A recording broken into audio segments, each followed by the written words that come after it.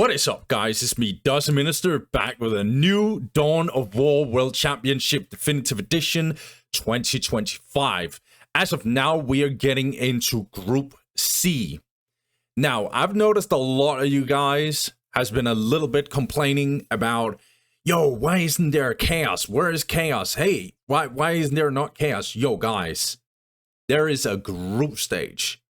There are 6 groups, as I've already told you guys. So relax, guys. Sit back and just enjoy the groups, because there is a bunch of different players from different races. So for you guys who has been complaining a little bit, yo, it's too bad. Why is there not enough chaos players? Well, welcome to, let's just call this Group Chaos, aka Group C. Because we have the best Chaos player on the server, if not of all time. We got Dantist. Dantist, he goes for CSM and Orcs, and he bans out Eldar. Dantist is definitely seed 1 in this one. He is 100% the most likely to get number 1. Very, very, very powerful player. And he's definitely the biggest favorite, as I've already stated. Number 2, we got Frenetic. Frenetic, he goes for Eldar and Tau, and he bans out Tau himself. I have never seen Frenetic's Tau. I know he's a pretty strong Orc player, but he's chosen Eldar. He is a Eldar aficionado. Frenetic is definitely favored to be number 2, but if there is one who is going to fight him for that second place, it's probably going to be Ataraxia. Ataraxia is our seed 3 in this group. Very powerful Eldar player. If you guys have watched him in World Championship Soulstorm last year in 2024, Ataraxia, very, very powerful Eldar player. He pushed even the god himself, Bloody Monster, to the absolute brink. And Ataraxia was very close to actually pushing him out of that quarterfinal. Ataraxia was a very powerful player at the time. He's coming back. We don't have that much data on him. We don't know much. He might as well just come back from the dead. So we're not sure, but last year we underestimated him really, really badly.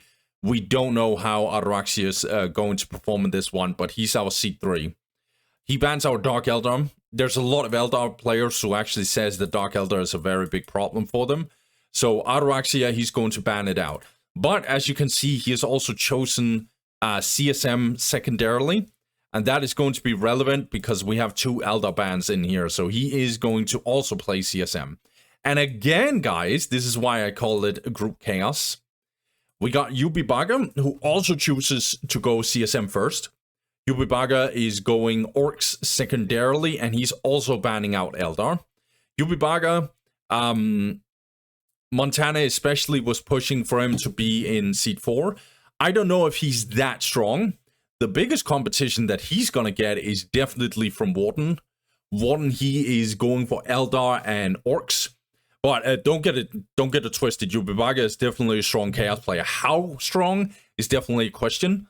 Warden is not banning anything because he went for all Eldar and Orcs, so he's not going to get a ban when you pick up these 2 very, very powerful races.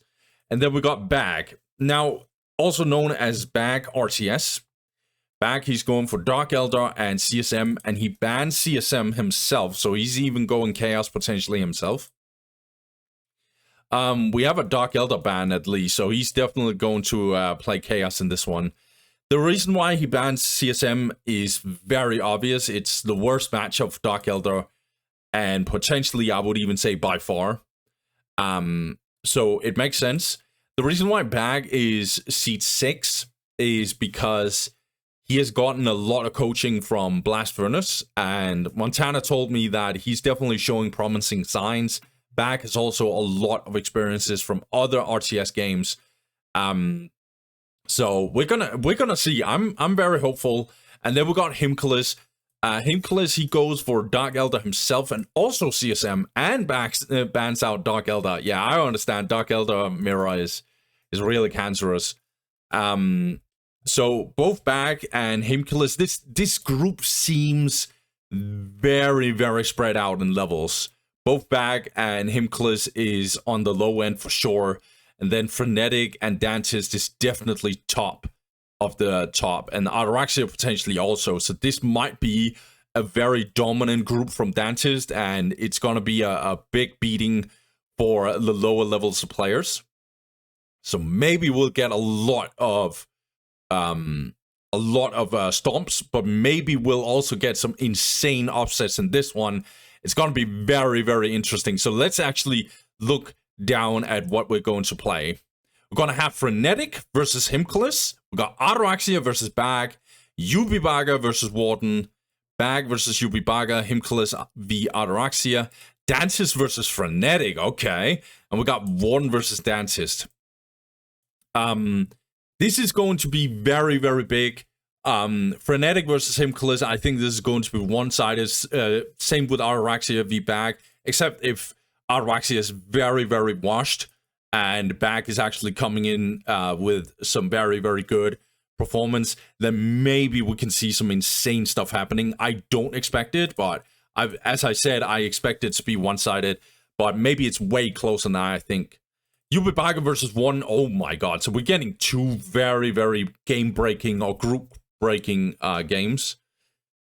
As I've already stated, Ybubaka and Warden is fighting for that 4th place. It might be super, super, super detrimental to either of these players if they lose.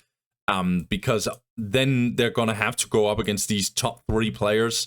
And it's not going to be enough to win against these two. So yeah, this could actually be group breaking. We're gonna see though. Then we got Bag. Excuse me.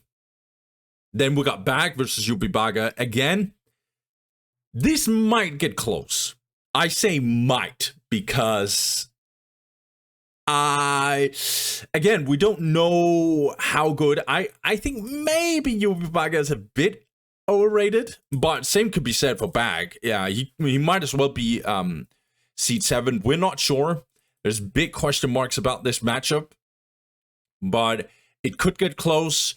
So yeah, we're gonna have to see about that. If Ybubaka though he loses this one, it's gonna be very, very then it's almost impossible for him to get out of group. So he definitely needs to win this one. Himcules versus Ataraxia. I think this is going to be a very one-sided one. It's basically C3 versus the lowest seed. And as I've said, if Ataraxia, I keep saying if he's washed, but he could also be the opposite. Like, he could also be super powerful. If he shows his top level, even Dantist needs to be very aware of what he's going up against. That's for sure. So, Ataraxia versus Himcules. I think Ataraxia is definitely favored, and it's not even close. But we'll have to see how it's going to pan out. And then we got Dantist versus Frenetic. This one, guys. Oh, this one is going to be tough. Frenetic is going to have to play Tau. Because Dantist actually banned out Eldar.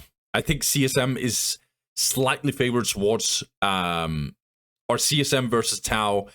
CSM is definitely favored. By how much, though, I'm not sure. I think it's very map dependent.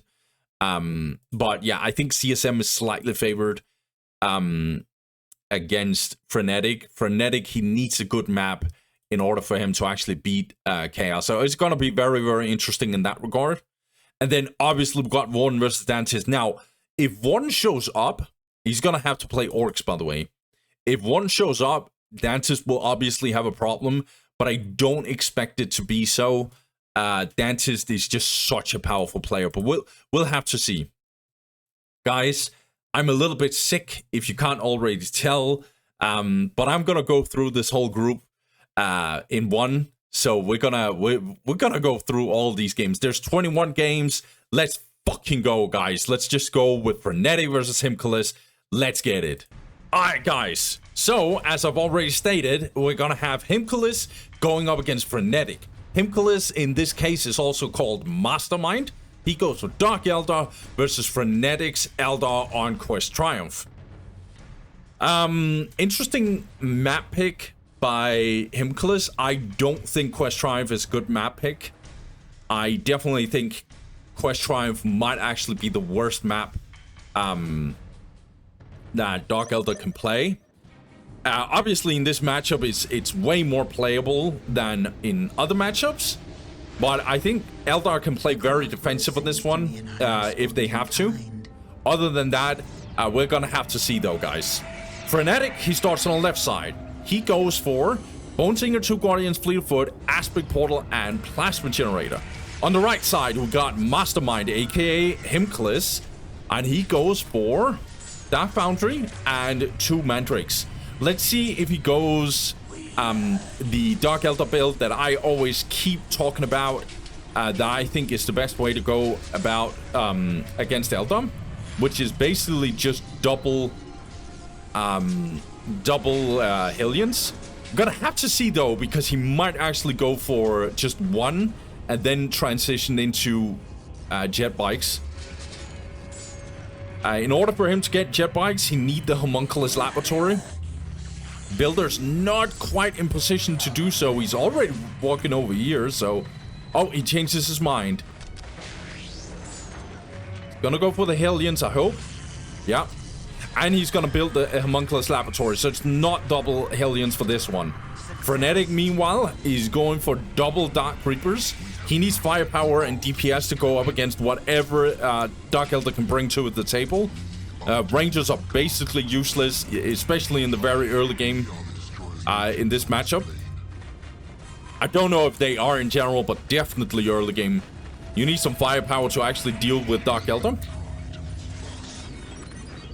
Interesting cap order by Himcules. I don't think it's bad. He's capturing the 2 inner points, then this one, and then this one. So he's starting from the very inner side of Quest Triumph. First Hellion squad is out.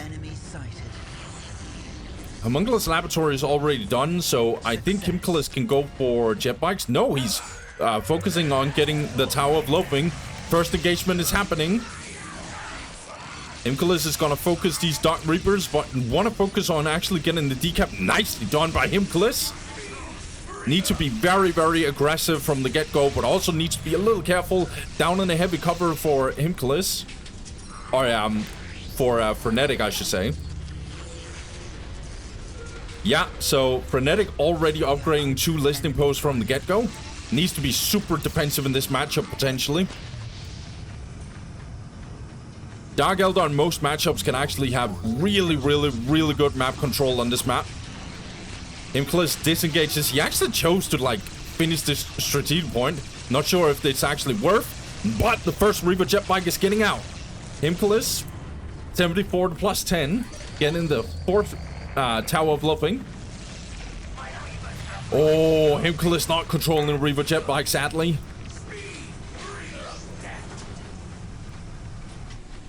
Looking at economy, plus 80 to plus 10 for Frenetic. Meanwhile, Himcules is 74 to plus 10. Himcules going in. What the hell, guys? Oh, Lord.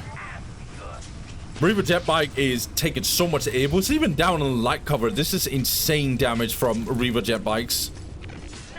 Most other races can't do this against the Reaver jet bikes. Frenetic is gonna fight for this taking hold. Don't want to make it so Dark Eldar can just take the taken hold. Oh, Himcules, you're not controlling your mandrakes here, mate. Oh, that's a whole wipe. Oh, that's painful. Slave chamber is being built by Himcules. Needs more Reaver jet bikes. He already has 3 of them. In my opinion, actually, you don't need more jet bikes. You can actually go tier 2. I did not notice he had so many. Let's see, though. His Hellions are over here.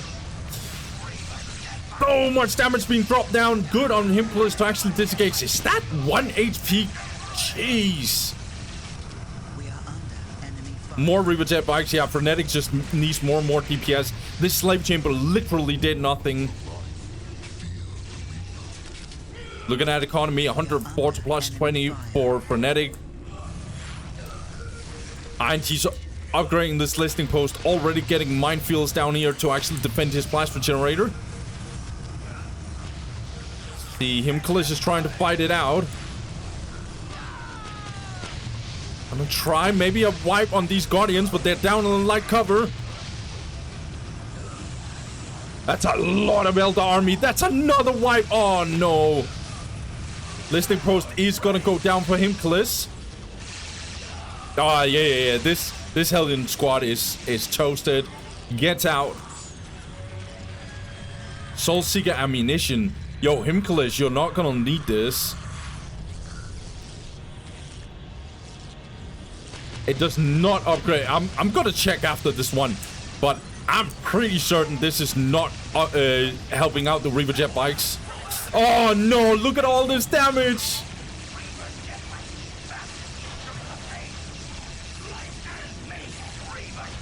Yeah, that's just Reaver jet bike after Reaver jet bike. This is not even a competition. Himcules knows it. He's gonna leave the game here. I'm gonna fast forward because I don't think he is.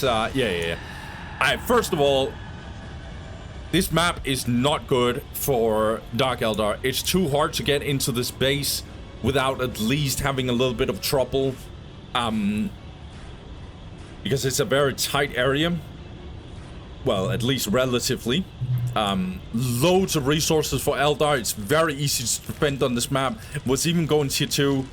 I think double Hellions would 100% be the go-to. I know I say this all the time, but at least on a map where there's a decent amount, if not a lot of terrain on this map, you should 100% go for double Hellions. Another thing is that even though I think light cover is not too good for Eldar in general, and it wouldn't, especially if you go double Hellions, you get melee bonus, all kinds of stuff in the light cover for the Hellions. But the Reaver jet bikes is definitely getting hurt by this light cover. Should definitely put more pressure on Frenetic, but simply didn't have the army composition to do so. Also going for 6 Reaver jet bikes, I'm not a fan of it. It's not good enough. You saw how these Reaver jet bikes are just tearing them apart. You should definitely go for tier 2. If you go tier 2, while going tier 2, you can definitely go for the Himcules laboratory. Instead of going it instantly, you can go fast tier 2 and then transition into Himcules laboratory, get some more Reaver jet bike, hit tier 2, get Mandrake upgrade, which is another problem. He lost 2 Mandrake squads, so he cannot go for the demonic corruption upgrade, where they get really ridiculous. So you go for tier 2, fast tier 2, upgrade Mandrakes, upgrade Reaver targeting module, and then you go ham against Eldar. But you need to buy some time. That's why double Hellions are real good. It's the same as Space Marines. They go double Assault Marines, transition into a relatively fast, if not a very fast tier 2, depending on how Eldar is playing it out. So there's a lot of Dark Eldar players, aficionados, who will make a little bit of a counter argument being like, yo, but melee bug, it doesn't matter. It's still the best way to go up against Eldar. That's for sure. Guys, without further ado, let's get to the next game. I can't remember what that game is, but let's get to it. All right, guys. So for game 2, we got Bag versus Ataraxia. Chaos versus Eldar on Meeting of Minds. First Chaos game, guys. Meeting of Minds, though.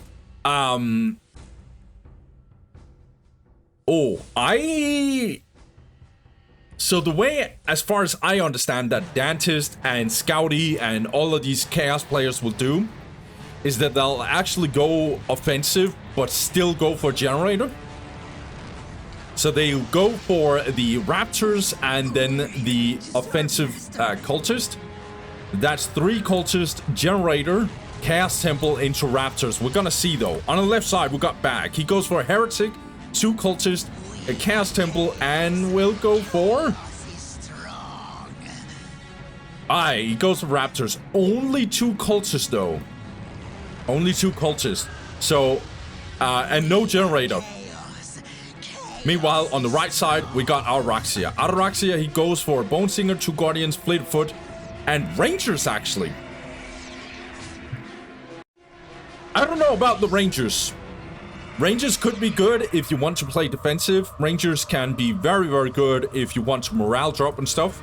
You do this against Tau, Vespers and stuff. I just don't know. I'm not sure. We'll see though. So Rangers first actually, and obviously going Fleetfoot, Aspect Portal, Plasma Generator. So same opening as on Quest Triumph for Frenetic, but this time with Rangers, that is very, very different. Also, only 2 Guardians. And Ataraxia is not even capturing a point with them. That is very interesting. He's probably already going to play defensive. A little bit of a mistake here from Ataraxia, I feel like. Oh, we're going double Raptors for bag. This is super aggro. Let's see. Already first move by bag. As you can see, Ataraxia is using these guys very defensive. No infiltration, though.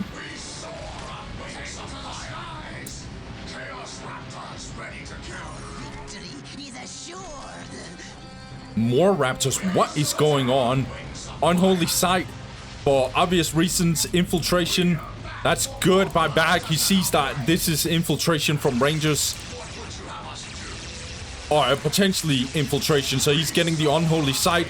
Too much damage, though, going down on these Raptors. This Listening Shrine was securing this point. That's 2 Raptors going down so far. Chaos sighted. More Raptors.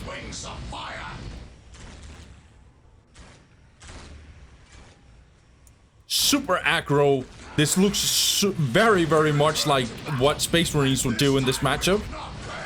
Not sure if it's as effective for Chaos. Infiltration got kicked in, so we need stealth detection really, really badly. Sadly, there's only 2 cultists on the side of Bag. He's gonna try and kill this Bone Singer, but he's already morale drop. Rangers are definitely having good value here. Bag should be over here and trying to decap instead of fighting here. He's going for the relic, though.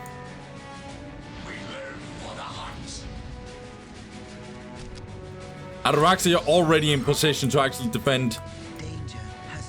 Oh yeah, and Plasma Grenades. Dark Reaper's out. If I haven't already said this. Oh no, this is almost a wipe for Bag. Chaos Lord. Gonna try and secure this area for Bag. He really, really needs this relic.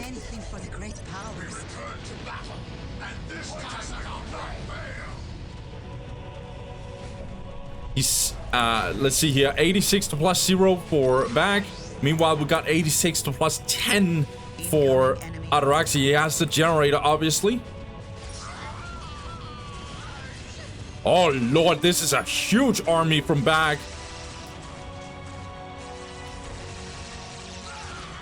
Try and tie up. Doesn't quite do it in time. That's 2 cultists just being sniped away.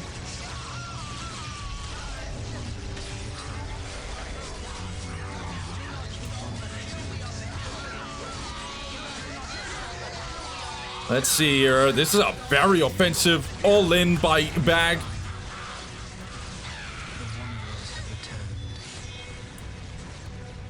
And not bad. Double Plasma Generator being built here for Ataraxia. Raptor Squad are a bit alone. Double Dark Reaper Squad and a upgraded Listening Shrine. Yeah, Bag has to disengage. Let's see, first generator already being built by Bag. Oh, he didn't even finish this listening post. Looks like Ataraxia got to snipe it. Again, Bag will go in. Jumps on top of the Dark Rangers or Dark Reapers, but they get out. Oh, doesn't quite control these Guardians though. And go range. I think you can actually finish off these Guardians. That's really good actually.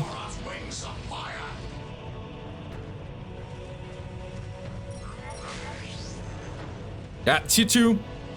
Very smart. Triple generators and then go in tier 2. Ataraxia is going to have a decent, if not a very good economy. Yeah, 104 to plus 30 going into tier 2. That's a very good eco.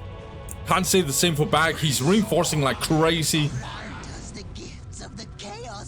Looks like Bag want to have another go.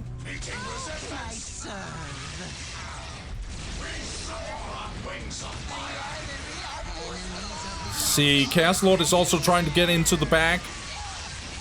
Pun was intended, by the way.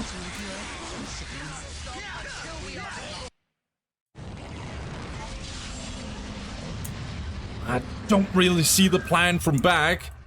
He needs tier 2. But he's over-reinforcing like crazy, so he has a lot of floating power. But he's not being able to use it because the other thing that goes with that power cost is some requisition. So in order for him to get tier 2, he needs 325. But he's not getting it. He's just getting more raptors. But this is going to be an absolute nightmare for Bag. Complete obliteration of his army. He cannot do anything when he goes in melee. All Ataraxia has to do is just kite, kite, kite.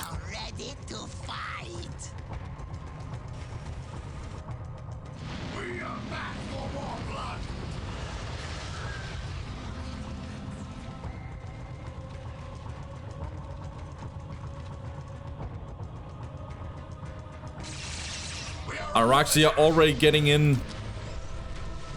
Yeah, enhanced optics is gonna be an absolute nightmare. By the way, this optics here is omega broken. We're talking insane range increase. We're talking, I don't know, 20% extra damage. It's insane. It's not like these Dark Reavers doesn't already deal damage.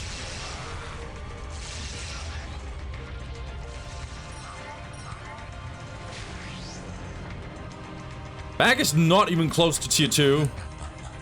And he's floating like crazy on top of it. He's gonna take another fight?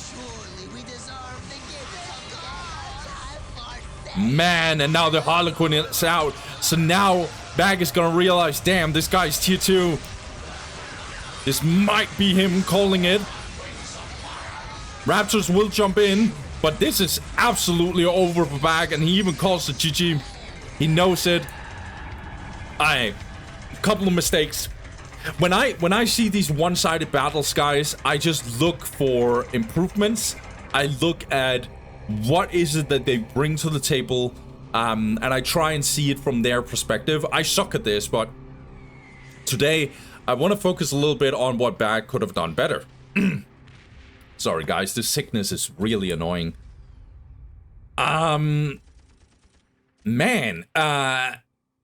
So first of all, I'm not going to talk too much about what Ataraxia did because I'm going to keep it a buck. This guy just needed to do very simple things in order for him to just survive. I like the Rangers, in theory. I didn't like his cap order. I think his cap order was basura. I think he could have captured this to get faster map control. I think, in theory, the reason why he does the stuff that he does is that he would probably see the Raptors come in very, very early. But then I would like him to just capture the outer points first. I could be wrong on this one, guys, but you you tell me. Yeah, other than that, I think the Rangers, at least in theory, was good. I think they're a good answer towards the Raptors, just in isolation. I just think you need more DPS if Chaos went even more hard and YOLO and just in your face, which is very, very normal in this matchup. Also, if you don't suicide your Raptors, I don't think the Rangers are going to have the same effectiveness later stages into the game. I think Medium Minds is really good for a Plasma Generator opening. Let's just talk about Bag. So Bag should have gone for... I think he should have gone for Raptors and early cultists getting into the face of Eldar. Which is very offensive, I get it, but you don't go YOLO mode. You don't, like, where is the builders? Where is everything? No, you just try and do some harass. If you can do very much damage, you will definitely do it. Obviously, the problem for Eldar is that they don't know if you went for the generator, at least initially. Someone like Ataraxia will sniff it out when he sees that you're not really heavily in reinforcing your army, or there's a limitations to how hard you're going. But initially, he has no idea. You might as well just go really, really ham. Which Bag did choose to do. Let's talk about Bag, though. Not only did I think that his opening should have been different, I don't like... If he went for this, just in general, if you went with generator or without generator, you still need 3 cultists. 1 is a big map, lot of points, you need map control. 2, which is the other thing, you want to be able to go offensive with 1 cultist squad, and then you leave 2 cultists, not 1, because that'll be a nightmare, to capture the rest of your map. This delayed his relic. This delayed, therefore, also his upcoming tier 2. Speaking of tier 2, he never went tier 2. One of the reasons was he just went crazy with raptors. It was never a threat for Ataraxia. It gets even worse by the fact that melee bug is in this game. It doesn't happen for every single unit, but yes, this happens for raptors as well.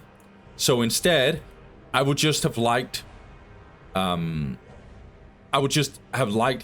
to just went for 1 raptor squad and then transition faster into tier 2, but he just went reinforcement 24/7. He should have gone for tier 2 instead. The problem with over reinforcing is that you're gonna float in power because you cannot float. You cannot use the power because you don't have requisition. When you don't have requisition, you can basically just not go for anything that has to do with upgrading listening post or going tier 2, because that on top of it costs requisition, right? 325 for the HQ, 100 for each listing post being upgraded. So going reinforcement like crazy, just right-clicking on the little plus down on the HUD, and then just hoping that you can kill someone, is just really not working against someone like Ataraxia. Go for faster tier 2. Ataraxia cannot go for tier 2 first in this matchup. It's just not happening if you went for generator first. Obviously, he can do a little bit Mahalish or other players that play like this.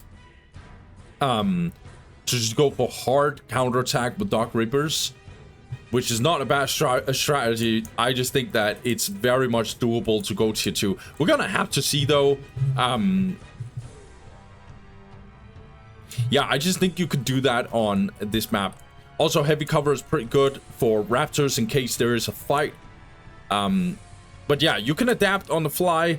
If you see that Dark Reapers is doing a little bit of a counterattack, you can probably get the second Raptors squad and stuff.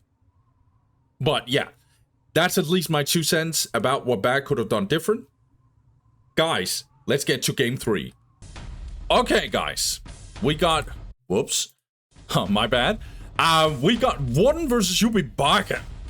Orcs versus Chaos on Shrine of Excellion. Dumb, interesting matchup already. Let's see if Ybubaka is actually going for Nate Cold. I don't know if Nate Cold is good on this map, but we're gonna see though. On the bottom side, we got Ybubaka. He goes for a Heretic. We'll go for the Nate Cold, Armory, and Generator. And 4 cultists in this case as well. And on the top side, we got Warden. Warden, he goes for... Yeah, this is the best way to go, actually. He goes for 3 Slugger Boys, and a Gretchen squad will go for the Boys Hut and Generator. The reason why this opening, in my opinion, is the best way to go in this matchup, if you expect... and this is very crucial. If you expect Nate Colt, is that Shooter Boys are just gonna get absolutely wrecked. Meanwhile, Slugger Boys can at least tie up the Nate Colt. And obviously getting early Big Mech is also really good. This matchup, guys, is crucial. This matchup is potentially everything. And already Ybubaka is throwing down the gauntlet. He's getting super offensive. And Warden is not even doing anything about it. He's not... Well, he's already going on the offense. We actually already have a counterattack. Ybubaka is going in. We'll go for the cultist to attack and kite out these Slugger Boys. So far successful. But one is gonna get in here and actually absolutely annoy Ybubaka. Meanwhile, Ybubaka does not have real good eco as of now because he's not capturing anything except for this one. Gonna get another cultist squad. Okay. 132 to plus 10. Okay, Big Mac is going in. Teleport straight in. Oh, Lord, already 1, 2. This is going to be body count after body count. And I'm speaking about the real body count, guys. Not the other one. Don't get that twisted. I know some of you are a little dirty-minded. Get out of here, Ybubaka. Oh my lord, how many was that? 5, 6, 7... potentially 8 cultists or something? Oh lord, that's also a grenade launcher guy.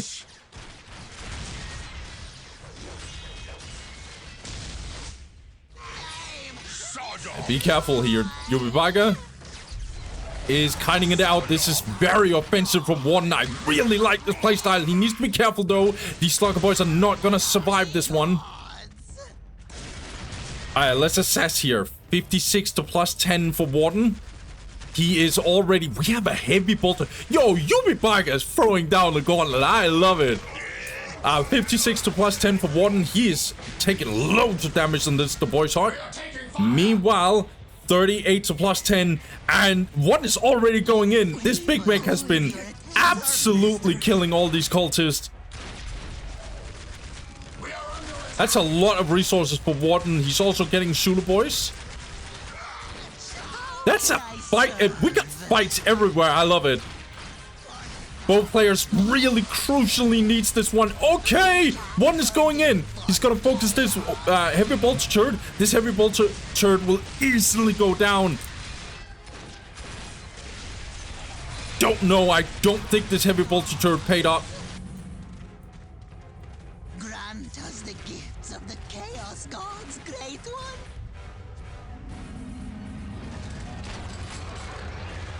One is already going down here. He actually expects Ybubaka to not have finished this one. Good decap here as well. This is a back and forth. Both players' economy is absolutely garbito, but I love it. 68 plus 10 for Warden.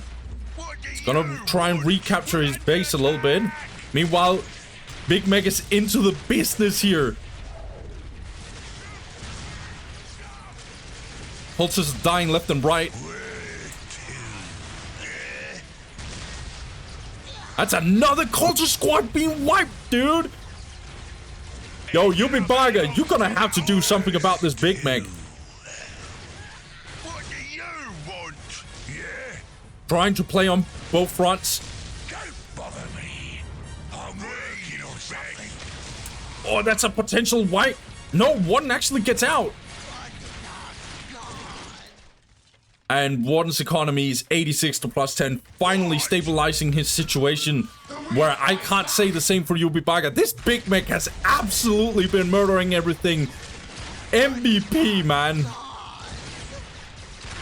Ybubaka not paying attention here. That's a lot of damage. Oh no, this little guy here got absolutely bashed. Oh, this Big Mac. Yo. Hey, relax. Run, you little dirty bastards. Oh, lordy.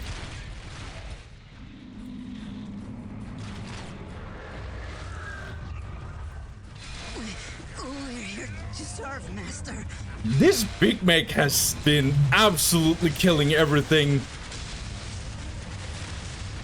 My life is full. Ybubaka desperately trying to finish this listing post. He actually succeeds, but once again, he does not have this point. Good on him to upgrade this listing post, though. One is playing really, really well. I will repeat, guys, this might be the fight for 4th place. It is crucial that both players are trying their best. And I think both Ybubaka and Warden knows it. Damn, Warden has insane economy, by the way.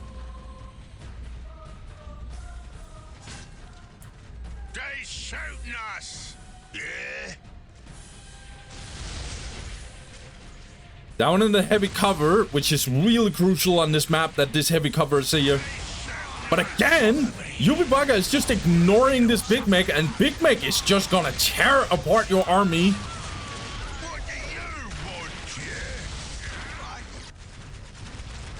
Another turret being built.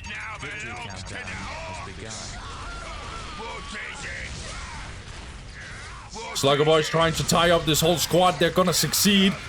But will they die in the process? Meanwhile, these shooter boys are also trying to do something near. Needs to go down in a heavy cover, potentially Ybubaka. That's a whole wipe, potentially. Also, morale drop for these Slugger boys. Look at this, though. We got tier 2 coming in for Warden. Meanwhile, Ybubaka, there is no signs of tier 2. Although this listing post will go down. By the way, this heavy bolter turret is so broken. It does such good damage against listing posts. Again, this gets denied. So many cultists are just dying left and right, and I think half of them are just literally dead because of the Big Mac. 6 minutes until taken full victory. We're here to serve, Master. Damn, this is a back and forth, but I think one is definitely winning punch for punch. And look what we got here. We got the first Warthog coming out. It's gonna have a good time against these cultists. Again, this heavy bolter turret is gonna get focused. Going in melee in the heavy cover, super important to destroy this heavy bolter turret. It might actually go down, but Nick Colt are responding. Slugger Boy is just trying to get in here, be a little bit of a hero, saving his Big Mac. Meanwhile, this Warthog is also getting in here, and this is going to be an absolute nightmare for these cultists. They're not gonna survive the night. Tier 2 finally coming in for Ybubaka, but is it too late?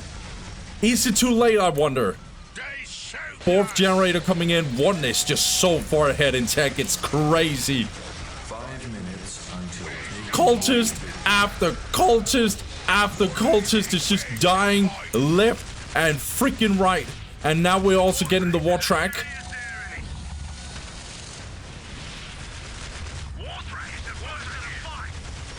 I don't see a response. I don't see AV on the side of Ybubaka. He could upgrade his turret when he hits tier 2, but by then I think it's too late. Big Mac still balling. He's just getting in here easily, just having a good time. He's a bit low, and Ybubaka sees it. Yo, Warden, get out! Get out! Big Mac! Oh, just walking out like a G. Doesn't need to teleport. Okay, he gets the teleport. It's like, okay.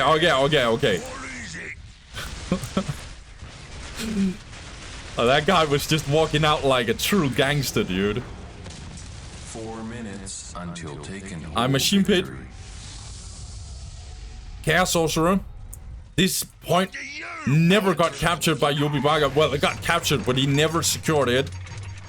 Is this tier 3 getting in?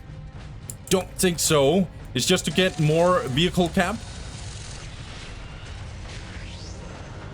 Although Warden could do anything he liked at this point. He's 122 to plus 50.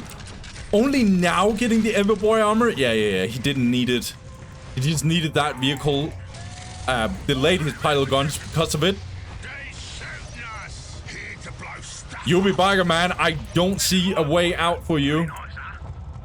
It's too much. The army on the side of Warden is too much. And he could just sustain it because his economy is just double your economy. Literally. Yeah.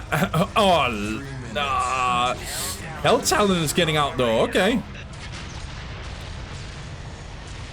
Do we have any response? We have a lot of AB. And we also have Big Mac jumping in. Like a true absolute gangster here, getting the stun on the Hell Talon.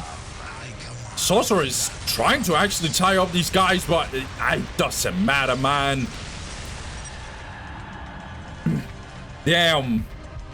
Warden's Big Mac, dude. Warden's Big Mac was just so freaking valuable. Big Mac was just way too powerful. Warden played his Big Mac game on top. I will also say Ybubaka made insane mistakes that I didn't talk about while we were playing this game. I 100% love the way that Warden countered Ybubaka. So Ybubaka, first of all, his cap order is a little weird for me. I would like him to be a little bit less aggro.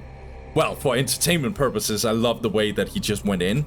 But more technically, I'm not sure this was a good way to play it out. Nicely done by Warden. He was super patient because he was denied here for years. But he himself just counterattacked with the Slugger Boy. I don't know if it was this, but got in here and decapped immediately. Really, really good. This whole area by Ybubaka was never actually secured. This one got secured at some point, but he never could secure this the whole game. We're talking 10 minutes game, 11 minutes game almost. There was no way he could secure that. That is crazy. Also, I don't know, like, Ybubaka's way of playing Nakecold is not good against orcs. So this matchup, Nakecold specifically used to be super, super questionable, except for very certain maps, but it used to be very questionable against orcs. Basically because of the Big Mech. Big Mech is just way too strong. So how orcs is usually playing this out is that they don't go for shooter boys, or at least not normally. I don't even think Warden needs to do it. You saw how the shooter boys got absolutely obliterated here, but he did it anyway. But yeah, you don't normally go for shooter boys if you expect Nakecold. You go for 3 Slugger Boys instead, get the map quicker, or at least as quick.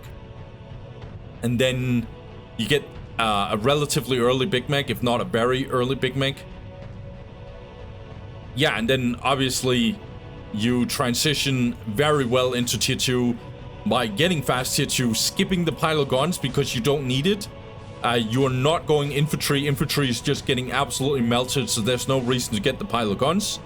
You can get it as soon as you've hit tier 2 and gotten your tier 2.5 with the mech shop. So you get vehicles in there. Yeah, as you get pile of guns, you usually go for the Blastia research. Because Blastia, I know some of you think it's the other way around, but more dagger does not increase damage on war trucks, but a Blastia research on the other hand does. What you guys are thinking is not more dagger, but more dagger or whatever, like that tier 2 or tier 3 actually, more dagger research. The second one basically. That one increases damage on pretty much every single unit. So pile of guns are very, very good in general. As you have already gotten your tier 2.5 and are getting your war trucks. One did only go for 1 war truck though, so it's not like crucial that you're getting the Blastia research, but it's very, very good regardless. Yeah, so this is the way you play orcs in this matchup against Nakecold. Also, if you're expecting Hell Talons and stuff, you also start getting the tank busters to get into the war truck, so you can actually deal with the vehicles coming in, because that is 99% of the time what Nakecold is doing when they're transitioning into tier 2. Let's talk about Ybubaka. His mistakes are kinda... So he basically just... It's one thing that Warden just absolutely, like, was a complete baller with his Big Mech. But it's also Ybubaka letting him do this. He tried to, like, low-key ignore this Big Mech, and you cannot do that. So what usually... One of the reasons why, for example, Master Yoba actually thinks that this Nakecold thing is really, really bad at this point, is the fact that Big Mech is taking so much damage in general if you focus him. So that's why it can be really, really bad. So what is very, very crucial for Warden to do is that he kills a lot of cultists, but Ybubaka needs to focus the Big Mech so he gets low and he can't just run around and just murder every single cultist. I think the best way to go, if you go for Nakecold, is capture all the points, at least the outer points. And Orc can't just decap because you're playing Nakecold. It's just too much. And then you can start harassing. Also, turrets, I just don't like them. A couple of reasons. One, there's heavy cover very close. But the biggest reason is just the Big Mech. Big Mech absolutely eats turrets for breakfast. It's too much, basically, and it was even worse down here.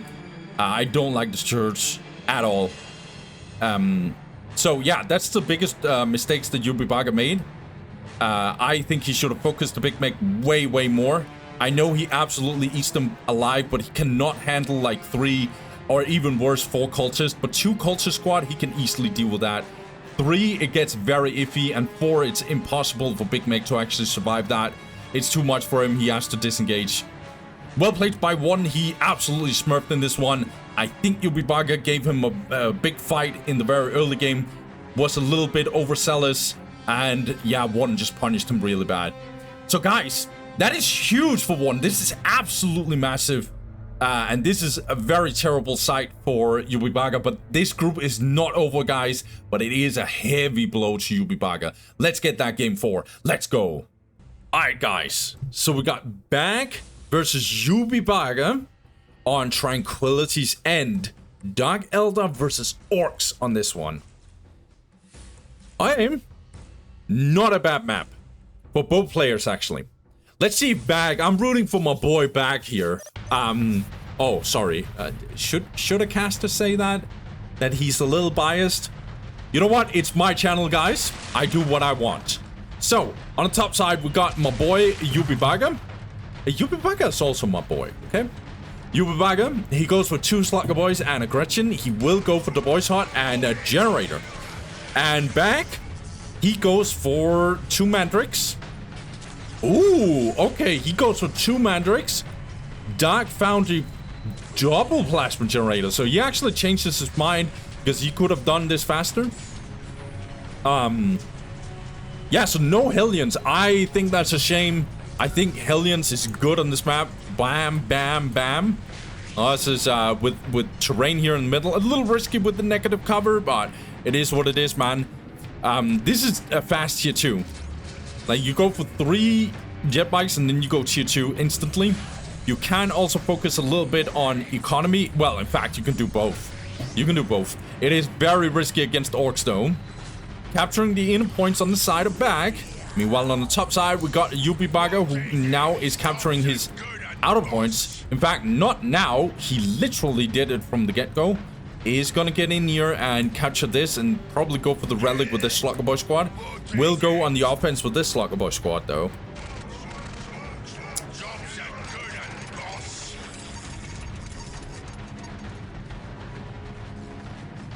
Monkless Laboratory.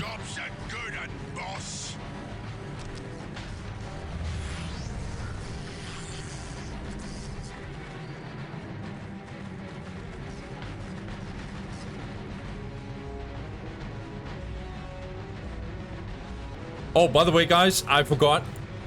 This Soul Seeker ammunition thing that, if you guys are not watching this game, I'll probably say it next time with Himcules. I think you should watch every single game, though, guys. But if you don't have time, I'm gonna say this several times, especially if Himcules is going for that Soul Seeker ammunition. No, it does not increase damage for the Reaver jet bikes. And if it did, I'm gonna tell you right now, that shit will be broken. Absolutely, 100%. Ybubaka already on the move, gonna go for this critical location. So Ybubaka sees no Hellion so far, so as far as he knows, so far he's safe. Upgrading his inner points, or outer points I should say, definitely not his inner points. First Reaver jet bike is out. Let's see how Bag is going to use his resources. So far, he's just going for Reaver jet bikes. He has a lot of power.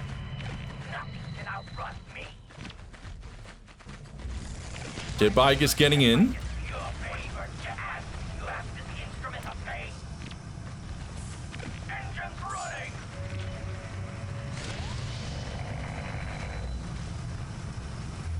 Okay, so yeah, this is Himcules.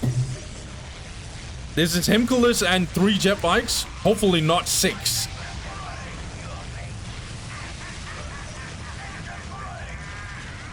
Bag has definitely learned this from Blast, that is for sure. Bag playing a little bit defensive. That's good.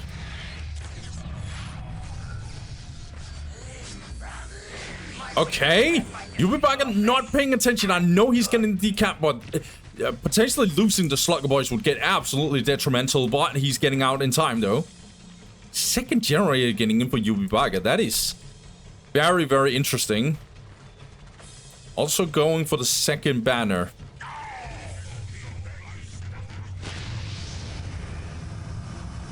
Okay, we're already getting 4 jet bikes from Bag. And he's gonna focus these shooter boys. Needs to get out. Only with 1 Reaver jet bike though, Bag. Come on, Bag, you can do this. Ybubaka is definitely under pressure. It'll be absolutely detrimental if Ybubaka is not winning this game. Also, this minefield is being built. Good choice, I think. Oh, Reaver jet bike not being controlled. Okay, it gets out.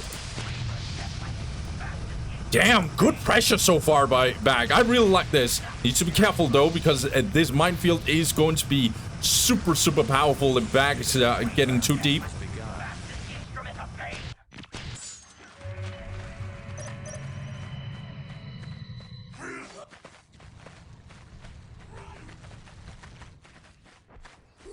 Pain is unknown to me.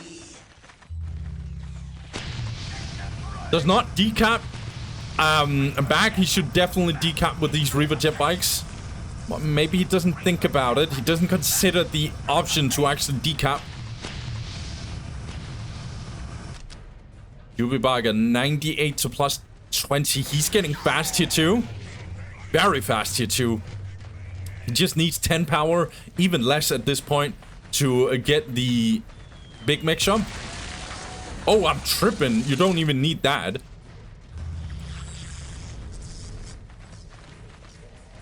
What was that? 125 power? My bad, guys. Okay, is tier 2. This is good by Bag. I like the theoreticals of this. So he got a 3rd generator, now going for tier 2.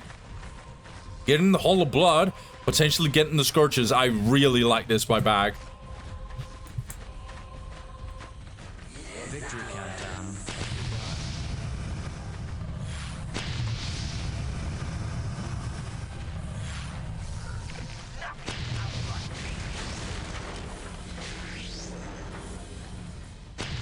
Ybubaka just not even getting out of his base. He's not even gonna try and do anything. Instantly getting the wall track. Good decap. Needed to do this way earlier. Yes? We're under attack! And do some damage. Needs to be super, super careful. Okay, getting a little too deep in. Bag, you need to be very careful if you're not paying attention. That is 2 jet bikes just potentially going down. 1 is at least going down. The second one will also go down. No, it gets out. Ah, this one didn't survive though. Yeah, Reaver targeting module, but 2 jet bikes going down. That's not good. That's not good. Because these guys, yeah, they have the corruption upgrade. I like the theoretical way that Bag is playing. This is... He's in his bag. Yeah. Pun was intended. Damn, I suck at these puns. Dark Lance is good choice, actually. To get these war tracks out of here. Dark Lance is a good option. Not gonna deal much damage, but at least does something. Ybubaka will get in and actually repair this. Tower of Loathing is 100% going down. Let's see. No, we don't have the corruption. What is going on here? Oh, it's Poison Blades. My bad. War truck. Are we seeing a fast here? No. This again is increasing. This again. Oh no! These jet bikes. Oh hell no! Was that all the jet bikes he had? Damn, Bag. Fixed a few things whilst we were getting here. Probably didn't break nothing important. Big Mac is repairing this war truck. Now getting in with witches. No Scourges in this one. Bag is gonna go in. Does he have the splinter cannon though? He's getting the witch succubus. Gonna throw down the tortured amp.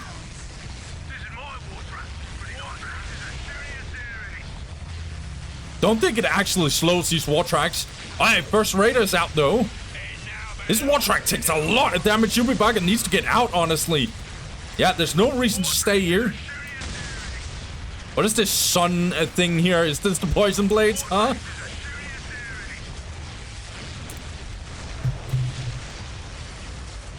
Okay, Bag is now trying to tie up these shooter boys. He's gonna succeed. But again, this Raider, man. Not that effective. Bag 68 to plus 30. It's god-awful economy.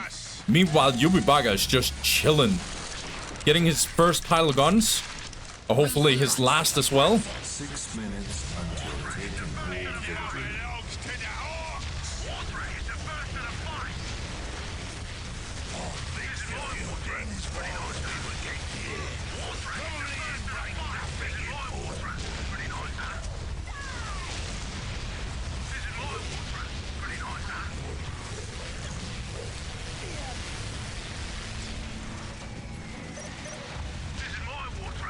Okay. Bag will get back in. But there's too much disruption on the side of Ybubaka.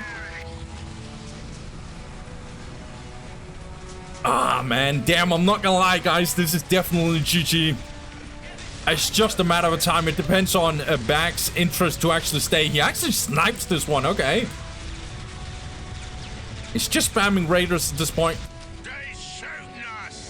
Ybubaka already secured this area. He's just spamming war tracks like crazy. He's not even going for the tank busters.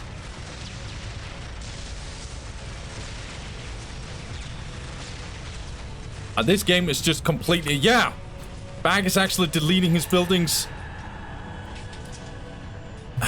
Man. Oh, man. Damn, I actually like a lot of the ideas of Bag. I love the way that he went tier 2. I think theoretically he should have gone tier 2 earlier. I think you can go standard against orcs. I think you can go Hellions in this matchup. Well, on most maps. Not every map, but I think this is very viable to go Hellions in this map. So a couple of mistakes from Bag. First of all, not decapping this one. You might think that it's not that crucial, but it is absolutely vital. First of all, this take and hold situation will get in here, but it's not the real reason why it's a problem. The real reason why it's a problem is not only does it give +6 in requisition, yes, that is actually very crucial, especially in the long run, but it also gives insane vision, especially on this map. You can basically see this whole area here. So Ybubaka knew everything what Bag was doing as soon as he saw this, or as soon as he had this critical location. So Bag should have decapped that earlier. Too many fights where he's losing too much. These minefields came in clutch. He didn't pay attention in time. He should have gone earlier out. Yeah, and this fight as well was absolutely detrimental. So he got the Reaver targeting module, but then he went back in and was just like, he lost all these Reaver jet bikes, and then was like, this is GG, right?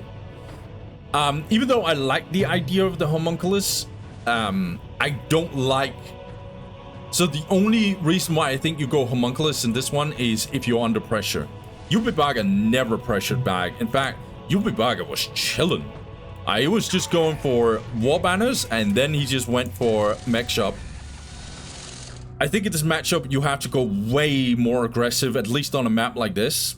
But if you don't do that, you go fast, and I mean fast tier 2. And that's my last point about Bag. I don't like... Again, I'm not a Dark Eldar expert, but I don't like going double generator, but then still going 6 jet bikes and going offensive. I don't like the idea of that. And I say offensive because he goes 6 jet bikes and a Himcules. I'm just like, bro, get some eco and go for early tier 2. And then just make sure that you're also controlling the map, because you're Dark Eldar against orcs. You can do that. And just make sure that at least Ybubaka is not getting critical locations ever in his life in the early game. For tier 2, I like the ideas of the witches. The witches are actually real good AV with the Splendor Cannons, but I think Scourges would at least in theory be better. But Scourges are not amazing in this matchup either. Well, okay, they are pretty good, but in the big picture, they're not amazing, because even though they're really good against the War Tracks in terms of damage, the War Tracks are so annoying. It's kind of like a garbage version of Defilers. Well, okay, in terms of the disruption, obviously they deal very different types of damage. But yeah, this bomb chucker that you can put on these War Tracks are really, really annoying. But the thing is, they're also annoying against the witches. So might as well get Scourges. I would have loved that way more than this. I think in this matchup, you push for a take and hold. If you just can't break orcs, which it looked like because Ybubaka was just bunkering like crazy, then you go for the take and hold, you get the Archon, and then you just make sure that this guy is never getting the take and hold situation. I don't like take and hold on this map, but it's not terrible. It's not like, you know, it's not Battle Marshes, for example. It's actually a pretty good map for take and hold, but it's not amazing either. But yeah, not a fan of the opening. But if you go this opening, I wasn't a fan either of how Bag was executing the opening, like later down the line. Obviously, some micro mistakes, especially this one where he lost all his jet bikes, and he literally got the upgrades. That was absolutely detrimental. Ybubaka, I'm not gonna talk too much about him because he was just chilling. I never felt like he was under true pressure. I like the idea of bunkering up. But I think against a good Dark Eldar player who's not throwing away his units and just controlling the map, this can be very problematic the way Ybubaka played. This matchup is considered overall, if you ask the pros, slightly favored, if you ask some of them, very favored towards orcs. There are some orc players who think it's the other way around, that it's actually favored towards Dark Eldar. And no, Master Yoba is not the only one, but he's definitely the main guy who thinks that this is actually really bad. He thinks it's like a 70-30 at this matchup. And the reason for that, if I just talk the case for Master Yoba, is that he actually thinks the damage is just really, really rough to play against Dark Eldar. And orcs cannot truly compete with them the same way. Stormboys are almost useless in this matchup, if not very useless, which is their biggest strength for orcs. Dark Eldar, if they get the correct map, can almost deny a whole point. On certain maps, it's actually very problematic because you don't know, like, you can actually go on certain maps for warriors, which also is annoying for orcs because they don't know what you're going. Like 90% you go for what's it called? 90% you actually go for damn, why am I brain farting? 90% of the time you go for jet bikes, but still there is that little possibility.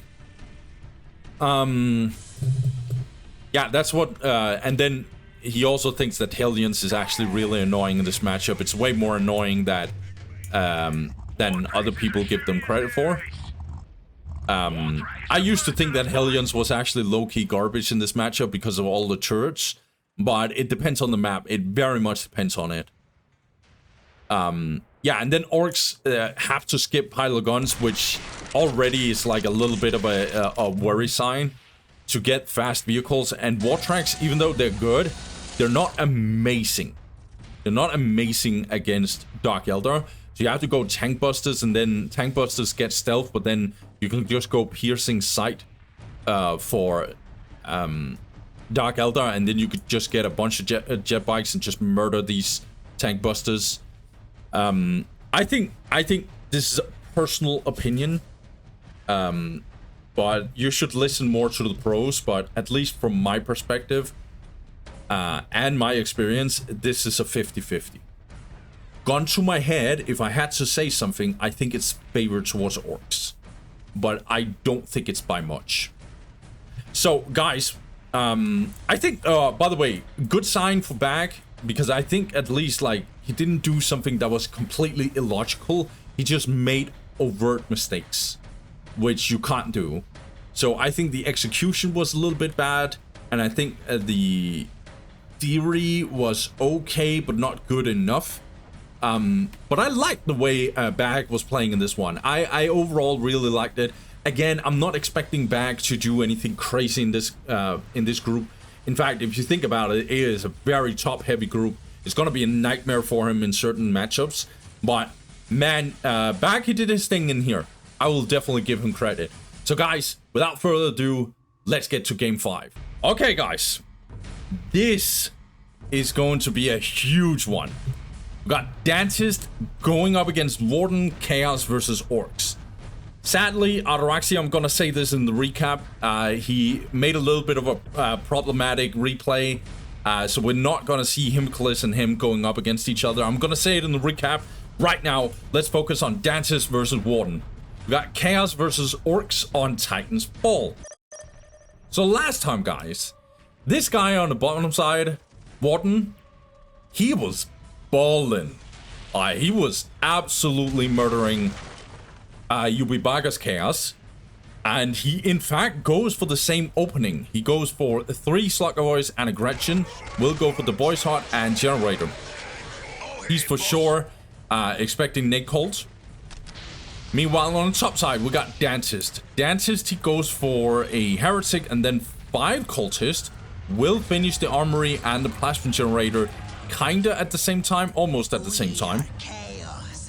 So now, even though Warden absolutely murdered Ybubaka, and it was not even close, this is a different Chaos player. This is probably the best Chaos player we have in the world, at least currently. Some people will even say of all time.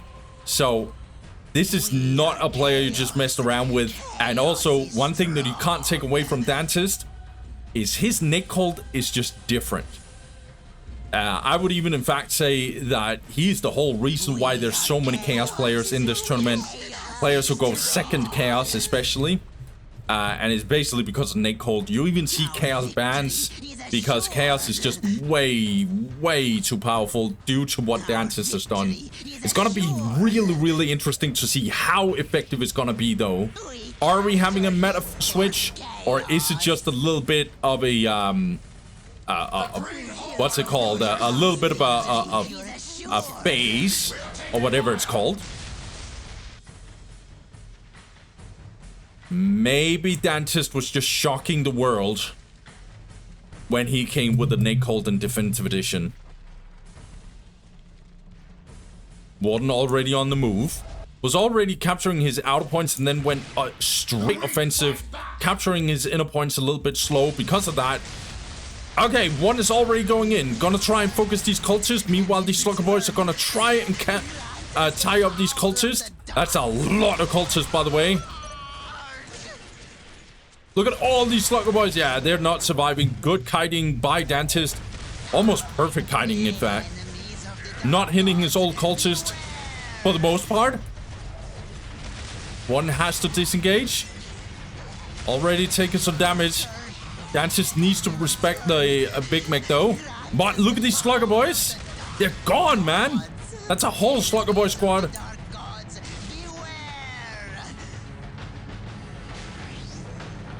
One's economy, let's take a look. 68 to plus 10. Upgrade this listing post. Gonna finish this one, also upgrading this one. Meanwhile, Dantist is 74 to plus 10. And the Big Mech is getting bullied. Looks like one actually want to turn around, but it's not a good idea. He's trying to dodge a little bit, I think. Damn, this Big Mech is almost half HP. So this is what I wanted Ybubaka to do. Just stack up like 3 or 4 cultist squads and just murder this Big Mech. Because he can handle 2. He can potentially handle 3 cultists. But 4 cultist squad ain't no way. Look how low this guy is. This is what Master Yoba just hates. He really thinks this matchup is really, really bad with Nate Cold. It did not used to be like that in Soulstorm. We'll see though. Warden's teleporting over. Really nicely done, actually. Catching off these cultists potentially. Okay, and suddenly this Big Mech does not hit any cultists. That's crazy. An instant tier 2 from Dantist. Little questionable economy in terms of requisition. But he's gonna get plus 30. Upgrade this listing post. And this one as well. So he's gonna hit 86. Dantist playing a little bit defensive. I think it's good. Meanwhile, Warden, he needs that 5th war banner, and he's getting it. Also went for the second generator. I did not see his build order, guys. I was more focused on this fight because this is exactly how you play Nick Cold against the Big Mech. You focus him like crazy. Alright, Mech Shop is getting in for Warden.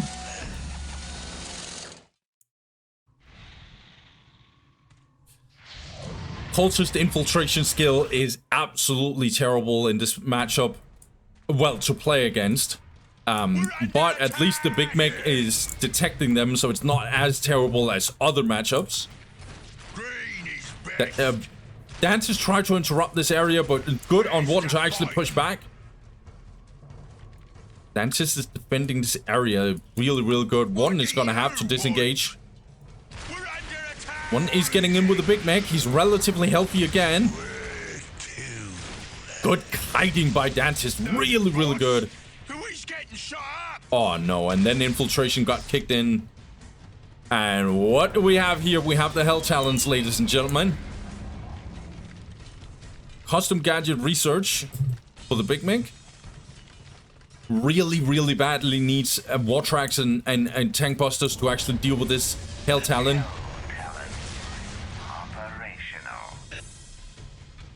Yeah, and Dantist can just get in here and potentially just decap. There's a lot of cultists in this squad. What is not even paying attention? Are these Slugger Boys just watching? Ah, Lord.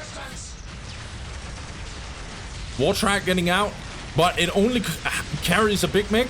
Stunning this Hell Talon though. That's a lot of cultists dying.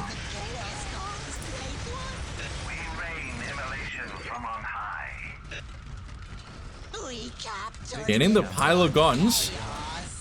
Oh, I forgot you need the pile of guns to actually get the tank busters. My dumbass.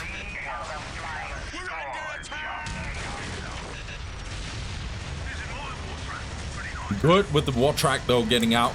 This Hell Talon is very low. This listening post was never under big pressure. But Dantist is just gonna switch side and he's gonna get another Hell Talon.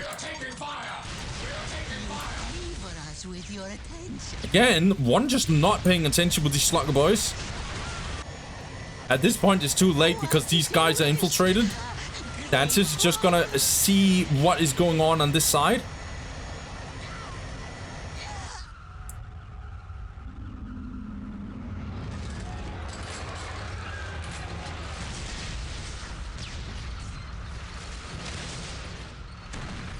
Dantist is just playing so well in this matchup. 6 minutes until take and hold victory.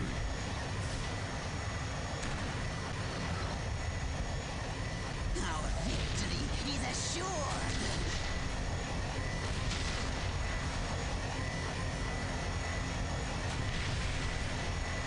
Crucially as well, Tank Busters are out. Also, infiltration is huge in this matchup because there is no way for it getting stealth detection except for the sorcerer.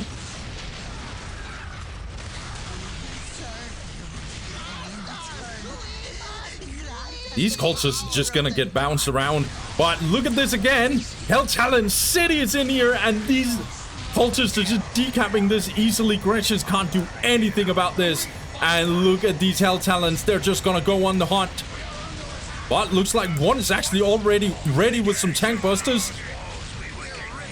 Oh, this stun would have been absolutely massive. Good on Dantist to get out. That stun would have been absolutely nasty if it actually hit all 3 talons. Alright, good push by Warden. He's actually trying to destroy this listening post. Dantist is not gonna let him.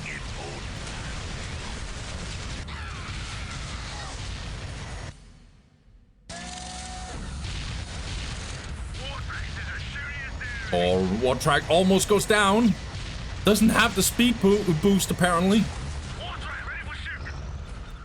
Does Dantist have all critical locations? He does. He's 110 to plus 60. Has all his generators. Upgrading listening post left and right at this point. He's not floating whatsoever. One, on the other hand, is floating a little bit. Way too much, actually. Decent stun. Could have hit these two, I think. Oh no, and these tank busters are getting absolutely murdered. Wartrack and Wartrack all went down. It's an absolute tragedy. Warden, I think this is the final nail in the coffin for you, mate.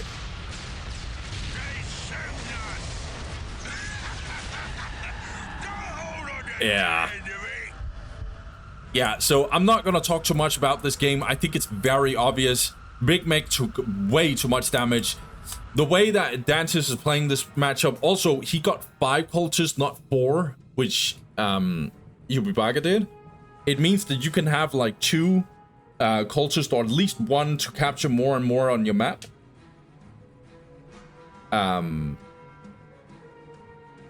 Whereas it, and meanwhile, 3 of them are just gonna absolutely cook the Big Mech, 4 if possible. The Big Mech cannot handle all those cultists. It's just way too much. It's just way too much.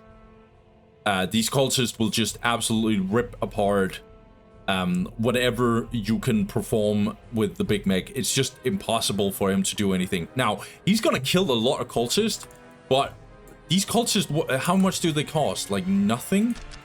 Literally nothing, right? Can I serve? Yeah, 20 requisition. Guys, this is literally nothing. It's nothing. It's so cheap. Now, if he kills a grenade launcher, we can start talking about it. But even those grenade launchers are super cheap. 20 to plus 20 and 10? Nah. Warden theoretically played well. Got the correct army composition and stuff. It's just way too late. The Big Mech just got absolutely murdered. I'm not a fan of this map either. I think Hell Talons just has too much value on this map. Can get around really easily. I think there's moments where one could definitely do something against these Hell Talons. If he hit that stun, it would have been huge. I'm not sure if he would have hit every single one of them. But yeah, Dantist got out on time. Moved really well around the map with these Hell Talons. Again, stacking the cultist over here was real good. And obviously the macro game as well. I didn't pay too much attention to the macro game in this one. Plus 60 to plus 122. And every time I looked at Dantist, he rarely, he rarely floated. Also, crucially, getting the sacrificial circle and spamming Horus is actually kind of a new thing in this meta, as far as I understand. So you can actually counter this amount of vehicles from Warden. So the Hell Talons doesn't stand alone. Also, Warden is going for a lot of AV, and AV does not work against Horus. So Dantist is absolutely smurfing in this one. He's playing super well. It's gonna be tough to actually touch Dantist, I think. And I think, in fact, we're gonna get another game of Dantist down the line, at least. Very, very powerful player indeed. We are gonna watch some more of his games for sure. Now, guys, I will try and do a little bit of recap, I think. Let's get into it. Okay, guys, I actually lied. No, we have an extremely impactful game for this one. We got Dantist going up against Frenetic, Chaos versus Tau Empire on Blood River. This matchup is going to be absolutely detrimental for this whole group stage, because this is our C2 versus our Seed 1. Let's get it. On the bottom side, we got Dantist. Dantist, he goes for a cultist squad, then Heretic, then 2 cultists right after Chaos Temple into the Plasma Generator. Meanwhile, on the top side, we got Frenetic. Frenetic, he goes for 2 stealth teams, a Earthcast Builder, and then... No, only 2 stealth teams. So he goes for 2 stealth teams, an Earthcast Builder, and then a Jetpack. We'll go for the Tau Barrack and the Plasma Generator. Probably going for the Tau Commander. Will he go for Tau Commander Bespits, though? Tau Commander at least now. No, he goes for Cruz. Okay, Cruz is very normal in this matchup, so I'm not questioning this whatsoever. I have never, ever seen Frenetic play Tau. I repeat, I have never seen this man play Tau, but I've seen him play other races, and you don't mess around with this guy. Very, very powerful player indeed, Frenetic. But his Tau, I'm not sure about this one. Let's see, though. Dantist, he's gonna go for... Yeah, so he goes for Chaos Lord, actually, an Unholy Sight. For obvious reasons, you want to detect those stealth teams. Captured it for chaos. Just increasing their economy for now. Already on the move for Dantist. He's gonna look for both. Captured it for chaos. Okay, he's already on the move here.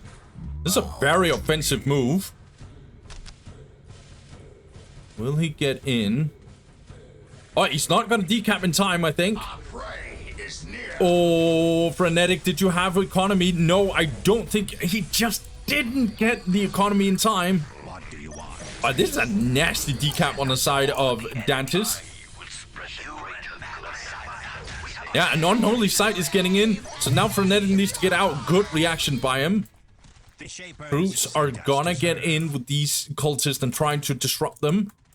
But now the Chaos Lord is getting... Oh, nah. But I don't think... Oh, no. He has the thing here to detect it. Oh, no.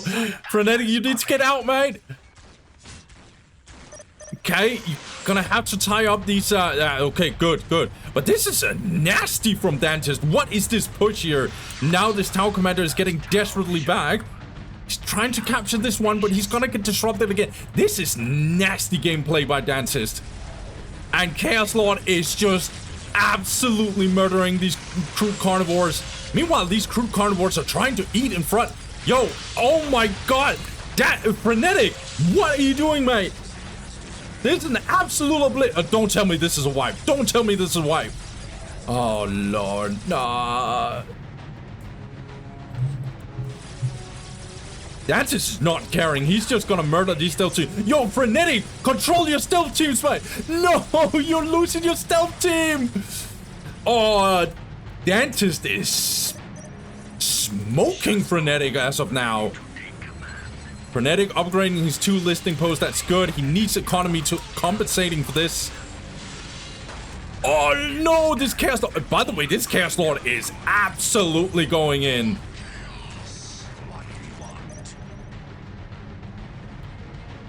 Frenetic not paying attention. I'm not gonna lie. This Chaos Space Marine squad is also getting into the mix. Instantly getting this Chaos Lord together with these cultists to make sure that he doesn't get focused too much by the Tau Commander. That's really good gameplay so far. Good one shot. Dantist is controlling both relics. This is a tragedy for Frenetic. Now going for the best bits. Okay. 74 to plus 10 for Frenetic, not an absolute tragedy, but it's definitely not good. Economy 97 to plus 20 for Dantist. He's going tier 2. What an absolute insane performance by Dantist. Going range, this heretic will go down. What is your wish? Dantist has this middle critical location. Look how good vision it actually gives. Also, this vision is still in here. Oh. Now going for the armory. So Dantist going for plasma guns. Gonna go for the aspiring champions as well.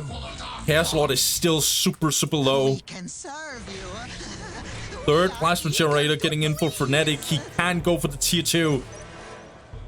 He's gonna have to play super defensive in this one. Not that he's gonna like it. Does at least deny this relic.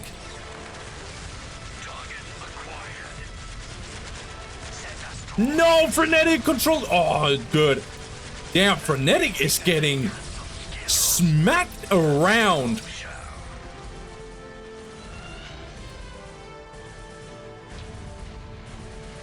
Purge of the week. Already have the plasma guns. Dantist is dominating both sides. This is a complete insanity. And this isn't even Nate Colt, guys. For people who say that Dantist can only play Nate Colt, you don't know what you're talking about.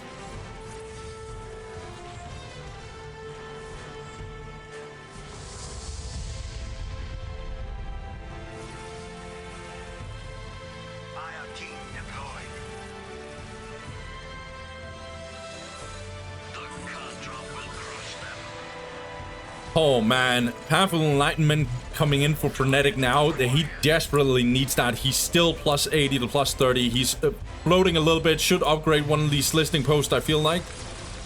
These Vespers are also getting cooked. And look at this army from Dantist. Whereas his Chaos Lord, he's also in here. Does he have the grenades? He just researched the grenades. He can actually one-shot these crews.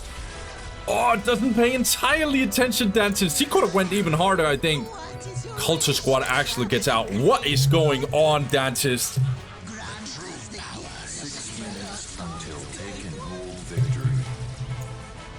Dantist, as far as I understand in Russian, actually means dentist.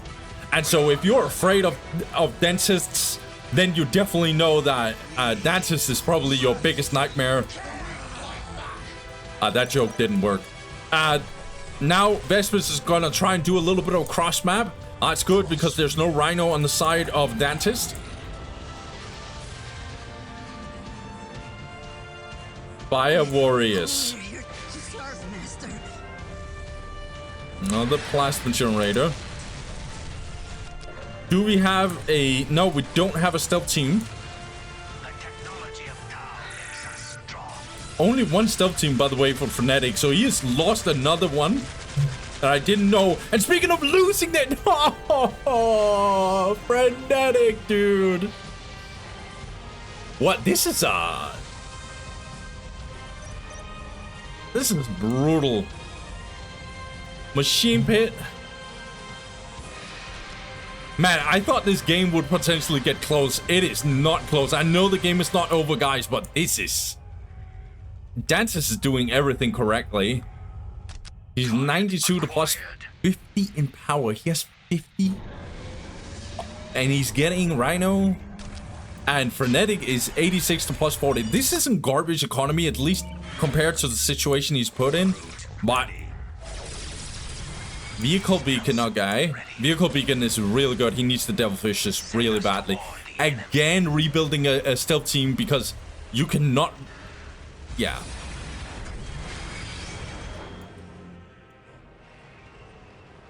Smoke launchers. This is an underrated... By the way, this is a massively underrated upgrade for Chaos and Space Marines on top of it. Oh, look at this absolute slaughtering. That would have been terrible if they were in range. Dantist is actually going in, isn't he? Okay, good marking though on these Chaos Marines. Needs to get into the Rhino, otherwise this is gonna be an absolute nightmare. Massive play potentially by Frenetic though. He puts them all down in negative cover. Cultists are trying to get in here and save a little bit his Chaos Marines. That's good tie-up on these Fire Warriors. In fact, these Fire Warriors are low-key taking way too much damage at this point.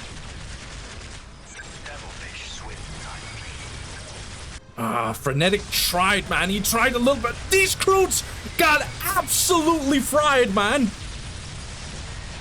Kentucky Crew Chicken, dude. Oh, no. Fried Croots. Hey, Vesper's trying to get in. Good crack grenade. Oh, no.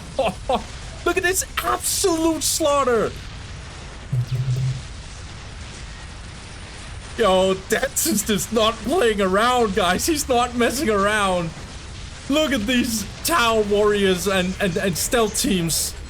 Devilfish, everything. Oh, hell no. Oh, no. You might say, yo, Frenetic did not play well in this game.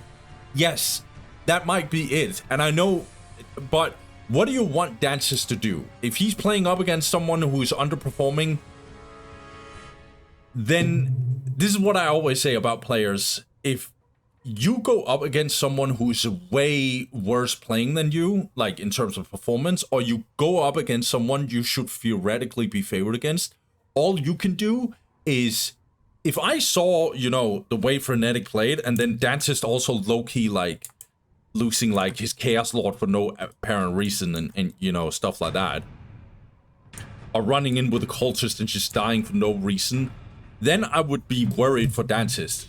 But Dantist, like, Frenetic made so many mistakes and Dantist did not just punish him. This is what I try to say.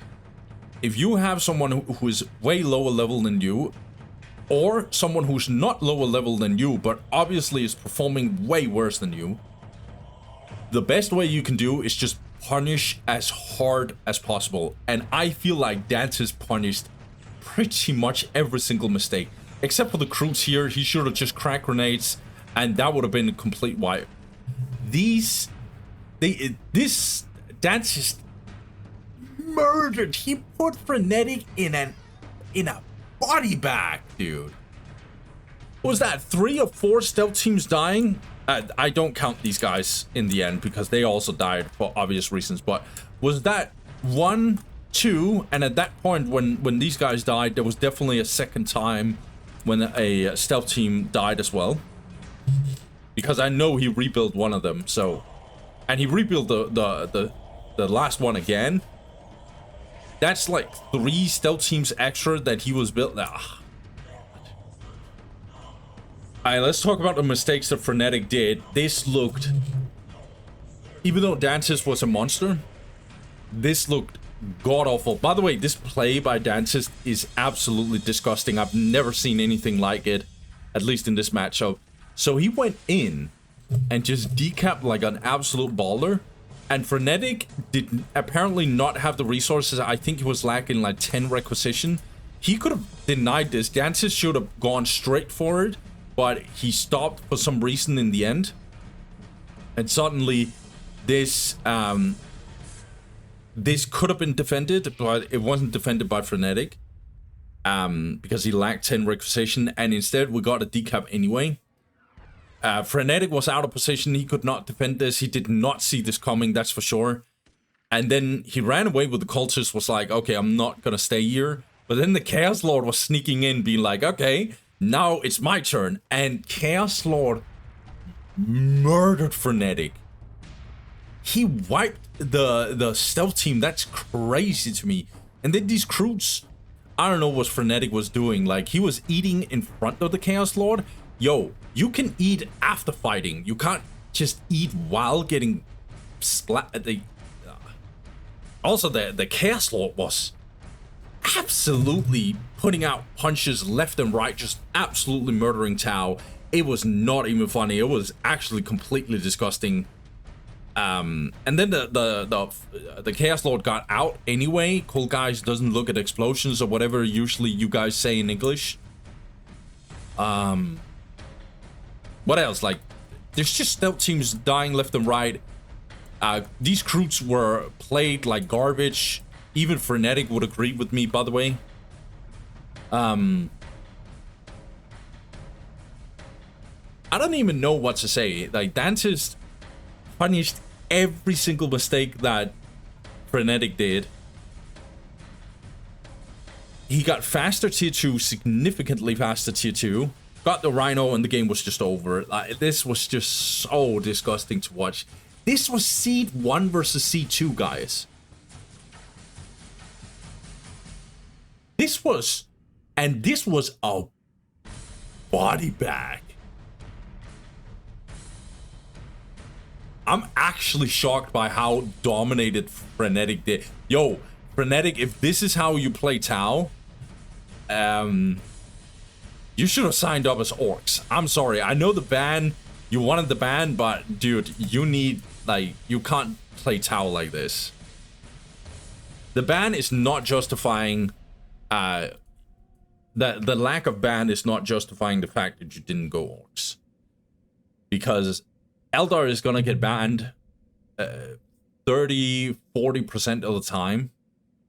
So that will just mean that you are gonna be in a situation all day long where you cannot survive this if you have to like play Tau 40% of the time. Alright? So that doesn't justify the ban. If this is how you play Tau, bear in mind that will also mean that the premise is that if this was a fluke, then yeah, it is a good choice to go Tau. But if it's not a fluke and this is actually how Frenetic plays Tau, then you cannot do this. Like, you cannot play that like this. Frenetic, way too many mistakes, and Dantist just absolutely punished him, and it was very close to, I would even say, a humiliation by Frenetic. Massive game for Dantist.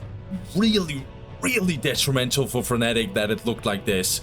We're gonna have to see later down the line, but this was not looking good for Frenetic. Let's do a recap, guys. Now we're getting the recap. Alright, guys, we are doing the recap as of now. There's a game we sadly couldn't watch, which was, let me see here, Ataraxia versus Himcules. Now, I don't know how this game went, but Ataraxia, he actually won the game. So he's 2-0. Let's talk about it. So Frenetic versus Himcules, this wasn't close. Frenetic had a really, really easy time against Himcules. I think Himcules and his strategy wasn't the best way to go. But if you want to see the breakdown, you can go and watch the game. Because I already spoke on it. Ataraxia versus Bag. This wasn't close either. I think, again, Bag doesn't have quite the right strategy to go up against Ataraxia's Chaos. It didn't look too good for him, and Ataraxia had a very easy time as well. Ybubaka versus Warden. This was crazy important for both players. It was a very messy game, but I think Warden was standing tall in the mess, whereas Ybubaka was suffering a lot in this mess and this chaos. No pun intended. I think Ybubaka played really badly when it came to handling the Big Mech.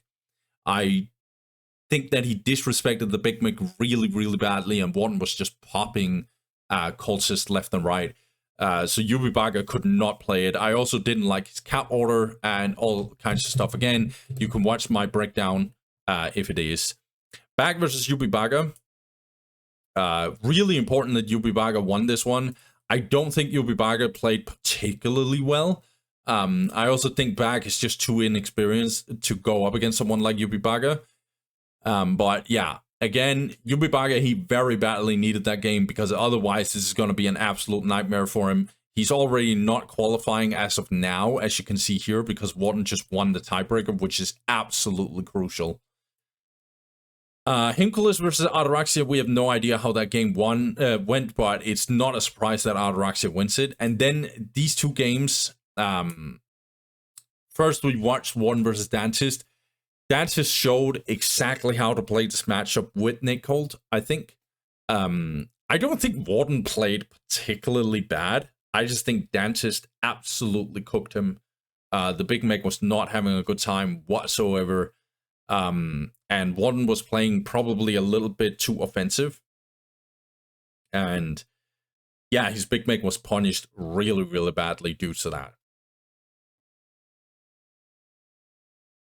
And then we have Frenetic versus Dantist. This game was a complete bloodbath, and 90% of the whole thing was just Tau blood. This was a complete murder, and Dantist was doing criminal things in this one. And speaking of crimes, Frenetic definitely also did mistakes that was very criminal as well. Frenetic would 100% agree with me that this wasn't a good showing from him, regardless of how comfortable he feels about Tau. So what the standing is as of now is Dantist is 2-0. He is looking scary as F. And Ataraxia is second place. He has went up against the two, in theory, weakest players. So that it's easy 2-0. It's going to be super impactful to see how he goes up against Frenetic, for example. That will be the big fight for second place. Frenetic did not even get close to the first place. Ataraxia still has the opportunity to upset up against Dantist, but we'll have to see. Warden, he looks like he's in a good place, but I will say this though, Ybubaka could make an upset. I think the game he had against Warden was a little bit of a fluke. It's a terrible situation for him because he needed that win really badly. But Ybubaka could still do some nasty stuff against Frenetic and Ataraxia. I doubt that he's going to do much against Dantist because Dantist is looking like he came here to win this world championship. But Ybubaka needs that win. That's the problem. And then he must hope in some way, shape, or form that Warden is going to struggle against Bag or Himcules, which is not completely unheard of. But it's going to be a little bit tough for Warden regardless.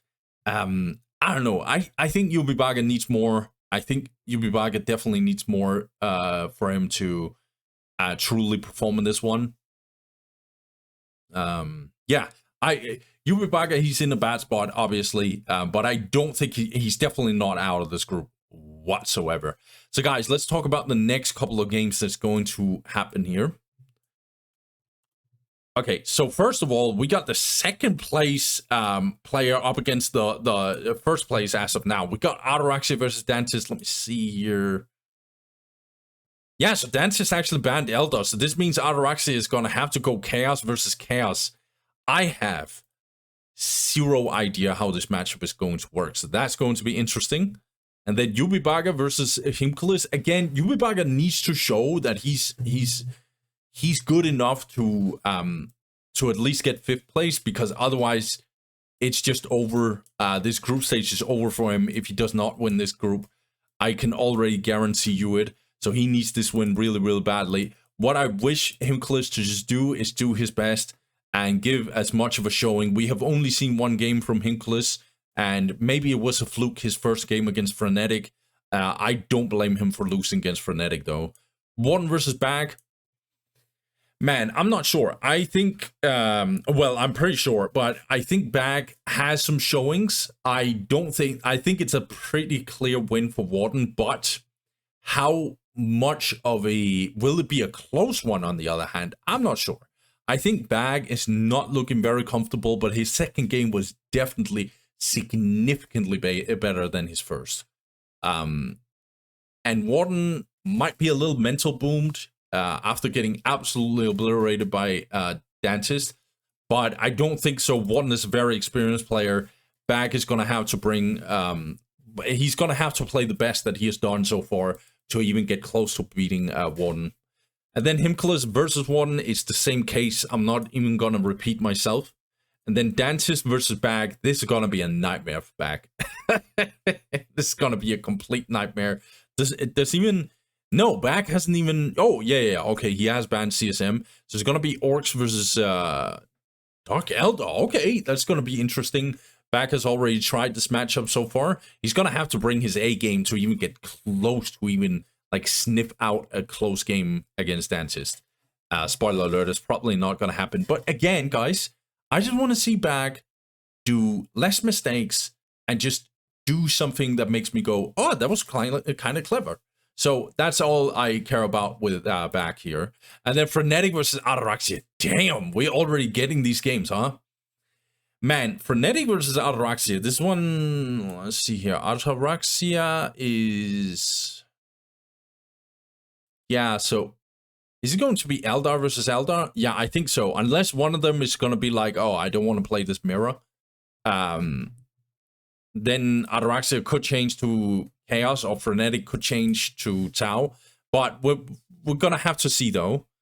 This one will be very, very, very interesting. I think both players are definitely in contention for that second place. So it's gonna make or break this group stage for one of them, that's for sure. And then Ybubaka versus Frenetic. We still have to see more from Frenetic. I don't know. Let's see. Ybubaka has banned out Eldar, actually. So it's gonna be... Oh, that's huge. It's gonna be Chaos versus Frenetic. Yo, versus Tau. Ybubaka, this is your chance. If you can beat Frenetic, and Frenetic's Tau is not as strong as it should be in theory, then Ybubaka has a big chance. It's absolutely crucial that he wins this game, because it's gonna give him a heads up against Warden. Warden might not win against Frenetic, so we're gonna have to see, man. So, guys, let's start with Ataraxia versus Dantist. Damn, I can't believe we're starting off with that. But let's get it. Ataraxia versus Dantist. Let's go. Okay, guys. Round 2, and we're already starting with an absolute banger. We got Dantist playing up against Ataraxia. Chaos versus Chaos.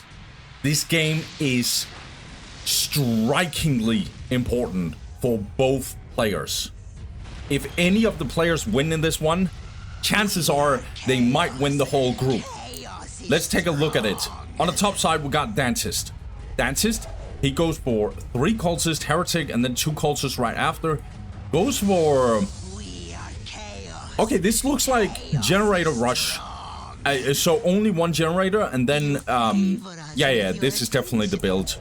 So this is not Nate Colt. This is only generator, and then a YOLO on cultist. Maybe this is actually the way to play this mirror. I've never, ever casted this mirror matchup, I think. On the top side, or bottom side, we've got Ataraxia. Oh, but he disagrees, actually. So, Ataraxia, he actually goes for...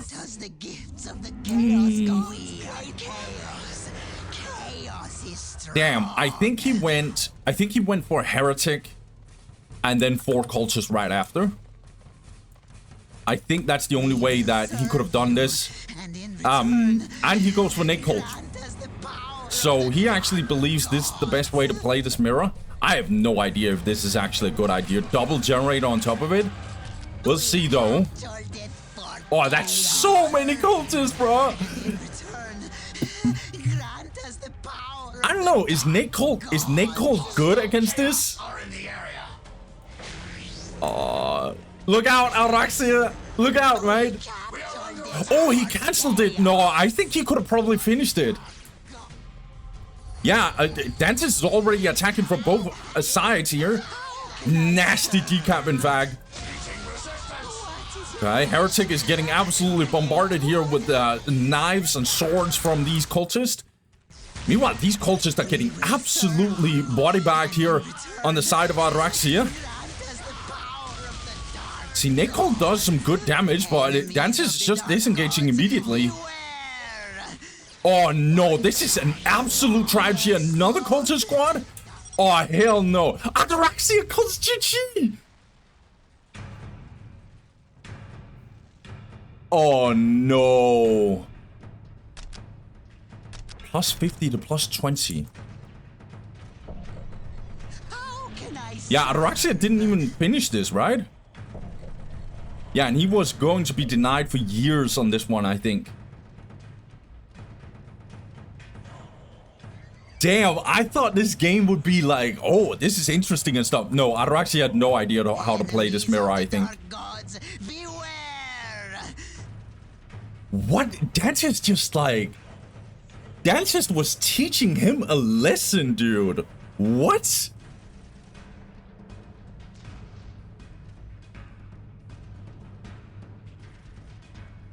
Wow, I'm actually like shocked that it was so... I don't know, okay, so either Ataraxia got surprised by this, maybe the mirror. There's two ways to look at this, and I don't know because I have no idea. You guys can put it down in the comment section if you know this mirror. Either the classic way to play this is actually Nate Cult versus Nate Cult. And... Yes, Lord. And the fight between Nate Cults. Or what Dantist did was doing the actual thing that you should do in this kind of, you know, in this mirror. It's kind of like the Flayed Ones situation, because this feels like, just like if you go Warriors against Flayed Ones, it's an absolute nightmare for the Necrons who go for Warriors. This looks like this case. That you can't go Nate Cold against like YOLO, ultra, like all-in reinforcing cultists. Grant us the gifts You just can't. Chaos God's great one. But if it is Nate Cold, that's normal to go in the... I'm not sure, because either way, no matter how we spin this around, Ataraxia did not know this matchup well. That's my conclusion here. He just didn't know what to do in this one. Because either way, if it is normal to go Nate Cold in this one, then he just didn't know that this counter was actually a thing, and he should have done a different cap order, for example. Or if this is the actual way that you're supposed to play it the way Dantist did, then it still speaks to the fact that Ataraxia didn't know how to play this matchup. Now, granted, it could also be Ataraxia just already throwing in the towel and actually know what to do, but he's like already like, yo, I'm playing against the best Chaos player, ain't no way I can win this. But then it always goes back to the fact, like, this is the same I said with Frenetic. Yo, man, like, don't sign up as Tau if you don't know how to... well, okay, maybe Ataraxia actually knows how to play Chaos. It's just, like, to this, like, weird edge case, he probably had no idea. I'm not sure, like, this is... Man, Dantist has just, like, every single person so far he's played against, it has just been an actual, like, you know, complete slaughter. Man, okay, I'm not gonna talk too much about this. This was one of the shortest games I've ever seen. Like, it's definitely top 10 shortest games I have ever casted in a tournament. That's for sure. We will serve you. Damn, that was... I'm actually kind of shocked. I just want to move on to the other game. That is crazy. So now, Dantist the 3-0. His biggest competitors just got absolutely wiped. Yeah, let's get the next game. Wow. Alright, guys. For this one, we got Himcules playing as Dark Eldar versus Ybubaka's Chaos on Meeting of Minds. I think this is pretty much Himcules' last chance to actually do anything if he wants to get close to qualifying, if not literally qualifying. This is probably his last chance. For Ybubaka, this is an absolute must-win. If he loses this, it is going to be good night, I think, for him to actually get any real chances to get out of this group. He's not out of the race, but it's going to be very tough for him to stay in the race. Speaking of Ybubaka, on the left side, we got Ybubaka, who goes for a Heretic, and then 4 Cultists will go for double generators. Armory? Are we seeing Armory? Okay, so this is double generator, but it's the same opening as what Dantist did against Ataraxia, basically. It's a more eco-heavy and less aggressive version of it, but it's the same concepts. On the right side, we got Himcules. Himcules, he goes for a Dark Foundry, Plasma Generator, and 2 Mandrakes. Interesting cap order. I actually kind of like this cap order. Not in normal circumstances, but like, Ybubaka is gonna go over here and actually, like, there's nobody home. Yeah, this is not bad. Needed to be a little bit faster with the Himcules laboratory, but it is getting up. And we're also having the Hellion squad getting out.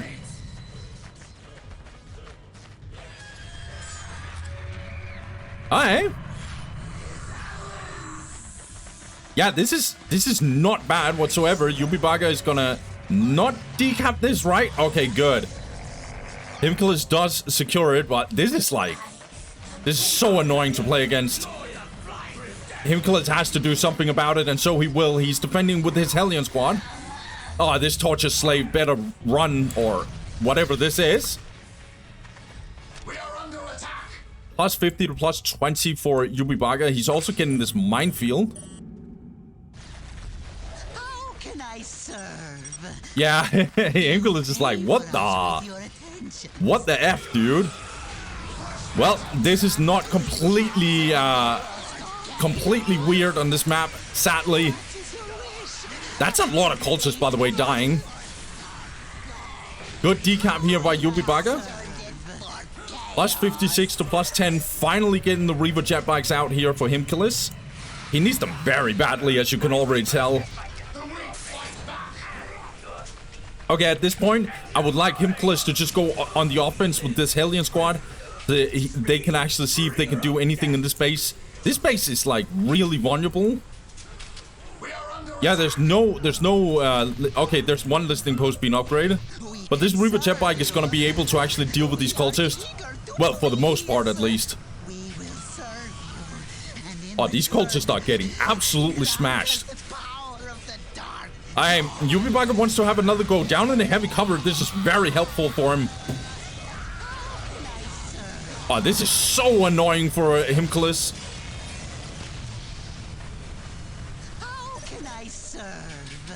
Okay, Ybubaka is finally upgrading some more listing posts. His economy is going to be absolutely... It's going to be insane. 92 to plus 20. By the way, yo, Ybubaka, there's some limitations to how much you can throw away your cultists, mate. Oh, another one? Oh, hell no. No. Ain't no way. This is not how you do it. You cannot throw away your capital units like this. Imagine if Himcules actually checks this area, then Ybubaka is going to be on one cultist squad. Going for the Chaos Temple. I actually get this. Normally I would be like, where's the armory? But like, he only has 2 cultist squad at this point, so... Alright, going in. Oh, the minefield. Oh, just getting out in time. That's good. I don't like this slave chamber. We can talk about it after this game, but I really don't like this slave chamber. I really, really don't like it. But Himcules, he wants to go aggro. He wants to try and actually do something about chaos, but I just don't think it's cutting it. I think it's too late at this point. Yeah, tier 2 also coming in for Ybubaka. He got this Chaos Temple. So now he can go tier 2. Second generator coming in for Himcules. That's really, really good. Yeah, he's gonna wipe another culture squad if if Himcules actually pays attention. Yes, he's coming in. 86 to plus 10 for Himcules, so he has a decent economy at this point. Yes, that's another wipe. That's so many cultists just dying right there. Oh no, that is... Yo, Ybubaka, I know you're ahead, mate, but this is criminal. Like, this is criminal to throw away your cultists like this. You might think it's not a big deal, but losing map pressure and map control in this map is just so... It's just not a thing. At least, like, you might say it's not a big deal, but, like, it just even the small things can actually be very problematic. Regardless, it's like sloppy play. It's super sloppy play. I like this by Himcules. He's going in. He's not going to achieve much, but he can kill a heretic, that's for sure. Just don't lose a Hellion. That is not going to be worth. Okay. Does kill the heretic. And gets out. He's not losing a Hellion just yet, at least. Alright, machine pit. As soon as this machine pit gets built, it's gonna be an absolute nightmare for Himcules. Let's see how he handles it. By the way, he only went for 4 jet bikes. He has a slave chamber, but only chose to go for 4 jet bikes. He changed his mind, I guess. Goes for the planetary radon, which is tier 2. Is it really called radon? Raid add-on. Okay, I was raid on, mate. Okay, looks like Himcules is gonna go for the second hold. Not a bad shout.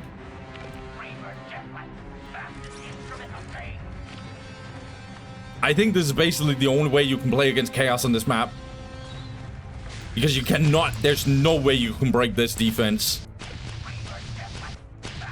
Especially not when Defilers and stuff is getting out. But in this case, we have Hell Talon instead. By the way, I swear to God, one thing that I've done this whole Dawn of War casting career, if I can call it that, is that I keep saying Hell Talon and then calling it a Hellion. It's like so, yeah. I'm not a perfect cat. Yo, Himcules. Yo, I checked this, guys. If I haven't already said this, I checked this. No, this does not increase the... Oh, no! Yo, Himcules, get out of there. This is an absolute nightmare, mate. You cannot survive this. Okay? There's no AV on the side of Himcules either. He needs Scourges super, super badly.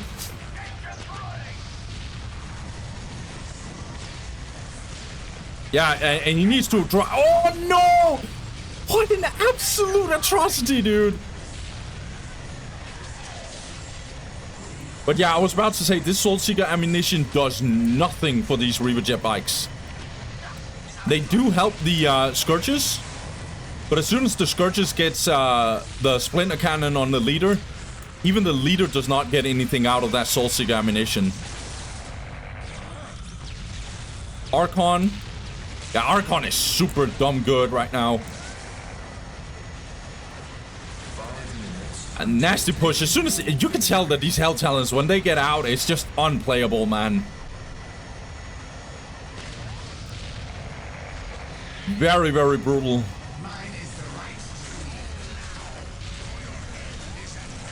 It's like Ybubaka want to go deeper, but I'm not sure if this is a good shout. This Hell Talon stuck up here. It needs to be moved, otherwise it's gonna deal no damage.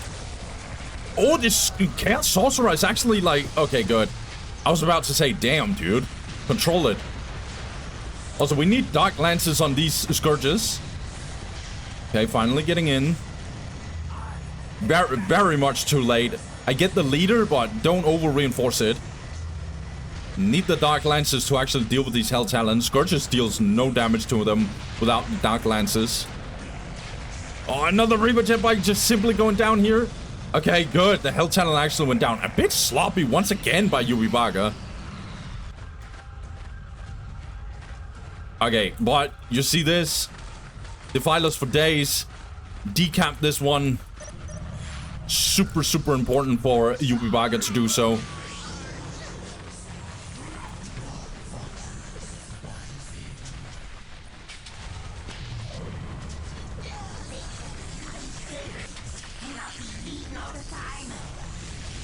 Okay, and once again, these cults is getting completely wiped. Damn, dude, like... Yeah. You can tell the Ybubaka, he thinks this is in the bag from the get-go. That this is not a game that's going to be close, he's thinking, but... Honestly, he's just throwing... Yubi does not give an F, dude. To be fair, for Himcules, this is an absolute nightmare of a matchup. But Ybubaka is... He's definitely doing some wacky stuff. Looks like Himcules is going in. Actually tying up this Defiler, not bad. He could use this Hellion to actually get in and tie up one of these Defilers as well.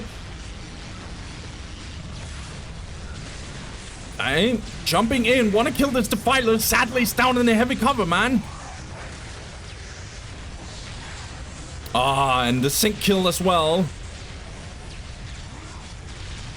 Violet does go down, however, but so many of this infantry here just getting completely destroyed by the artillery.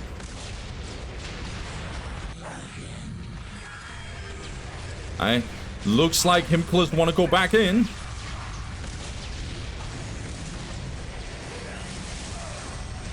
Chaos Lord or Chaos Sorcerer getting completely murdered.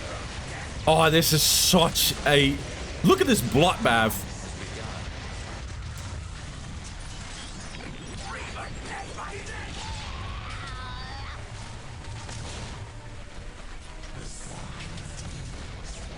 Ybubaka actually has to take and hold.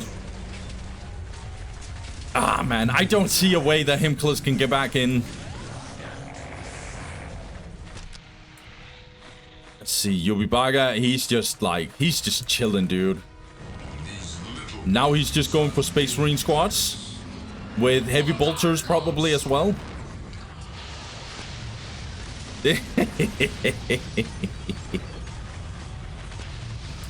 Five defilers. What are you gonna do, dude?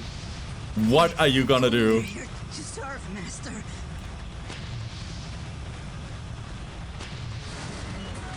We're here to serve. Okay, Raider. 6 minutes until taking. This is also one of the reasons why this matchup is just so unplayable. Or Defiler getting in here, actually getting absolutely destroyed here. Ybubaka not paying entirely attention. It actually instantly goes down, but look at this. Now okay, looks like Himcules is trying anyway. Oh no, this is such a tragedy, dude. Look at these Defilers just tearing apart the army of Mastermind, aka Himcules.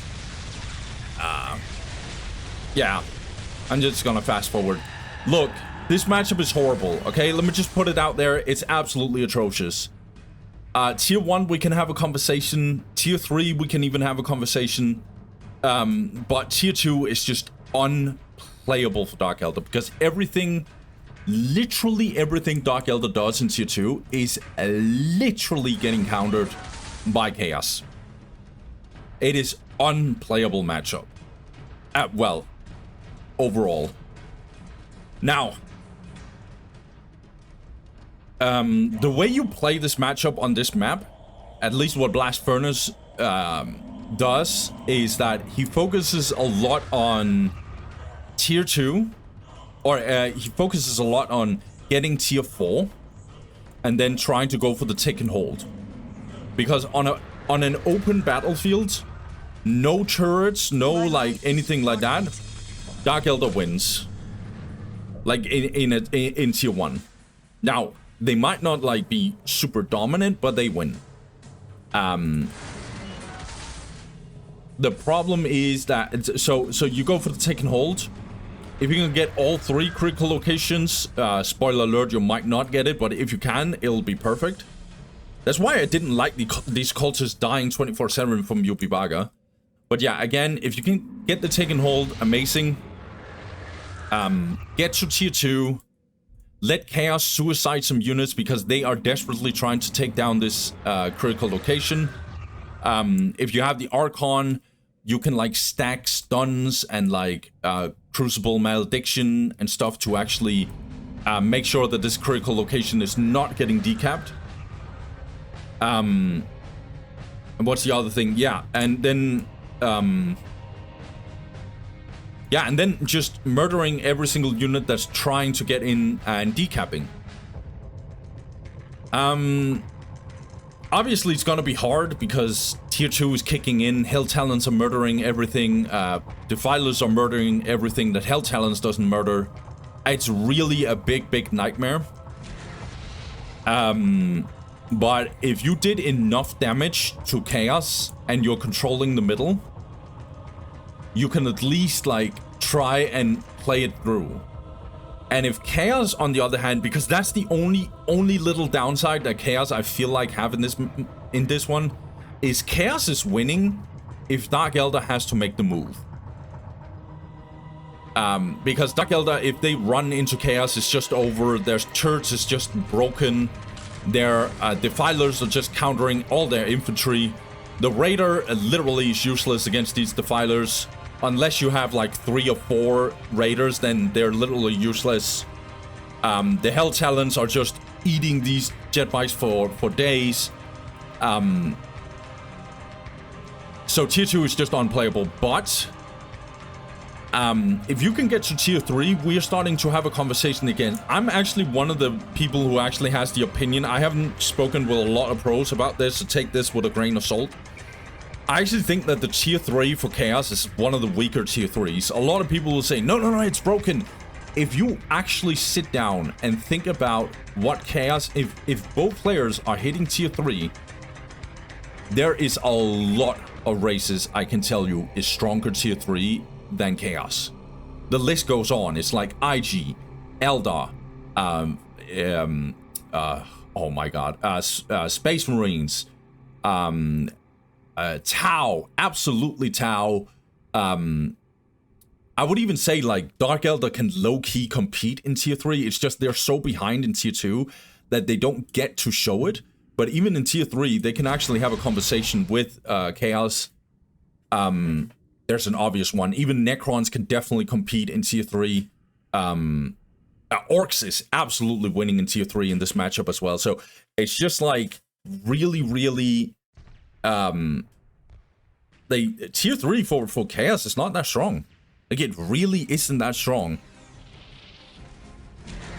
People tend to overrate tier 3. I might be talking out of my ass, but they tend to overrate Chaos's tier 3 because usually when Chaos hits tier 3, it's because they're ahead. And yeah, sure. No, I'm sure the Bloodthirster is good. Obliterator is great. The Possessed ones. Don't get me wrong, there is some good things about Chaos's tier 3, but it's not amazing.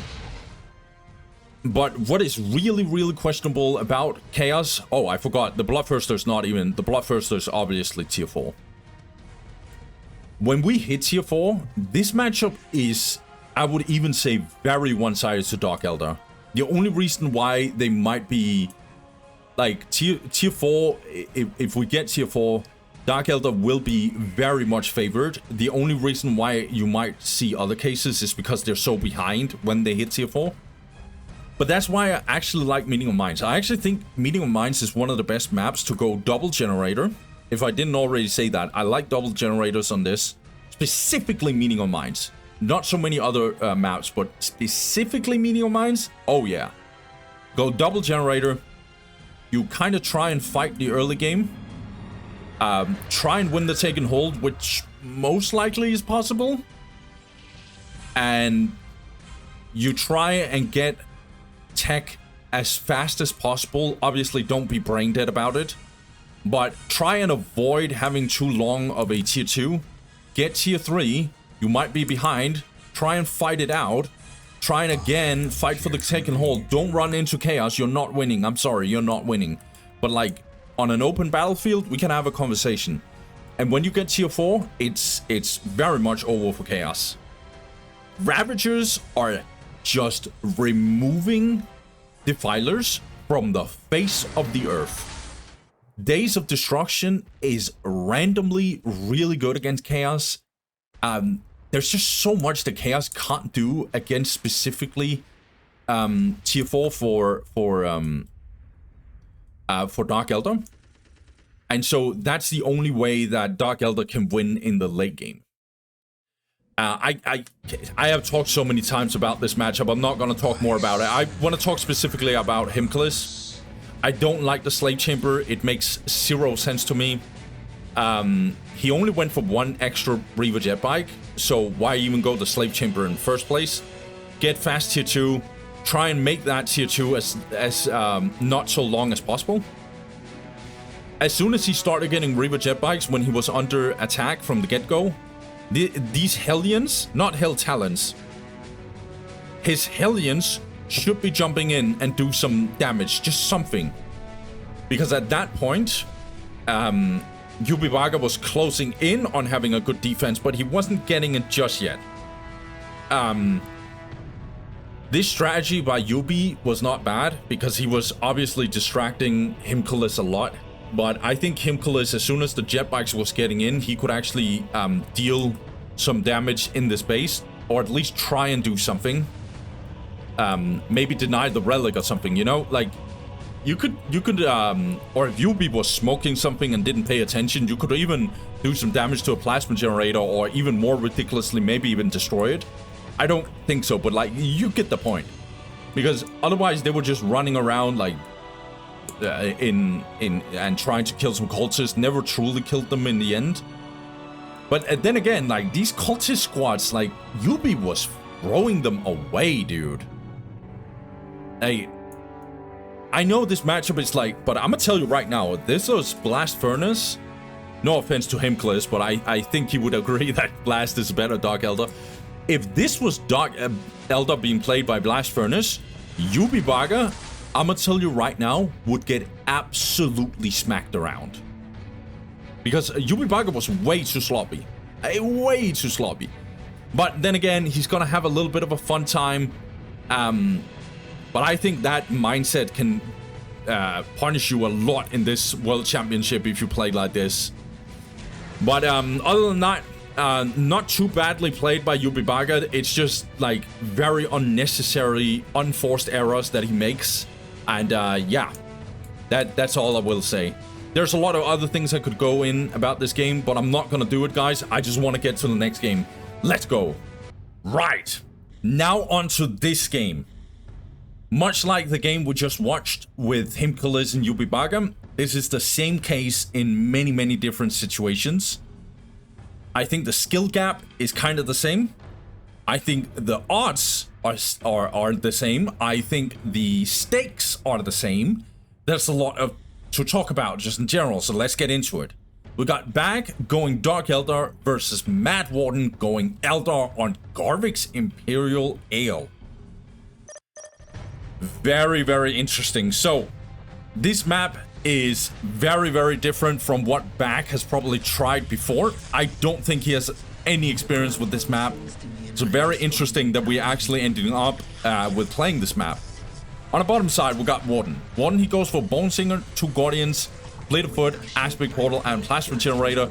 Will 99% sure go for the Dark Reapers. Yeah, going Dark Reapers. And then on the top side, we got Bag.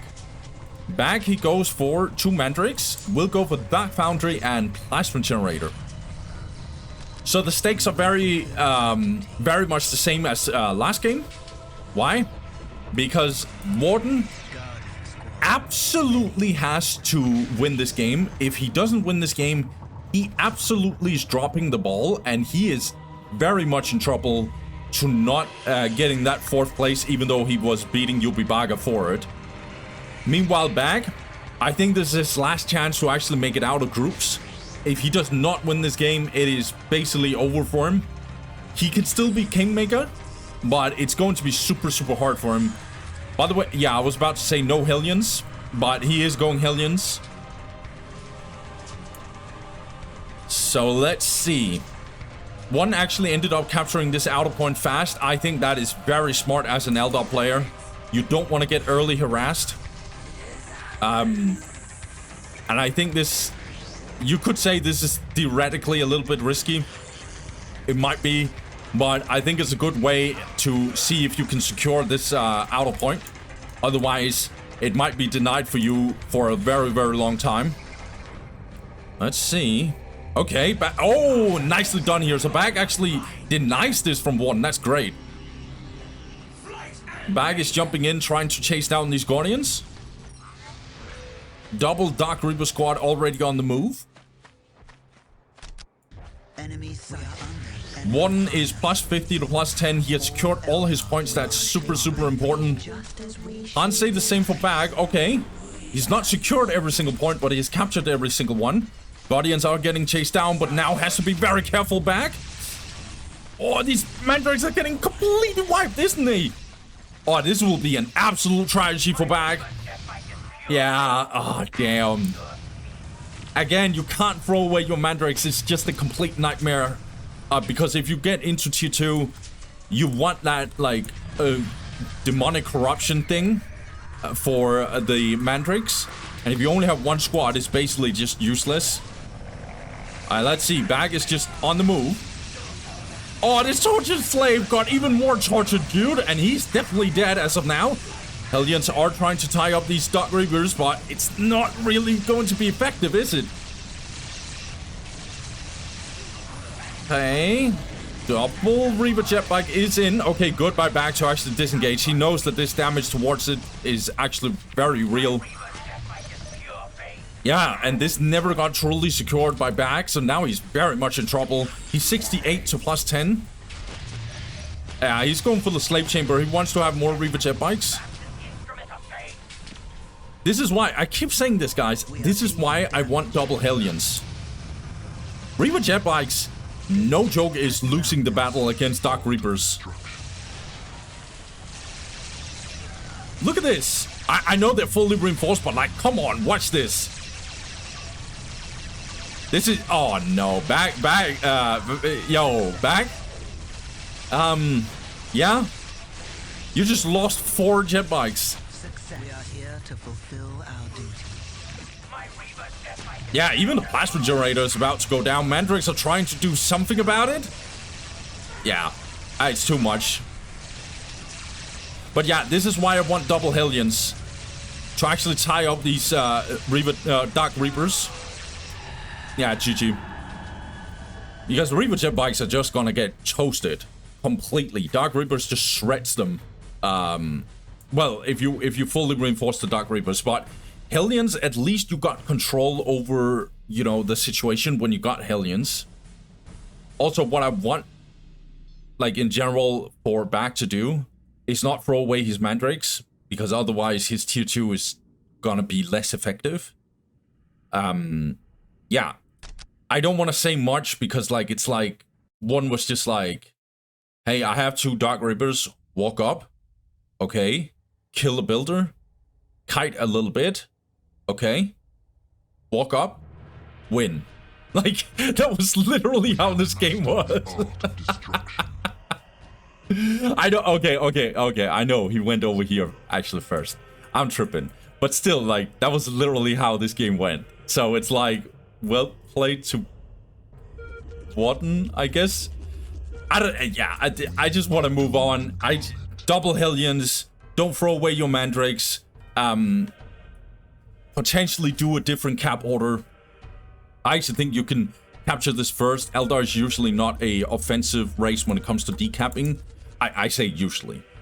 So you can get this, and then you're gonna capture this, I guess. And then the other Mandrake squad is gonna capture this and this.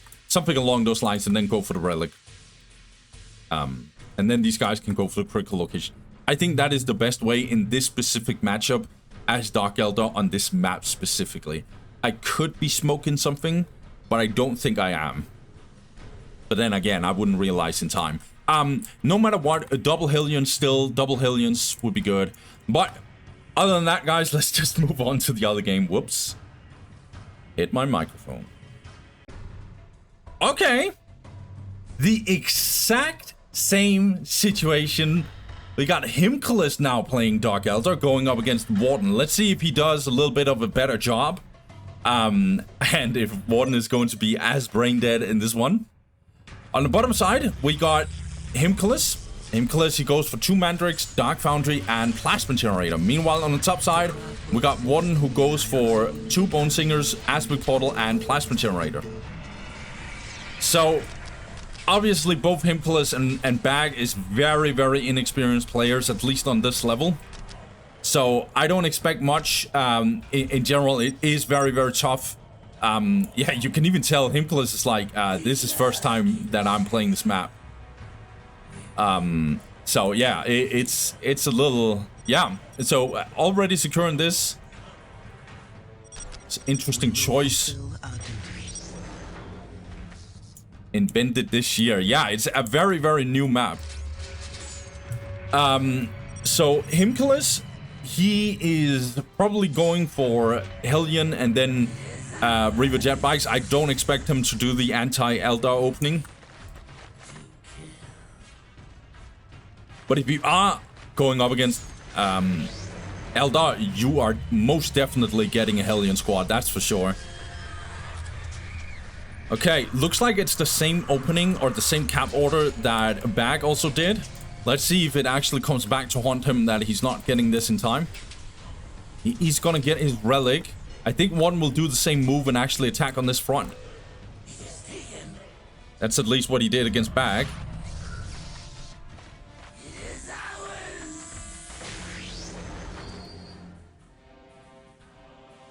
So one is gonna capture this point though.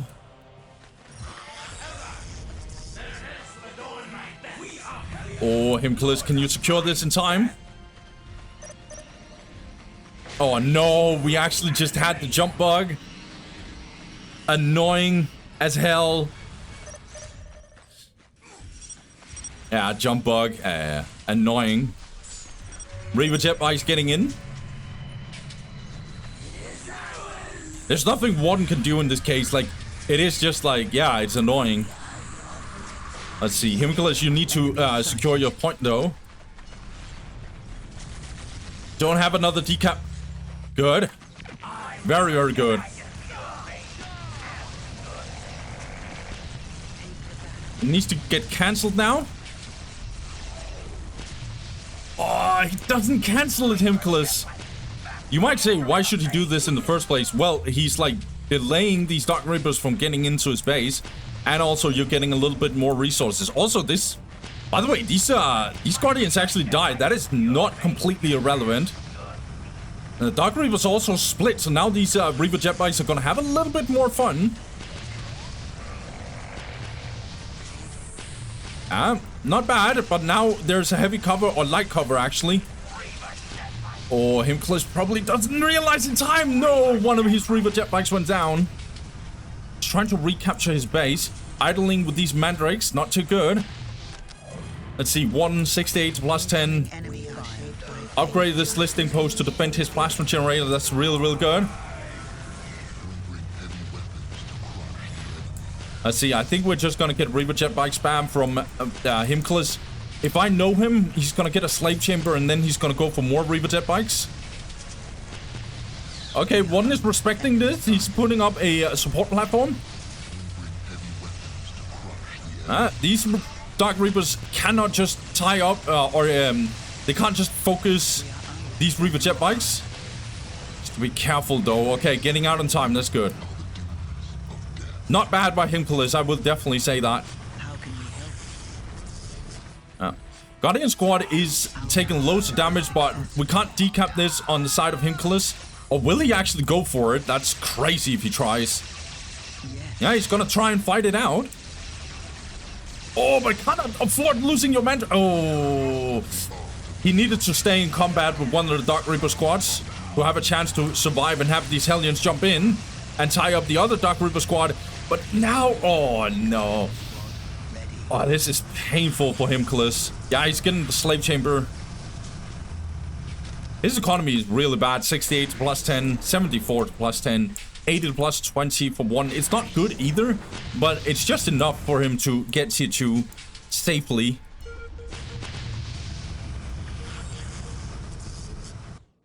Yeah, he's getting tier 2. The craft world sings to me and I respond in kind.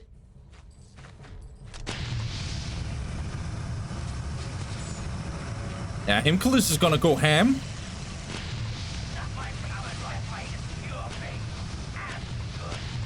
Okay.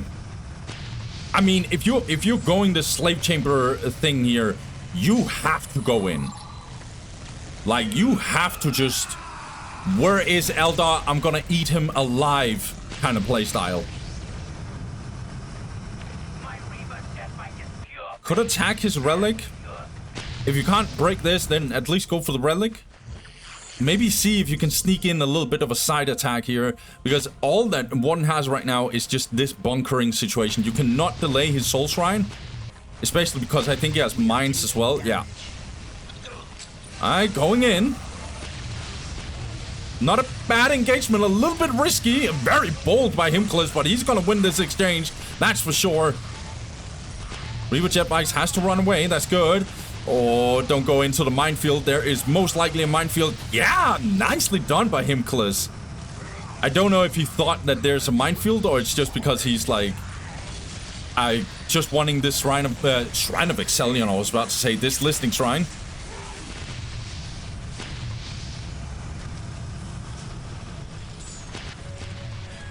Yo, Himcules, like, is he gonna do this every single game? He's gonna go for the Soul Seeker ammunition? I feel it. I feel you.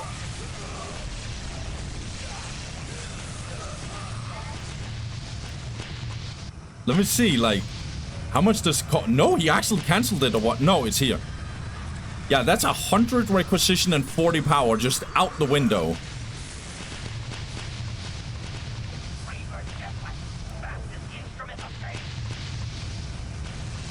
Okay, Dark Reaper's gonna get focused, but same can be said for this Reaver jet bike. Oh, that's another Reaver jet bike potentially dying. No, it doesn't get out in time.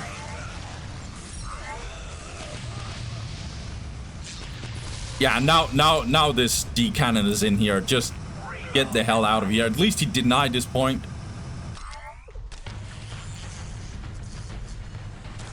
Plasma generator, third plasma generator, but no tier 2. There is no tier 2 for... Okay, so Himcules is actually going another Hellion squad. This is obviously too late, but I like the idea of it. The theory behind it, I like it. He needs it to tie up these Dark Reaper squads, otherwise this is very much cooked for him.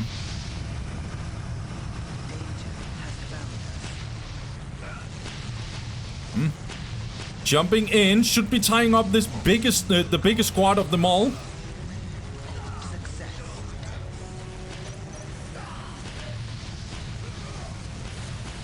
Oh, this is a nightmare. This is brutal.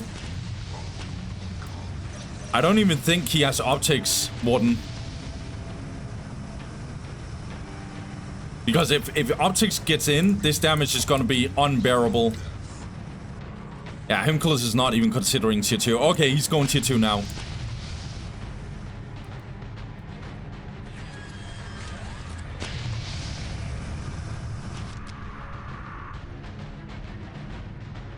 Yeah, this is not like this. Let's run in and try and fight again. Just switch it up and go for something else. See if there is an opening. Another Reaver jet bike is going down. One is just doing what he's supposed to do. Just disengage. Don't overstay.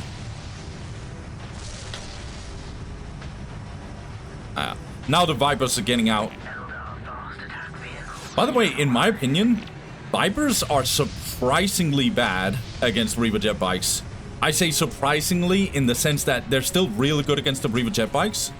Good disruption, deals decent damage towards the Reaver jet bikes. But compared to what you would expect, they're not that effective against the Reaver jet bikes. They're really good if you just want cheap vehicles that is dealing really well with these Reaver jet bikes. But like Wraith Lords are just like way better. Way better.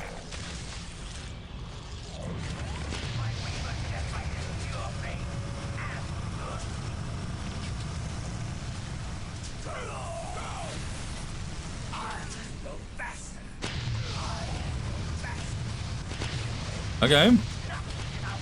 As you can see, like, sure, this is a nightmare, but these Reaver jet bikes has no upgrades in terms of HP, nothing like this.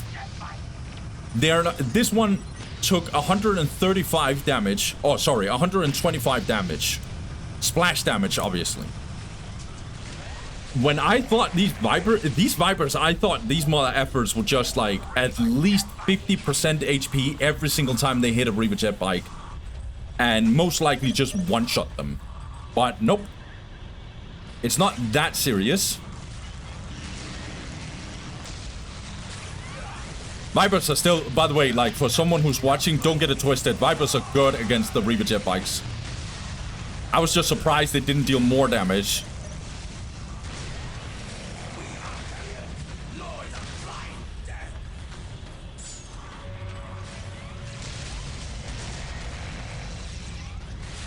One is just chilling.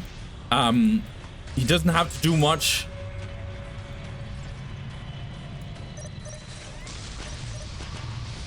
Yeah, if you can't already tell, this game is completely done. Himcules is gonna take a little bit of a attack in here. But Warden, all he has to do is just fleet of foot and run. Oh my god, this disruption though.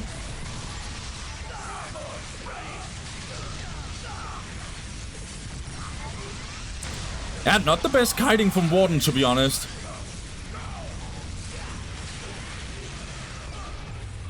Yeah, but generator after generator will just go down.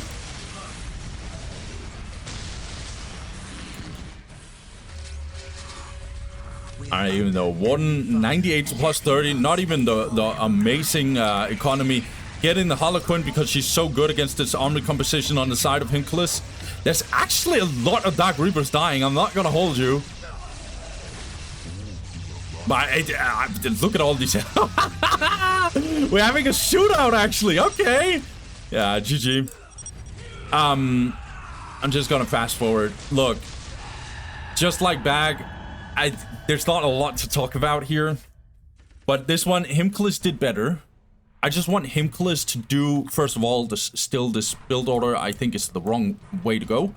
But the other thing is just, don't just go in like 24/7 at the same time, or same place. Attack on this side, like one didn't even upgrade anything over here. This relic was an easy snack. Easy snack. Even if one responded, like he still had to like secure this area like fully. So his economy would have been worse. Significantly worse, in fact. And his... like, you can't run into this, obviously. But you can destroy all the other points. Well, at least one of them. At least one of them. And you wouldn't have to, like, lose so many units because you keep on fighting the same place where Warden always is. Warden was relaxing in this game. He was just chilling. Very important for Warden to win these games against Bag and Himcules. Now Warden is looking like he's in a very good spot because he beat Ybubaka. He beat Bag and Himcules. This, in theory, I say in theory, should mean that he's safe to qualify to this group stage, or through this group stage. But that'll be for the recap because both Ybubaka and Warden still has some very important games up against the highest seeded players. So this group stage is not even, like, it's not even close to being done, but at least it's looking really solid for Warden. Himcules and Bag sadly loses their games against Warden, but it is what it is. We didn't expect much more. I just want to see, you know, can these players perform? And I actually see things from both Himcules and Bag. I see moments where I'm like, yo, these guys actually know what they're doing. It's just, you can tell they're very inexperienced and they don't play the game in depth a lot. But guys, without further ado, I'll go to the next game. I can't remember what that game is, but let's just get into it. Right, so now we're into this one. Now Bag is gonna go up against a opponent that I think he has a better chance against. We got Dantist. Nah. Oh, this one is gonna be tough. So, but this one, Bag is going up against Dantist, playing as, well, okay, he's playing against Dantist's orcs. I think this is because Bag has banned out Chaos, so Dantist actually has to play orcs for this one. And Dantist is already doing some wacky, what am I watching here? So he's going for a Slugger Boy, Gretchen, and then another Slugger Boy on Shrine of Excellion, by the way. And then on the top side, we got Bag. Oh, I like this by Bag, actually. So on the top side, Bag is going for 2 Mandrakes, but then also going for the Warrior Squad. Well, I expect him to go for Warriors. He's going for Hall of Blood, no Plasma Generator. Let's see here. Shooter Boys and Big Mick. Yeah, I was about to say you can't queue up the Big Mick in this case because otherwise you can't build this listing post. Dantist realizes and removes the Big Mick instantly.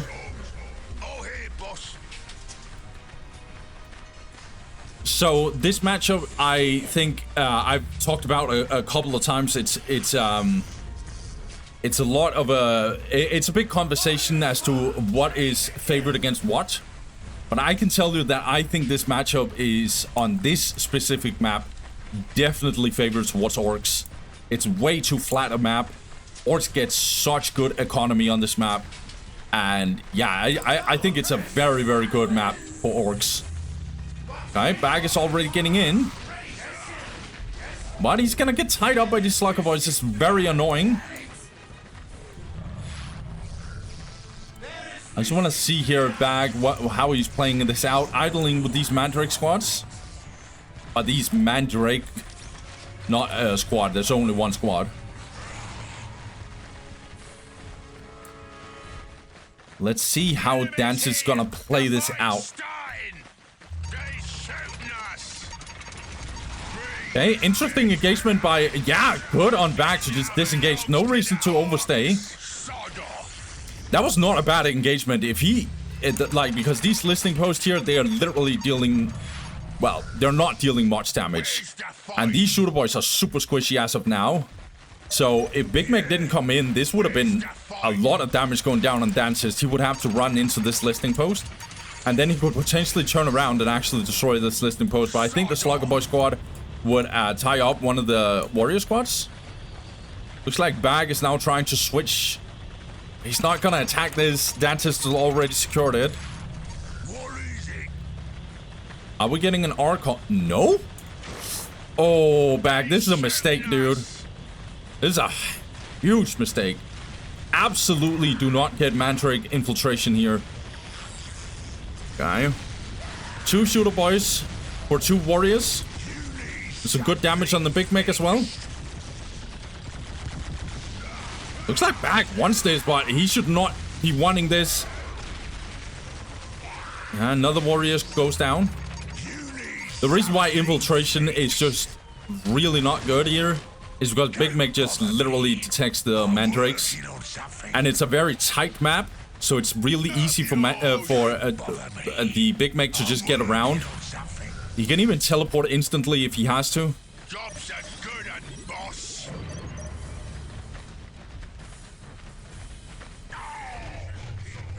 Okay, we have a fight over here. Decent decap, but as you can see, Big Mac is just instantly getting in here. He has no problem in here. And Bag is getting complete... Oh, yeah, he doesn't even get the decap. And now these Mandrakes, because they're getting detected, is just toasted, mate.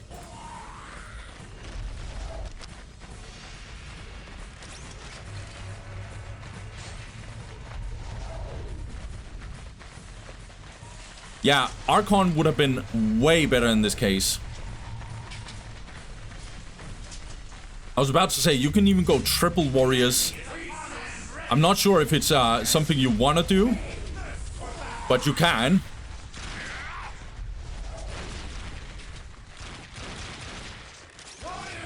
Archon would be so good here. But yeah, now Dantist is just gonna go in. He has a lot of, like, orc army.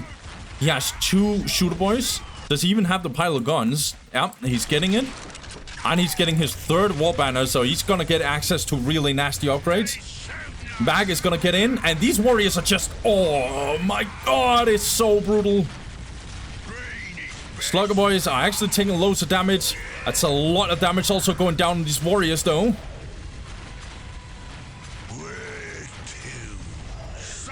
Victory countdown has begun. Getting Nob leaders for Dantist. Heavy boy armor, though, getting in as well. That's a lot of warriors just completely getting shot down. Looks like Bag wanted to try and see if he can do something about it. Even the Mandrakes are getting into the party, but look at all these warriors. Oh, Mandrakes are gonna buy some time. These Slugger Boys are also gonna buy a lot of time. And I think the time is on Dantist's side. Look at all these Mandrakes getting completely obliterated. The Slugger Boy squad is definitely going down. The other one will eventually go down, I think. Bag is actually wiping it. But now this is not even a close fight. Oh no. Oh no, no. Damn, what a tragedy. Damn. Yeah.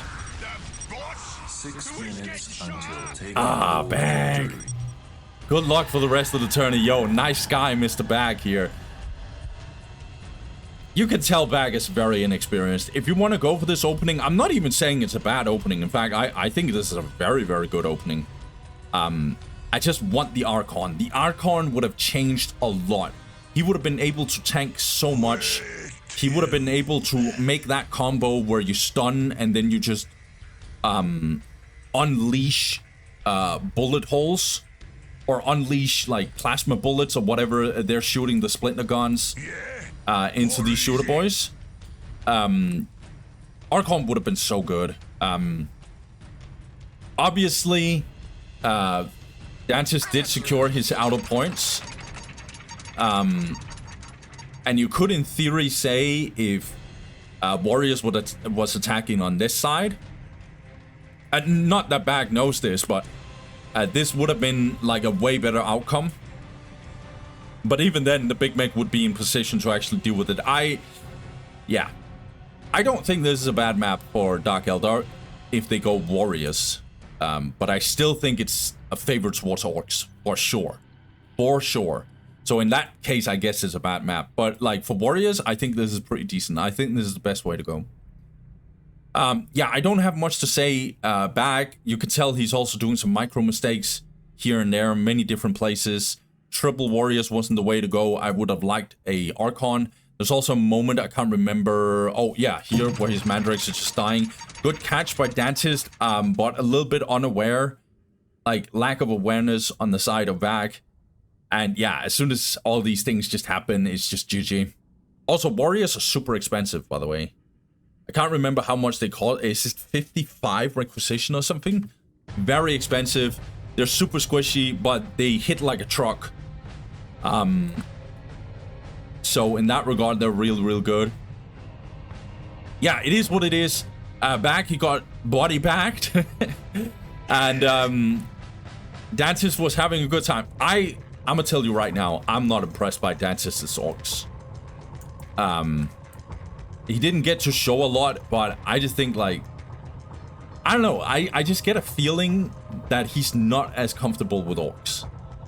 Like, normally when you see Pile of Guns getting in here, you don't see, you know, Dantist just being like, yo, I'm gonna get Knob Leaders. Now, that makes sense if you're playing Chaos, but I would probably just go big shooters in this case. I'm not saying spam big shooters, I'm just saying there's just some, like, wacky stuff here and there where I'm like, this is not Master Yoba playing orcs, that's for sure. But then again, like, Dantist didn't get to show anything, and also, this is just a gut feeling. I don't actually have good arguments. It's just a gut feeling. I've watched so many orc games that I can just tell there's something off.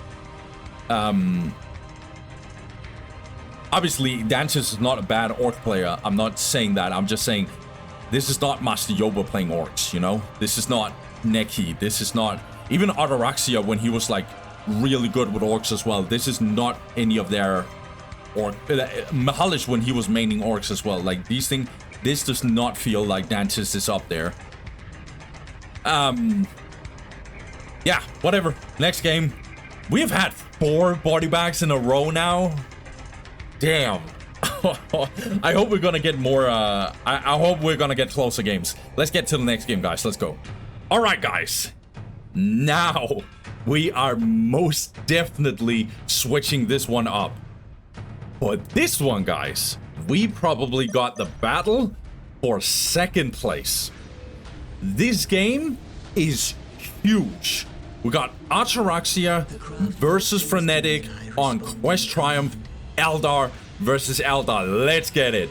Bonesinger, 2 Guardians, Fleet of Foot, Aspect Portal, and Generator on the side of Ataraxia. Meanwhile, on the side of Frenetic, he's going for Bonesinger, 3 Guardians, and Fleet of Foot. Both players will 99% sure go for Rangers. Yeah. So... yeah, as... Rangers are just no-brainer. Like a complete no-brainer in this matchup. If you go Dark Reapers, Rangers are just gonna go Infiltration and just have a good time. You might say, well, you can get the Warlocks, but I'm just sorry. Try and go in this matchup up against infiltrated Rangers, and you go for Dark Reapers. This is not going to be a fun experience for you. Worst case scenario for you as well. Guardians could just tie up the Dark Reapers and stuff. It's not. Yeah, this Rangers are always the way to go. And then instant infiltration. That's good. Let's see. This is actually a very different situation. We definitely have worse map control on the side of Ataraxia, because he only goes for 3 or 2 cappers, but he's gonna get better army. As you can see here, Frenetic cannot reinforce that much as of now. In fact, he can actually a little bit now. Whereas I can see, as you can see, Ataraxia is just like putting a lot of reinforcements on these Rangers. They're fully reinforced at this point. Good damage going down already on Frenetic. Frenetic finally getting his fleet of foot. Oh, he didn't have it in time. That's true, because he went for 3 Guardians. Okay. Oh, Frenetic. Ataraxia is on the move. And you probably already know it. That's why you're running towards this area immediately. Ataraxia is 62 to plus 10. Plus 50 to plus 10 for Frenetic. That's a lot of damage going down on... Yeah, that's a lot of damage going down on Frenetic. You might know. Okay, we're gonna get a decap. Decent tie-up. These Rangers should be focusing these Guardians, I feel like. This is really good for Ataraxia. It's looking really, really good for him. Morale drop on the Rangers, though. And not bad damage, though. Good knockback. 62 to plus 10 for Frenetic. And he's going grenades. Ataraxia can't really do that. I think, yeah, so he's going for Dark Reapers instead. Interesting choices. These are very different choices as of now. One goes more for just sheer classic DPS firepower, and Frenetic is going more for like utility grenades and stuff.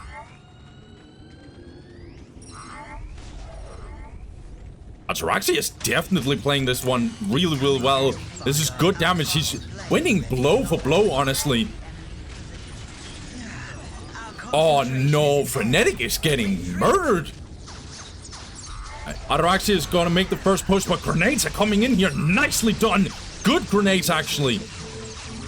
But again, Frenetic is just not having the firepower, man. Now the Dark Reaper is also into the mix. Ataraxia is also securing his whole base. Can't say the same for Frenetic. That's a whole Ranger squad getting caught off guard here. That's so many Rangers dying. Oh, no. Frenetic is absolutely getting murdered. That's a lot of Guardians, though. Reinforcing them very well. Ataraxia needs to respect this. Also down in the light cover. Oh, these Rangers are so low, dude. They're so low, but still, same can be said for Ataraxia's Rangers.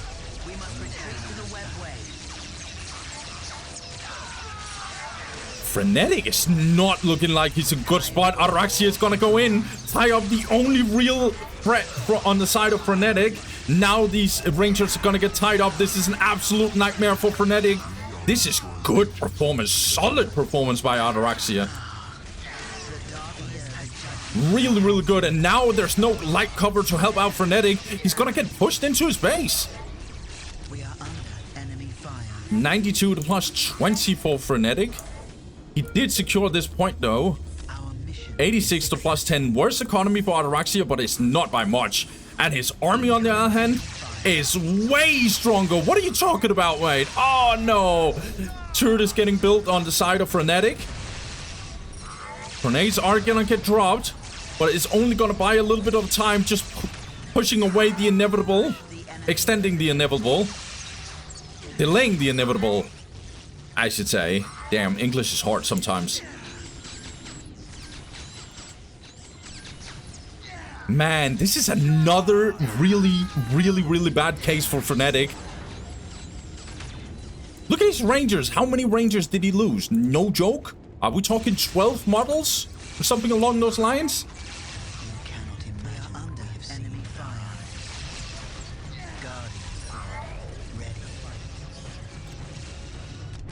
Yeah, Ataraxia's economy is just gonna get significantly better. Also, realize he's only building plasma generators as of now, and now getting the Soul Shrine. So, Frenetic has focused a little bit more on economy. He got the second generator way earlier. But Ataraxia is just, with sheer firepower and army, it's just murdering Frenetic. It's so important that Ataraxia is showing all the haters wrong. Yo, why am I not C2? Why am I not in the high regards? Did you watch me last year on World Championship? You guys are tripping. Oh no, Frenetic. Oh my god, these Rangers are just so effective. And Tier 2 is getting in with for Frenetic though. But Ataraxia is Tier 2 pretty much at this point.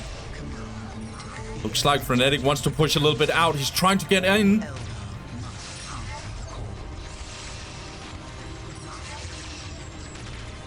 And Ataraxia's way of playing this mirror, by the way, maybe I should have said that from the get-go. If you want to, like, know how to play this mirror, I think Ataraxia is not a bad shout. He's so good in this matchup. Every single time I see him play this matchup, he's always really, really good. Let's see. What are we... Yeah, I was about to say, we can get Harlequins on the side of Ataraxia. I think Frenetic want to do the same. Oh, this whole army on the side of Frenetic. He's trying to do a little bit of a counterattack. Killing 2 Rangers, but he's also losing Guardians left and right.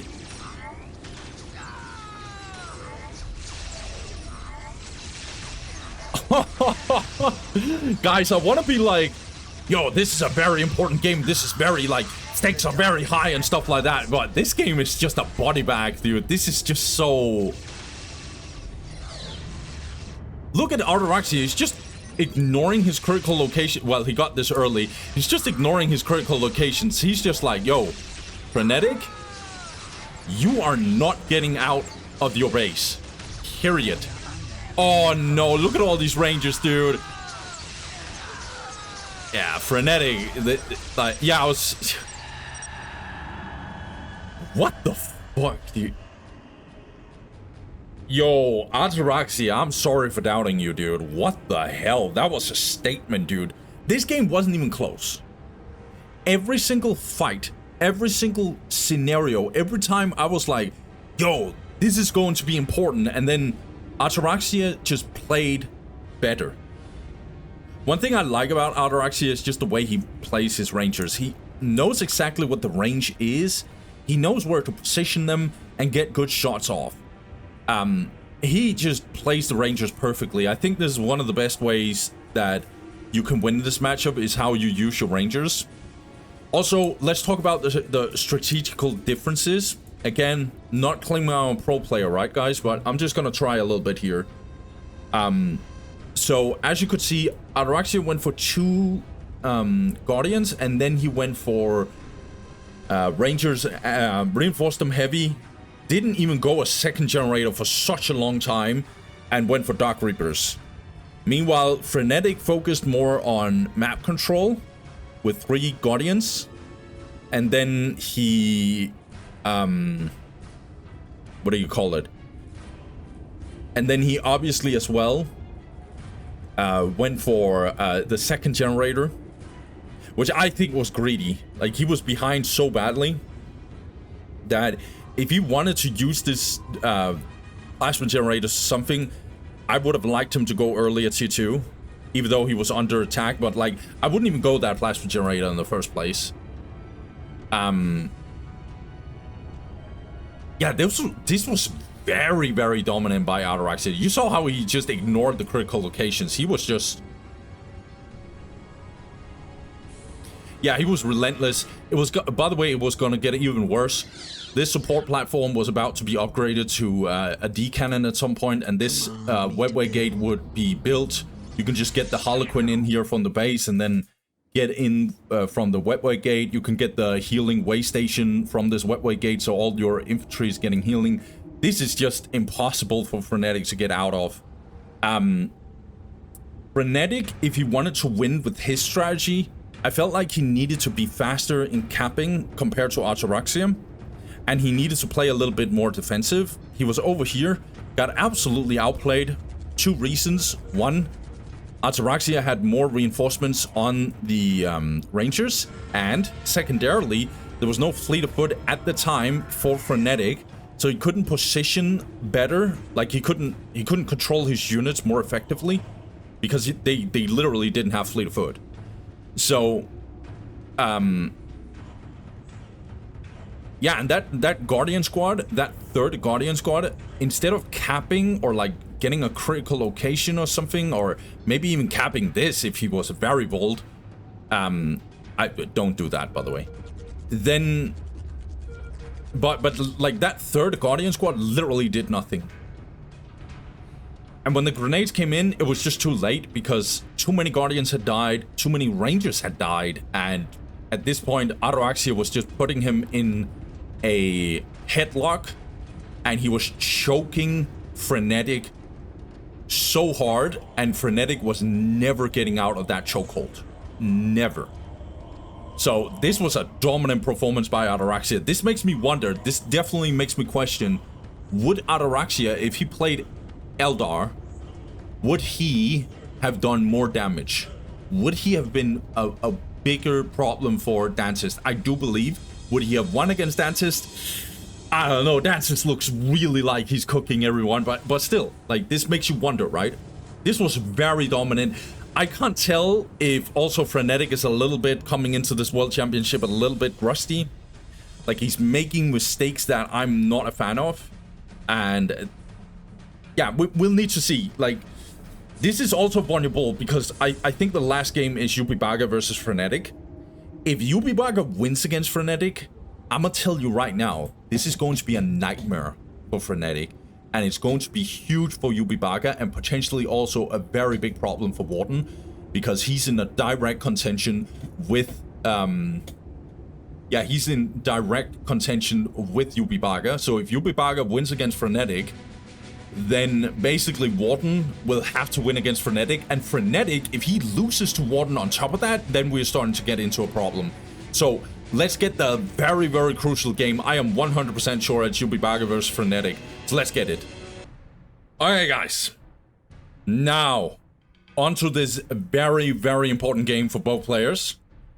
We are going to watch Frenetic going up against Ybubaka, playing Tau and Chaos respectively, and they're playing on Quest Triumph.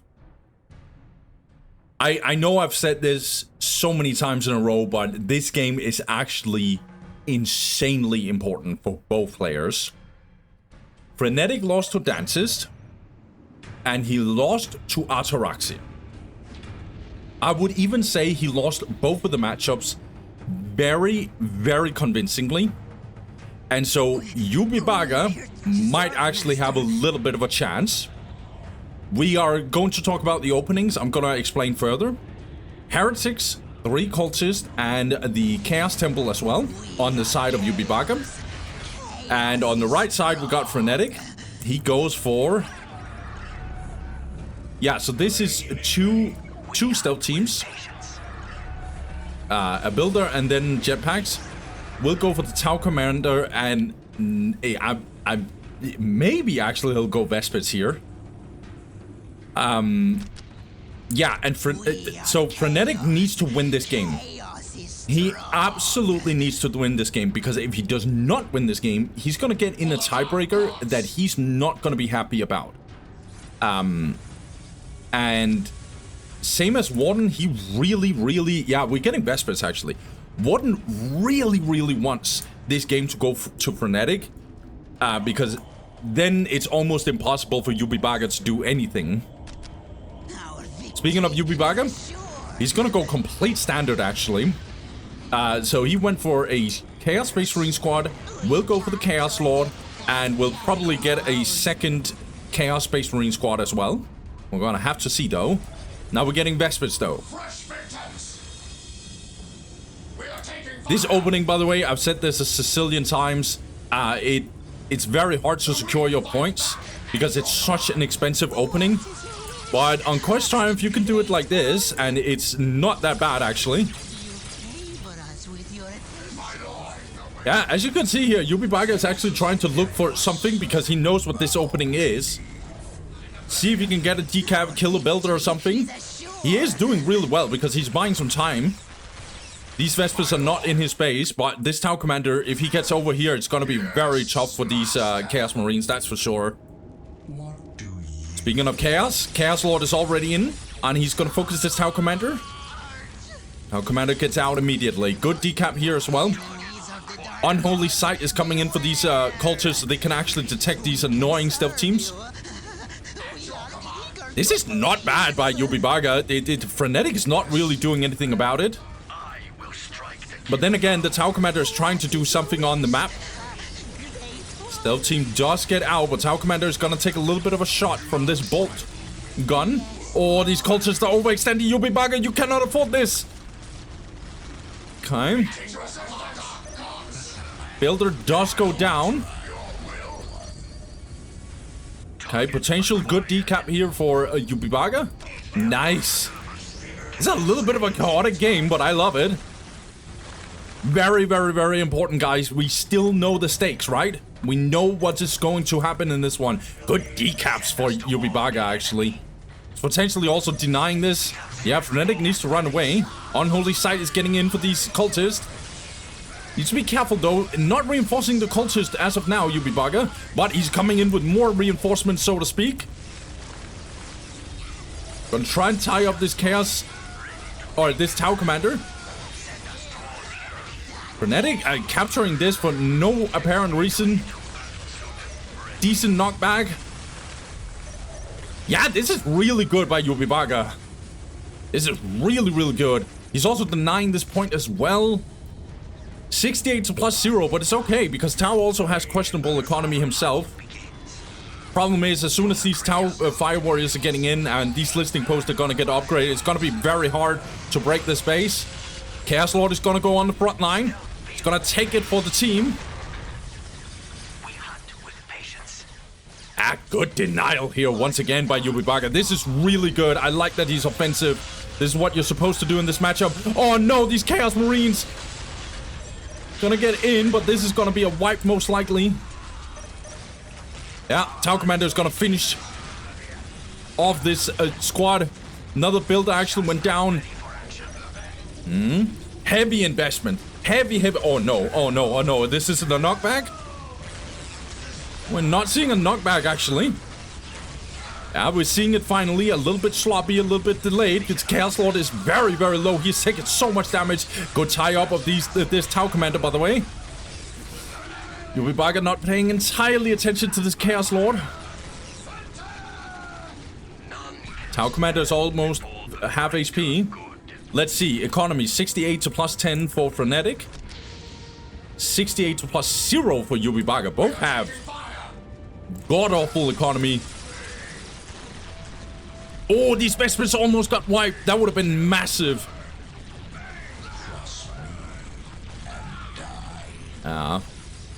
Still winning in terms of range.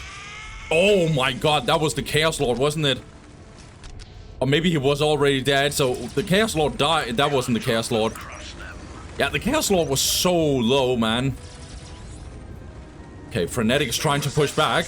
He's gonna succeed. There's not a lot Ybubaka can do about it. Oh, all this firepower is so good. Vespers are gonna jump in. Sadly for Ybubaka, he did not finish this Vesper squad, and now they're gonna be a pain in the bottom.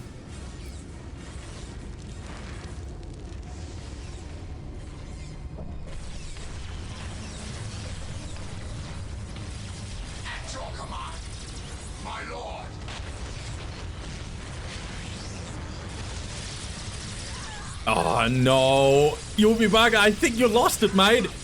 This is a very, very bad situation, at least for you.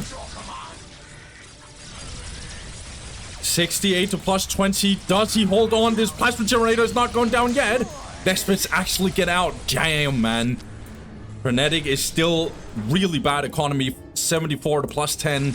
But he's absolutely beating Ybubaka in this case.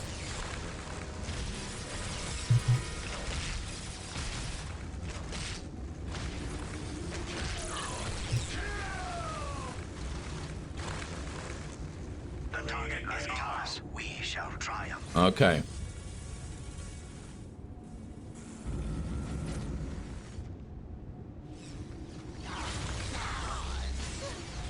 Decent knockback. Ybubaka is definitely in trouble with these cultists as well. I don't think they're gonna survive anything here.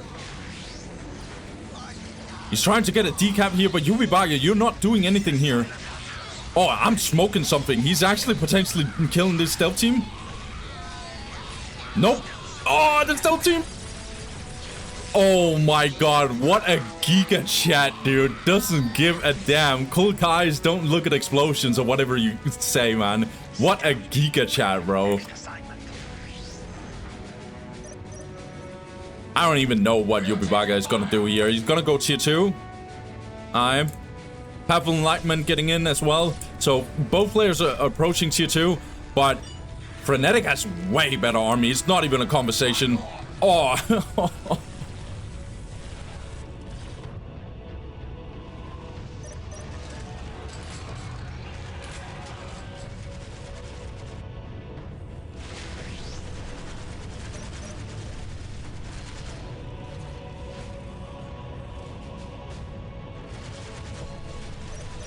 I want to say that Ybubaka can do something about this, but there's not a lot. Like, Frenetic literally has to pro this game.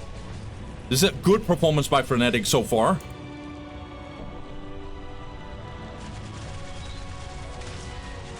It's looking way more convincing than it did against Dantist, that's for sure. Plasma guns coming in way too late, if you ask me. These Vespers need to jump out. Never mind. I mean, 68 to plus 20. Yeah, yeah, now Pulse Rifle is getting in. Yeah, this game is over, man. Damn, we had another... Alright, so here's the thing. The way I see this matchup is... You go early, which Ybubaka did. And you go offensive. But... if you see Tau... invest heavily in defense and stuff, you relax. You cannot just YOLO in. He lost like a Marine squad for no reason. What I would like him to do is just relax, focus more on this whole area here, because he's basically just stuck in here. Also, Vespits and Tau Commander, this delays your tech significantly. Not only are you ramping up your eco a little bit delayed, you're also using a lot of power, and so it delays your tech, period. So you have more time as Ybubaka. I'm not saying you have a lot of time, I'm just saying you have a lot of time, or more time as Ybubaka. Just take a chill pill, just make sure you're capturing the map, you're not losing the map at least. Maybe go for some critical locations. And these mountains are beautiful, man. Damn. And then get tier 1.5. Because Chaos has actually, in my opinion, a very nasty tier 1.5. With the plasma guns. And aspiring champions. And if you're really having trouble with fire warriors, you can even get a raptor squad on top of it. I think this is a good map as well. Because... you have so much requisition, so you can just go infantry spam and just murder Tau, and Tau cannot do anything about it because they're stuck at like 10 population or squad cap. Now they get extra 5 because they get this Path of Enlightenment, but only then. So they have 10 squad cap, period, and they can't increase that other than getting the Path of Enlightenment. Whereas Chaos can just like go complete not arena, get some aspiring champions, which also increases your squad cap. Yeah, and you can just go nuts. You can go super aggro. But you can't just be brain dead about it. Frenetic was really smart in him just getting a bunch of fire warriors and just upgrading his listing posts and just play defensive. And Ybubaka tried to just force this attack. And obviously didn't work out for him. So man, like, oh, this is really not looking good for Ybubaka. We need to do a recap here. Really important win for Frenetic though. Let's take a look. Let's take a look. Let's do the recap.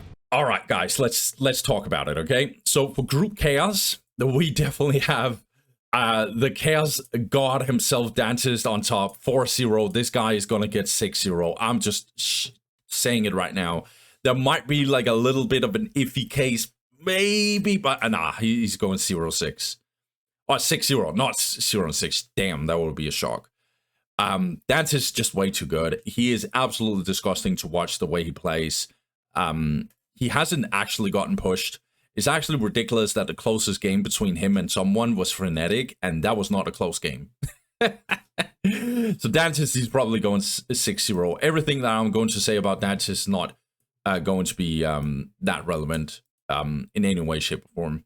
I'm not going to talk about the games that was before, but that game Ybubaka lost against Frenetic was massive, and Frenetic losing against Ataraxia is also absolutely god-awful for Frenetic. Let me just be... So let's just see how this setting is. So Bag and Himcules, they're out of this group. There's nothing they can do. No matter how we spin this around, it's impossible for them to even qualify. They could do a funny upset. Actually, Bag and Himcules is actually going up against each other. That's going to be interesting, actually. But Bag is going up against Frenetic. If Frenetic loses this, he's smoking something. And Himcules, where you're also going up against Dantist. No, ain't happening. What I always say about Himcules and Bag is I just want to see them perform their best. That is literally what I want. If I see them play worse than I know they can play, then I am disappointed. But other than that, if they play as good as they can, or at least very close to that level, I think that's a win. Right? There's different ways of winning. You're not supposed to win against Dantist. Are you kidding me? 99% of players in the player base cannot win against Dantist. So why should Himcules and Bag win against him? You know? and same with Frenetic. It's going to be a nightmare for Bag to even like stand up against him.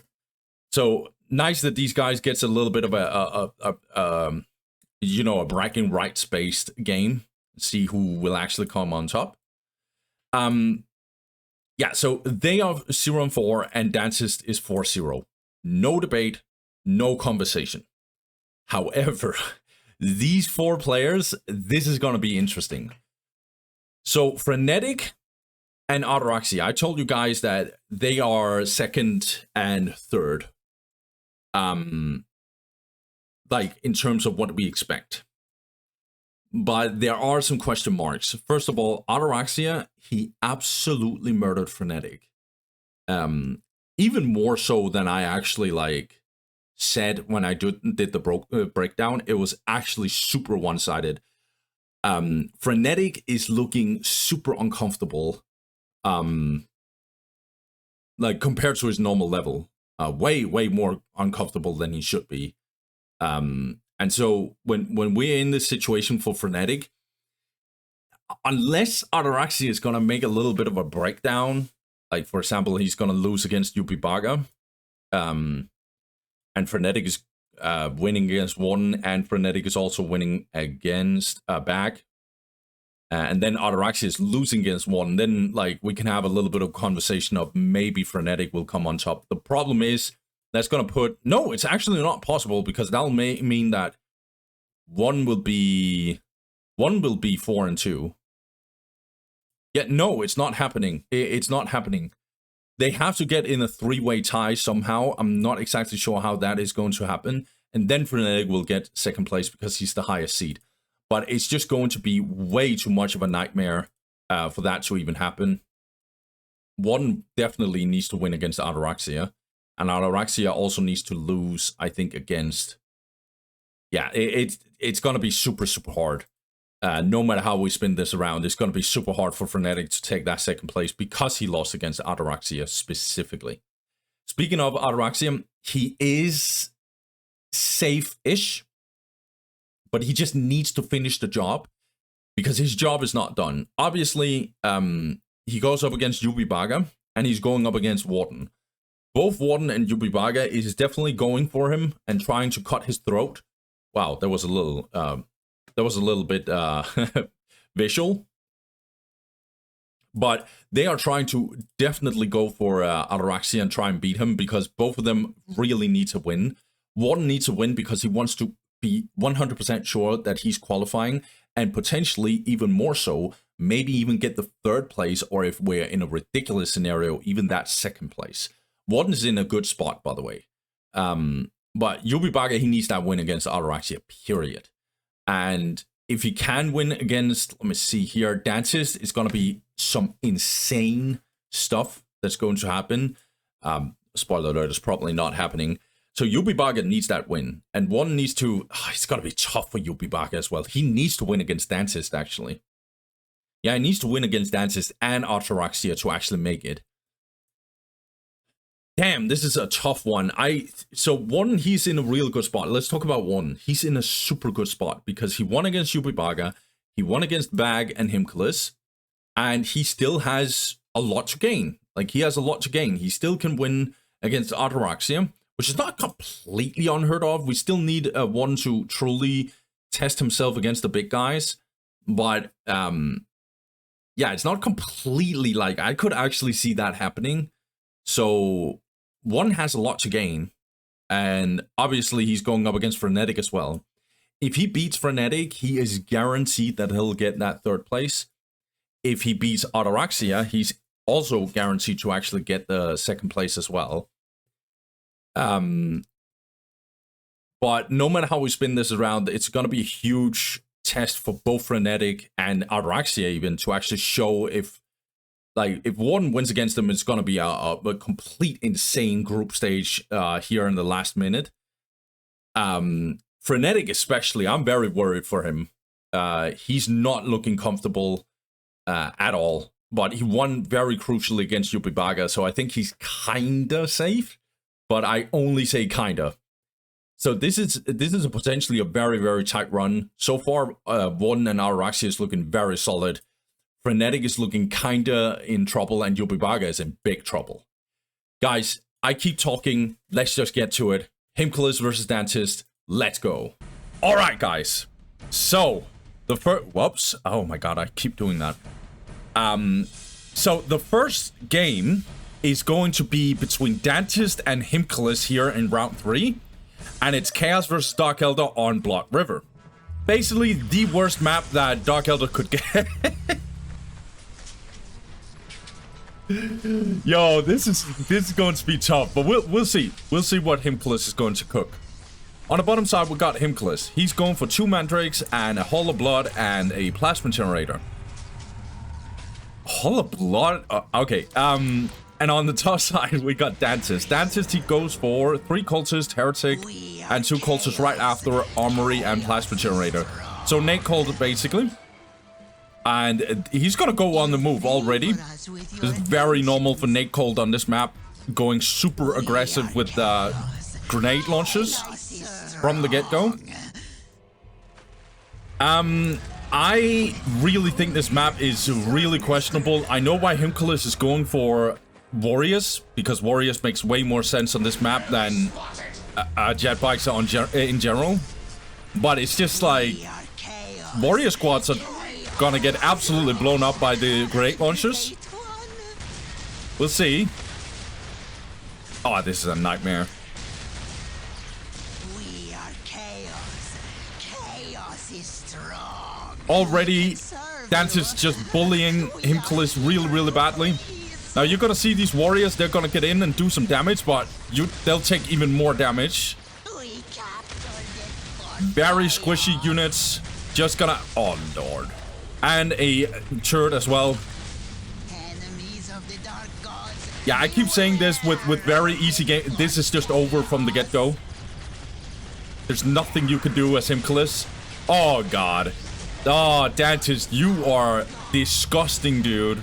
Our victory is assured. I don't even know if Himcules can secure like 2 points. And even if he secures this, he cannot do anything about this. This is just bullying straight up.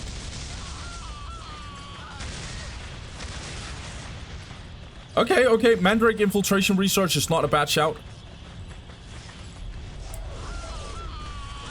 So this game is just over, guys. So I just want to be a little more educational and just be fast about this.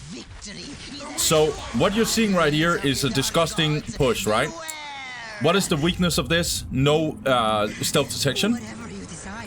So some Dark Eldar players, they do go for stealth mandrakes because there's nothing that Chaos can do to actually counter it. Well, okay, I know the heavy bolter turret is in here. Not saying that this is a straight up slam dunk counter. I'm just saying it's a possibility. Someone like Blast Furnace does this. What are you meant to do? I'm explaining it as of now. Well, first of all, don't choose Blood River. It's just unplayable. But yeah, someone like Blast Furnace usually does this when he sees this kind of opening and he's sure that someone will just straight up go for Nate Colt, which is just such a no-brainer from Dantist's side. But yeah, the problem is obviously the turret. The turret does do stealth detection, and as soon as we hit tier 2, Sorcerer can help Dantist out with stealth detection.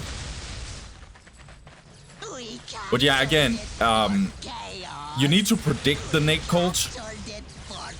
But I think it's very obvious that Nate Colt would happen. You 99% of the time don't see warriors against Chaos, as far as I understand. And yeah, you just saw the warrior squad as to why. Nate Colt just literally murders it. Better go Dark Foundry. If you go Hollow Blood, you go for infiltration. Because yeah, otherwise Hollow Blood doesn't make sense. Like, it's just too unplayable. Even the Archon, like, has very real problems against the Cultist. So yeah, this is brutal. And also, the reason why Dantist is not answering this, one, he's Russian. So he's not gonna explain very well what to do here. Or he's a Russian that don't speak English just in general, as far as I understand at least. But the other reason why he's not answering is because he probably doesn't know himself either. This map is god-awful. It's way too tight. You can just go... this is not a bad shout, by the way, by Himcules. Yeah, I'm sorry. I'm just gonna explain what is going... Not really cast this game, because this game is just like... It's just over, guys. I'm just sorry. It's such a tight map. You can just basically upgrade all your LP2s and then just chill. And you'll probably still win. You know, like, it's very easy to play this map in general. And then you just go fast tier 2 as Dantist. And you're Gucci. Also, even though these stealth mandrakes are a so-called counter, you can still use the I think it's the barrage command, where you click on where the grenade launcher should hit. So you can just say, okay, click on this spot, and then all the cultists will just shoot with grenade launchers at that spot, because they know kind of where the mandrakes are. Yeah, and then tier 2 kicks in, and then it's just unplayable. So this matchup is god-awful. This map is god-awful. We cannot play this. Soulseeker ammunition is only going to help not the Archon, as far as I understand. It actually only helps the Incubuses. Yeah, now Sorcerer is out.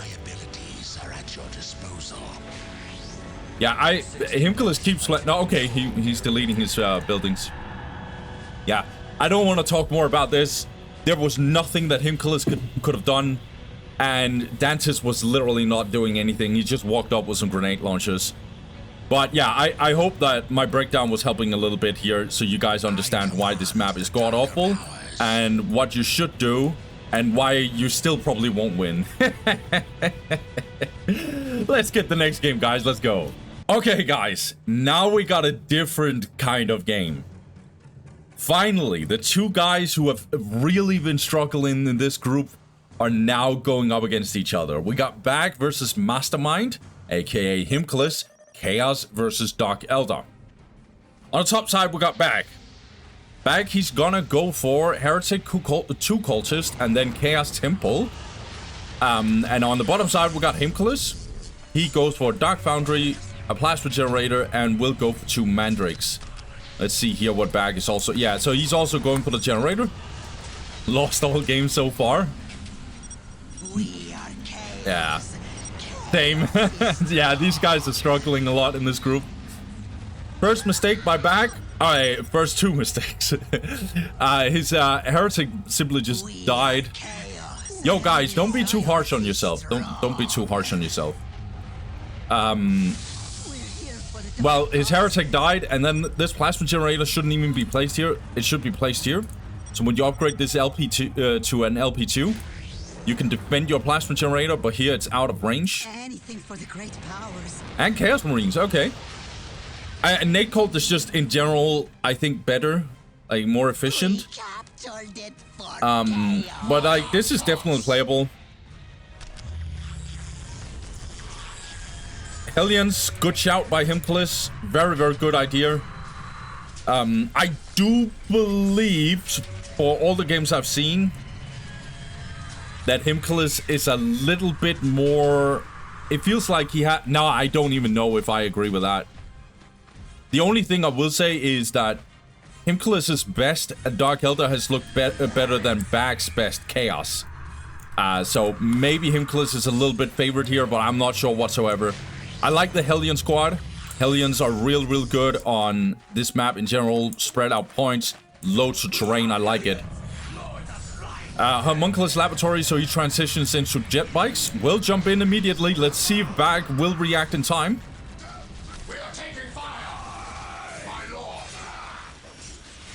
In fact, Bag doesn't even have, like, if Himcules went for the decap, he's gonna take way too much damage. So it's actually good that Bag is already defending at this point. He just needs to make sure that he doesn't lose this. Our prey is near. Plus 50 to plus 10 for Himcules. Upgrading to an LP2. Oh, but you need to secure this one back. Oh, he doesn't get it. Damn.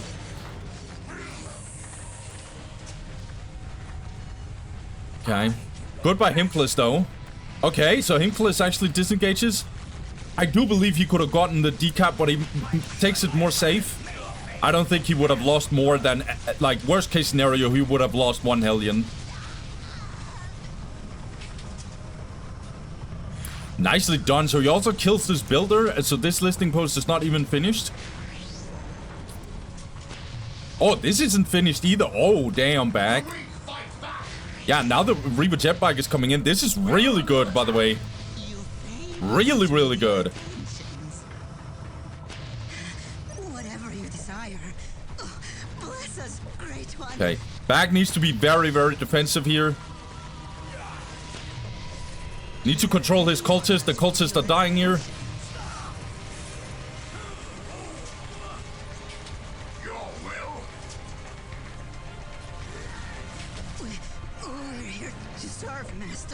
Right, Bag not controlling his builder. It shouldn't even be here. It should go down here and either repair this or build this. Does get cancelled. That's good. 74 to plus 10. Yeah, so Himcules is gonna do what him and Bag has done this whole group stage. Go for that slave chamber and go for 6 jet bikes. Okay, Bag does weather the storm.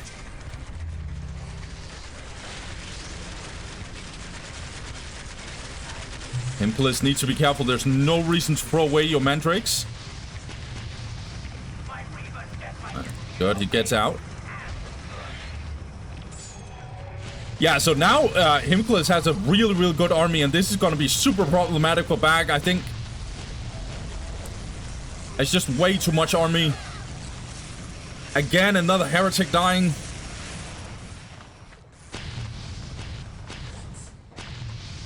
This Mandrake squad is going down though, so that's really good. Let's see. So Himcules actually has pretty decent map control. In fact, he has what he has half of the map at this point. That's really, really good. And Bag is just playing super defensive with Chaos Marines. The Bag has these 2 LP2s. That's good. He just needs to, in my opinion, he just needs to defend this area. So he can secure that, and then he can focus a lot on this area.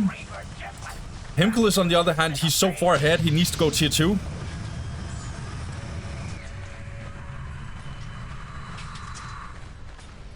So sick of me. Yeah, so Himcules must be, like, he must believe that this is actually to help the Reaver jet bikes. I mean, in theory, it says most Dark Eldar ranged weapons, so it would make sense that Reaver jet bikes would get increased, right? But the problem is it says most. And yeah, Reaver jet bikes are not included in that. Okay. Bag is getting hunted down, and this is an absolute atrocity for him.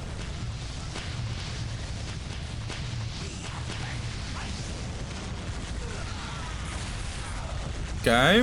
Trying to build a turret. Loads of Hellions taking way too much damage for no reason. Himcules should be going melee with them.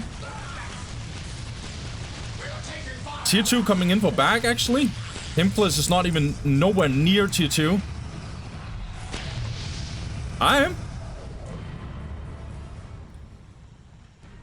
Bag, let's see his economy. 68 to plus 10. He is reinforcing like crazy his Chaos Marines. He's gonna try and fight it out against these Reaver jet bikes.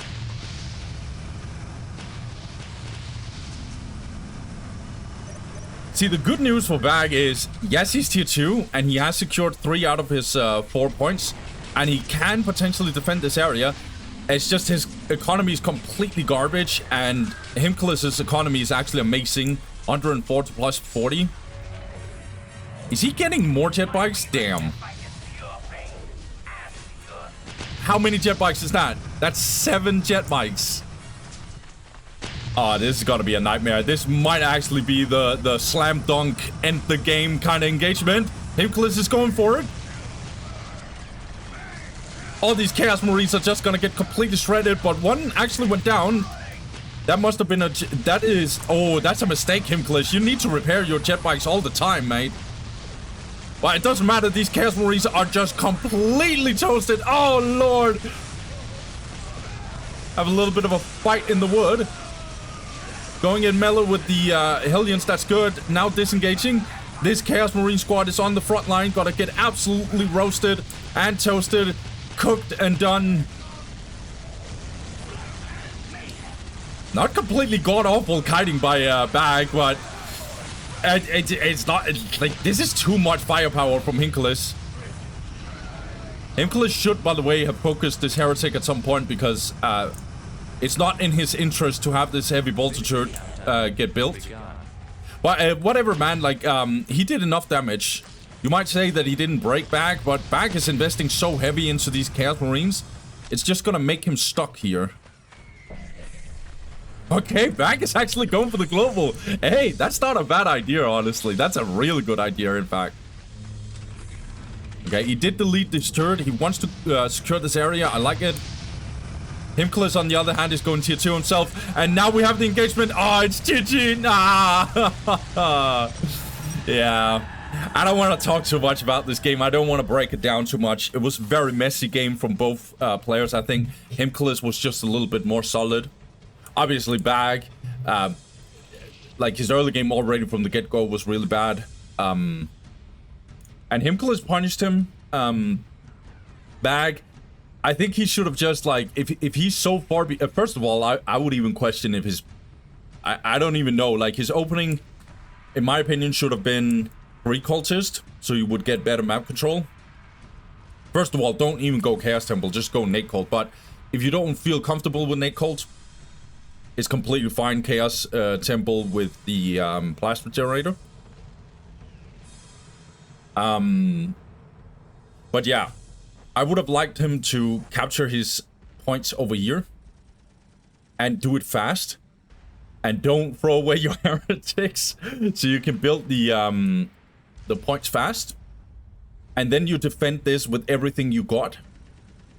And then you should be Gucci. Also, use your forced labor really well so you can finish these listing posts as fast as possible. I think the cap order in... and this might be wrong, but I think the cap order will go like capture this first, capture this second, then have this squad go down here and capture this, and then they capture the critical location. And then the third squad getting out will capture this one, and then go directly to the relic. And everything that gets out of this Chaos Temple will get over here and defend this area. There's another way you could go about this. There's another cap order, but I think this cap order is the best way to defend against like anything that goes offensive, like IG, orcs. I would assume Dark Eldar is in this conversation as well. There's another cap order that you can do, which is capture this fast and then this fast. You can do that as well, because this is the 2 points that's mostly exposed to Hellions, because they jump in here, right? And then they jump over here immediately right after. There's also another cap order, actually. You can go for Cultist, and then you can go for Heretic, and then 2 Cultists, and then you capture this fast. And then you go for Relic, or something like that. And then the second Cultist getting out will capture this, and then this. And then they'll go for the critical location. And then there's a third Cultist getting out, capturing this, and then they'll go on the offense, but or something along those lines. But I'm not even sure, like, this is just like a couple of ideas for cap orders. I just know the cap order the bag did was definitely not working. Especially not with 2 Cultists. Because these 2 points never got secured at the same time in the whole game.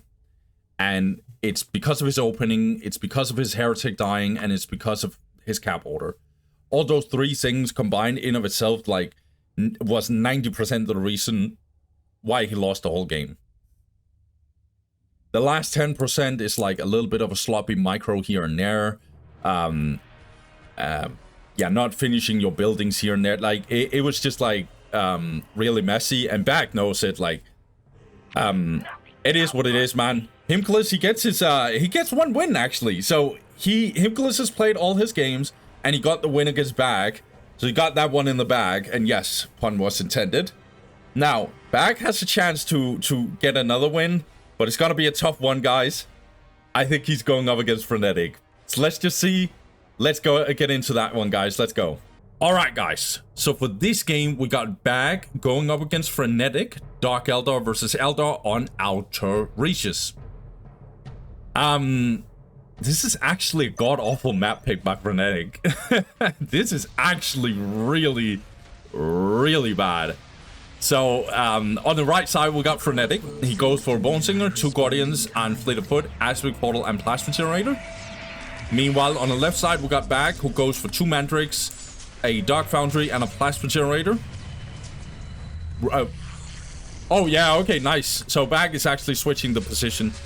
It's better to have it closer to the LP so it actually can get defended. If you upgrade this LP, it's better to have the Plasma Generator as close as possible to the point. Or at least close enough to be able to defend it. So.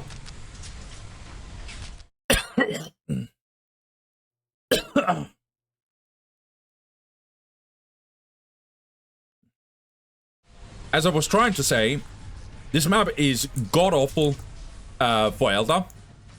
Eldar basically only has ranged units, and there's heavy cover everywhere on this map. It's a terrain-heavy map, so jump units are amazing. Eldar does not have any of that, whereas Dark Eldar has a loads of that. Oh, I could just keep on going about, like, spread out points. It's very easy to harass Eldar on this one. I don't think Bag will go for double Hellion. But if he does, it'll be amazing. That is absolutely the best way to go.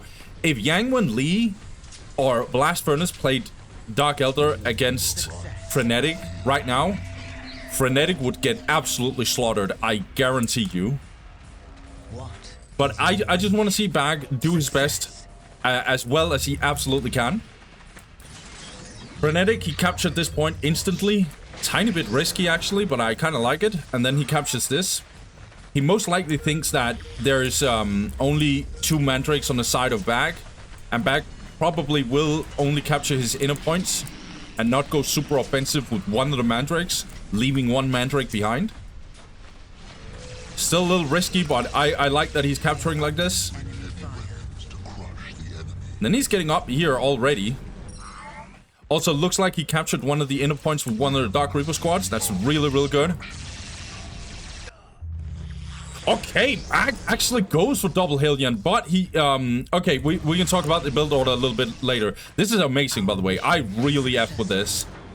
This is the absolutely the best way to go against Eldar, that's for sure. Good gameplay so far by Bag. Getting denied, but it's okay.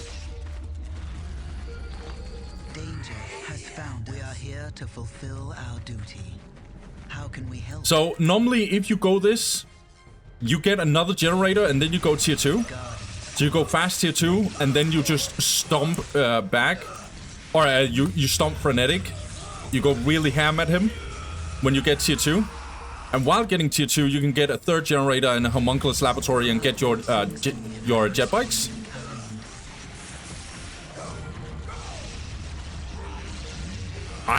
Bag wants to fight. Going in full melee units.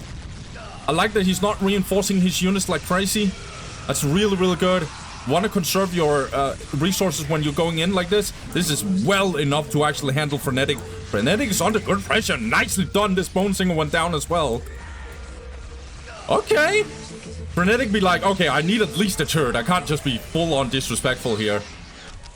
Okay, Bag is cooking. We're getting Reaver jet bikes. We need another generator on the side of Bag. Oh, Bag, this is unnecessary, mate. This is completely unnecessary. Yeah, so normally you get fast tier 2 in this one. If you see that Eldar is crumbling, you can go for the Himcules laboratory and go for Reaver jet bikes. So you can finish him off. But usually you don't get to do that against players like Frenetic.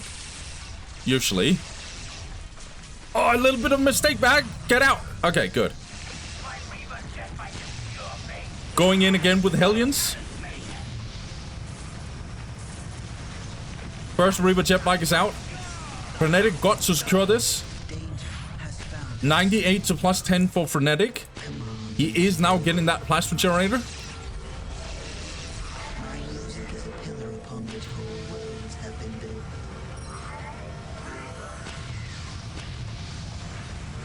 Good. So Frenetic, he needs these plasma generators very, very badly in order for him to actually go for tier 2. He don't want to stay tier 1 against Dark Eldar for too long. Or even worse, get out-teched by Dark Eldar. That'll be really, really bad. Another plasma generator is being built by Bag. This is not bad performance by Bag whatsoever. I just don't like his build order.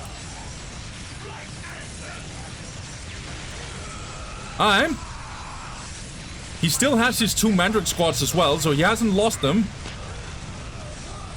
And this is pretty good. This is very, very good, actually. Nicely done. A little cheeky denial here for Frenetic, so you actually make sure that this is not being captured early. Oh, we also have mines. Obviously, we have mines. Tier 2 is being built now by Frenetic. Oh, this fortification here. This is what Eldar usually do against Dark Eldar. Nicely done. This is good by Bag. And this is a complete wipe of these Guardians potentially as well. Okay. Bag is cooking. He's very behind in tech, like extremely behind in tech. It's not good news, but regardless of the fact, what? Yo, Bag. More slave chambers?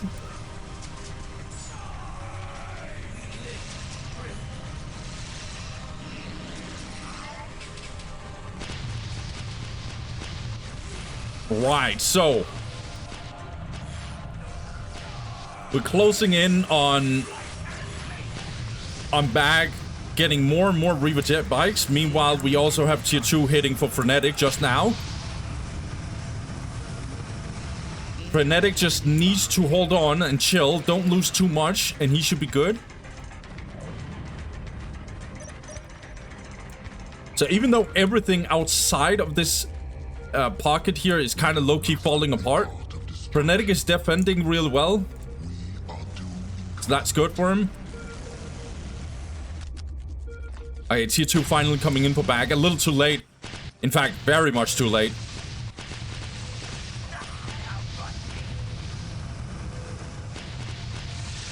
Doesn't finish off this decap. And now support portal is getting in. Frenetic absolutely will go for Vipers here. Maybe a Falcon. He'll go for Vipers. Poison Blades. Fire Dragons for Frenetic.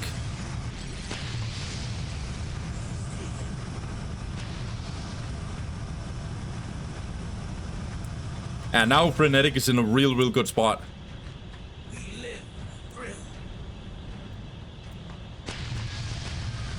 But yeah, this is fine by Bag. I actually really like that he's just trying like this. He's absolutely not supposed to win this game. He's gonna go in, nicely done, ties up the Fire Dragons. Gonna try and kill some of these Fire Dragons. Okay, but the Viper, as you can see, really disgusting. As I've said before, it's not dealing insane damage compared to what I expected. But you can see the disruption and just in general... My god, man. These Reaver jet bikes gets absolutely destroyed. Vipers is a really good counter against the Reaver jet bikes, that's for sure.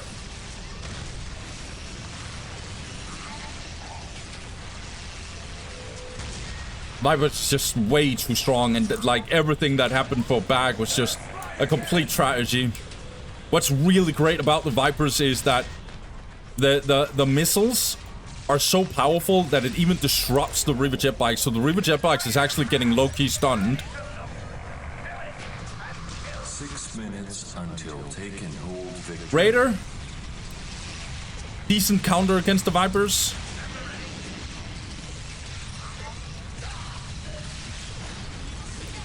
But yeah, now I guess he's trying to jump in back.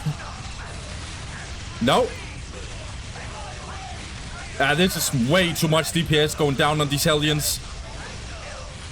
Yeah, and good disruption again from this Viper. Keeps on going for Raiders. Absolutely the best way to go. Bag says GG. Yeah. I actually like what Bag did here. I don't expect him to do anything in this matchup. So you could say that my hopes are or my expectations are low, but I just like that. I just want players to show their best. I felt like Bag in this with like, what does he have? Like 40 games of Dawn of War. This was pretty good. Okay, this was pretty good from his side. He had the correct ideas. Small little things like placing the generator correctly. Going for double Hellion. I just wanted him to go double Hellion. And then, like, see how Frenetic is playing. And his conclusion should have been... Frenetic is ultra defensive. And... he's not miss-microing, like, weirdly. Okay. I'm just gonna get a generator and go tier 2 fast. And then I'm gonna keep harassing him on his outer points. This point, and even this point. This is how good outer reaches is for Dark Eldar. You can just go like this. Look how spread out these points are. I'm fully zoomed out. I have camera mod, guys. Look at this distance. This, and this. And this is the point in the middle between them. There's such spread out points. And worst case scenario with the Hellions, like you have heavy cover, all the right places. Like it's really even light cover in the middle of Eldar space. Like I like that he destroyed that generator and stuff. So you just need to like attack Eldar, keep on attacking him, so you can actually make sure that he's taking loads of damage.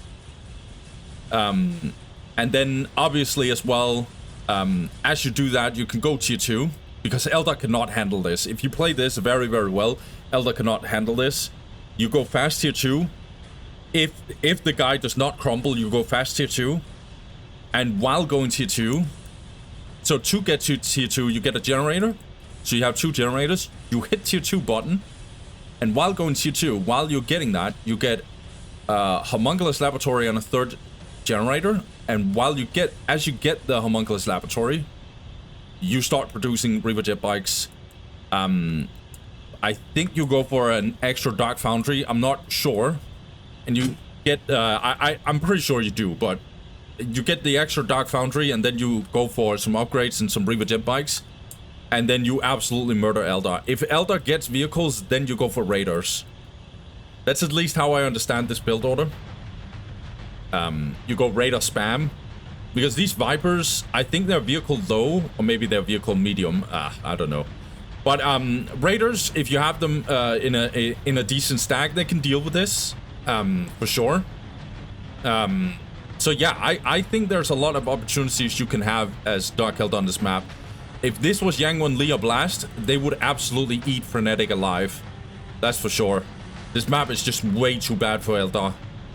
You cannot play on this. Every single time I see Eldar versus Dark Eldar on this map, and the players are kind of the same level, and both players know what to do, Eldar lose 95% of the time. So this, but it was good for back. It was really, really good. I felt like he was actually making it so Frenetic was like, okay, I at least has to respect, like, I need to get that turret, and you know, like, I need to do what I normally should do against Dark Eldar. So, nicely done. Thank you, Bag, for trying your best, mate. I was happy about to see that. Yeah. Guys, let's move on to the next game. Frenetic takes an important win. He needed that win very, very badly. We need to see how this group will shape out. Let's get into it. Next game. Okay, guys. Now, we got Ybubaka versus Dantist. Chaos versus Orcs on Titan's Fall. Ybubaka has signed up first as Chaos, but he chose to go for Orcs because he does not want the mirror matchup against Dantist. I think that's a good choice. On the bottom side, we got Ybubaka. Ybubaka, he goes for 2 Slugger Boys and a Gretchen. We'll go for the Boys Hut and probably Generator as well. And on the top side, we got Dantist. Dantist, he... Yeah, okay, so so he did go for a Cultist, Heretic, and 3 Cultists right after. Chaos Armory and Plasma Generator. This is a very, very, very, very funny situation because it's the exact same situation Warden was put in. Same place to start, same matchup. And yeah, Dantist is doing the same opening that he did against Warden as far as I remember. So yeah, let's see if Ybubaka can do it better. But already Ybubaka is doing something very different. He's actually going for the Shooter Boys instead of directly to the Big Mech. Usually in this matchup, if you expect Nate Cold, you go for 3 Slugger Boys and then a Big Mech. And then you try and go fast tier 2. Several reasons. The Shooter Boys just gets blown up. They're literally just getting outperformed by cultists with grenade launchers. Just straight up countered. Whereas like 3 Slugger Boys, like you have more to tie up. Like you can tie up the cultists better. You get faster map control, or at least just as fast map control. Yeah, 3 Slugger Boys is better in my opinion. You can even go 2 Slugger Boys, no joke. But yeah, 3 Slugger Boys is the standard way to go. See, so Ybubaka is getting his Big Mech out. Dantist already on the... Does he have grenade launchers on every single one? Yeah, he has 10 grenade launchers, guys. And he still has this kind of float and still building his... wow. If I were balancing Nate Colts, I'm not sure how it would go, but the first thing I'm thinking about is definitely make it more expensive. There is no way you have 10 grenade launchers. Look how effective they are. And they cost 2010. No way. Absolutely no way. They should at least be more expensive. He literally has 5 cultists, and put like grenade launchers on every single one of them, and just and still has really powerful eco. That's crazy to me. I'm going straight for a generator. Ybubaka, this literally looks like the game Dantist had against Warden, but this is in fact Ybubaka playing against him. Ybubaka 68 to plus 10. Why is he floating like this? Oh, he's not upgrading his listing post? Interesting choice. Now getting another Gretchen? Okay. Not sure what he needs this Gretchen for. Also, this Big Meg is just getting bounced around. This is what I don't like. Like, your Big Meg is really strong against the cultist, but he's only strong if there's not like 4 cultist or 5 cultist squads here. This Big Meg is literally useless because of that. Also, he doesn't go range, he just goes melee, which is also really useless.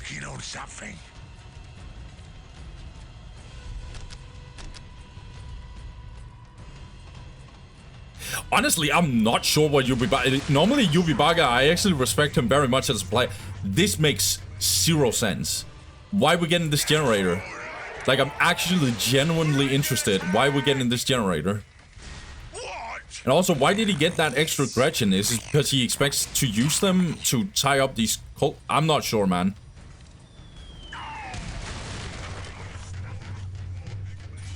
Also, this, especially this extra generator, really mind boggles me. Because you might as well just get that extra, you know, that extra generator. Also, he didn't fit. Wow, okay. There's a lot of mistakes from Ybubaka, I'm not gonna lie. Look at this float that he has in power. This is crazy. Ybubaka can play way better than this. I know I'm already down. Like, let's be real. Dantist is gonna win this, so I'm just gonna be a little honest here. This is like really, really like overtly bad. And look at this float. He has... Yeah, okay. He's finally upgrading some listening posts or something. No, he's getting custom gadget research, okay. This is a crazy float. Meanwhile, Dantist is already tier 2, I think. No, he's closing in on tier 2. No, he is tier 2. Yeah. So he is tier 2. He's getting the machine pit. Yeah, this is... Okay, the mech shop is getting in. We're probably gonna see some Hell Talons. This happened against Warden. This Hell Talons are great. Flying units are really great on Titan's Fall in general because it's such a big map with a lot of terrain as well.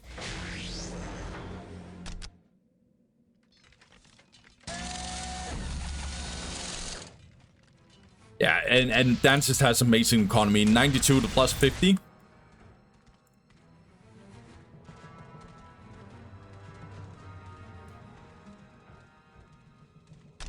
Meanwhile, Ybubaka, he's 86 to plus 20. Get another... But not producing anything out of the Big Mech shop. Yeah, I think he has these Gretchens because he wants them to tie up these cultists. Very interesting choice, actually. What is it? Yeah, Dantist already on the move. And this listening post was not upgraded, so it's gonna go down instantly. Does he literally have no upgrades on his listen? Not a single LP2. Now he's getting War Truck. And then he transitioned into War Track because he needs it against the Hell Talon.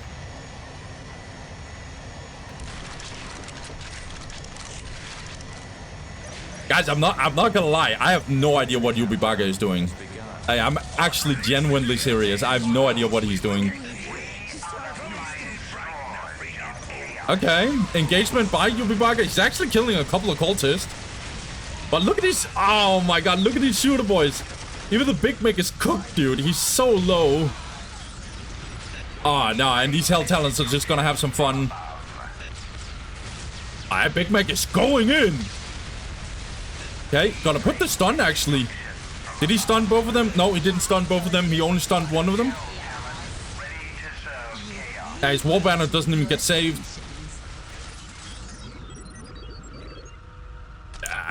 Dantist just way too far ahead. 110 to plus 60.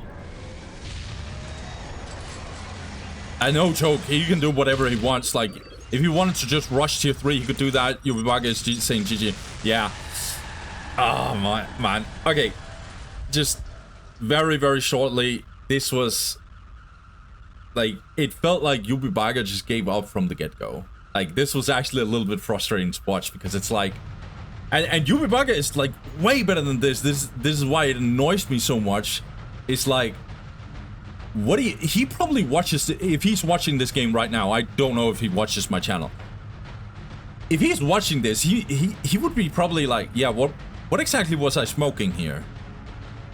Like, so, okay, let me go to what I think his ideas was.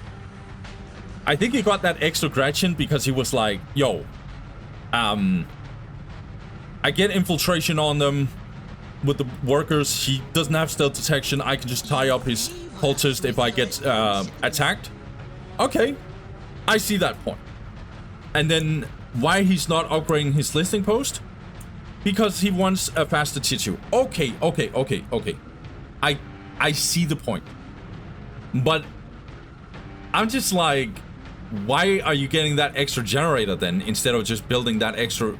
If you're so busy in getting your tier 2 peak, then why don't you just go for a war banner? Because he had like 400 or something insane power float at some point. Yeah, it made no sense. Like, it literally did nothing. All that power was just unspent for the whole game, or for most of the game. So that extra generator made no sense to me. He was also delayed in even building something here. His Big Mac didn't even go range and just ran around and did absolutely nothing. He killed 1, 2, 3, 4, 5, maybe like 6, 7 cultists in all of that time, and he was literally dying. The Big Mac was actually dying. Yeah, you can't do this. I would just have liked him to be more patient. Like, get in, try and do some harass. Oh, there's too many cultist squad, I back out. You know? Play more conservative. Upgrade to, you know, 2 listening posts. Don't go for shooter boys. Go for 3 slugger boys. Go for fast tier 2 and try and fight Dantist in tier 2. But instead, he just tried to do some dark technology, next level tactic that I've never seen in my life, and you just don't do that. But yeah, I think Ybubaka already was like kind of, he already thought that he could not win. But I'm gonna tell you right now, Ybubaka would normally never play like this. This was actually shocking how weird and off meta and like low-key nonsensical kind of way of playing is what I'm trying to say. This was actually really bad by Ybubaka. Warden, you could tell, at least had an idea on what to do. He also played it wrong, I felt like, but like this was just straight up like Ybubaka trying to do some weird ass stuff, and it just absolutely backfired. But yeah, Dantist, too much of a monster. It's not even a conversation. He's basically just a 6-0 god here, and he has been absolutely blowing up people. It's not even a joke. So yeah, I guess in that regard, well played to him. Ybubaka, he is 100% not going to be able to qualify. He can still be the Kingmaker, and I'm gonna mention when he can be that, but he's not gonna be able to actually qualify out of this group. Unless there's some next level miracle that I have not thought about, but I don't think that miracle is possible. Whatever, guys, let's get to the next game. Let's go. Alright, guys. But this one, we got Ataraxia going up against Ybubaka, Chaos versus Orcs on Deadly Fun Archaeology. Okay, and Ybubaka, he actually once again chooses to go Orcs. He does not want the Chaos Mirror, which is completely fine. On the left side, we got Ataraxia. Ataraxia, he goes for a Heretic and 3 Cultists. We'll go for the Chaos Temple, actually. Yeah, so this is standard, actually, opening against Orcs. This is what Chaos players normally does against Orcs. But just because Dantist started like going nuts with Nate Cold, we see more and more Nate Cold nowadays against orcs. But I actually think this is, in theory, the best way to go against orcs. And on the right side, speaking of orcs, we got Ybubaka. Ybubaka, he goes for 2 Slugger Boys, a Gretchen, the Boys Hut, and Generator. Already on the move with these Slugger Boys. That's an interesting cap order. He's going for the middle point. He's not gonna get it, that's for sure. And Chaos Marines are already out. This is gonna leave Ybubaka on a very, very slow cap order if he doesn't get back in time.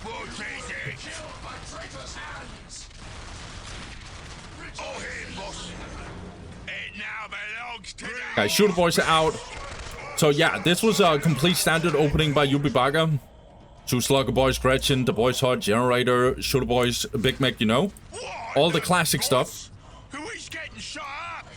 Yeah, and Ataraxia is basically just getting this, no problem. What do you want?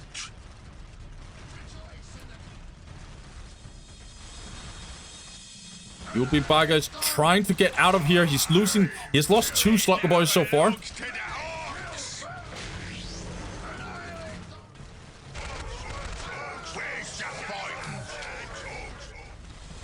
Okay, Ybubaka is gonna go for these heretics. Oh, instant reaction from Ataraxia as soon as he sees the Shooter Boys. Big Mick is now out. Yeah, now Chaos Lord is actually out. This is really, really interesting, but not too good for Ybubaka, I think. Good engagement here with the cultist, but Big Mick is coming in from behind, gonna try and focus these Chaos Marines. But in comes the Chaos Lord. Oh my god, this is so good. Nasty damage so far. Heretics does go down though. Shooter Boys are just gonna get reinforced like crazy. Cultists are almost getting wiped. That's a whole cultist probably getting wiped there. Nice. The whole cultist squad is going down. Heretics as well. This is very aggressive from Ybubaka. Okay, not god-awful situation for Ybubaka, but his army is very much in a... Yeah, Ataraxia goes in melee. This is really good. Yeah, good micro. Good decision-making here by Ataraxia. Yeah, now Ybubaka is actually in a really wacky situation. He has to disengage. Now the Chaos Lord is going back. Big Meg is almost half HP. Yeah, now it looks terrible for Ybubaka. Nicely done here by Ataraxia. Good way to play Chaos in this exchange. Needs to get out. Chaos Lord is so powerful against the Big Meg. So this area got denied very much, but I think Ataraxia is just having a good time because he's getting this area, he's capturing the relic, he's getting all his points. Meanwhile, Ybubaka is 68 for plus 10. He doesn't even have his relic at this point. I'm trying to attack these Chaos Marines, but Ataraxia is just disengaging easily. And these Shooter Boys are getting slaughtered by this Chaos Lord. Are we getting more Marines on the side of Ataraxia? We are. Again, loads of float in power for Ybubaka, but here is because he's not focusing on eco. Like, he's not upgrading his listening post, he's just reinforcing his Shooter Boys and stuff. Okay, teleporting back. Okay, interesting play. Okay. Chaos Lord is actually caught a little bit here. In fact, he actually gets surrounded. This is really bad. Oh, no, don't tell me. Yo, Ataraxia, you're not losing the... Oh, damn. What a knockback by this Chaos Lord. That might actually save them. No joke, I thought he was dead. Let's see here. 92 to plus 0 for Ataraxia. He needs a generator and probably also needs the armory if he wants to sustain what Ybubaka is going to do. What is going on? This is heavy reinforcement investment by Ybubaka. We're under attack. 85 to plus 10. Loads of float, loads of like... Hey, let's see here. Let's see here. Cults is actually getting potentially wiped here. Oh, man.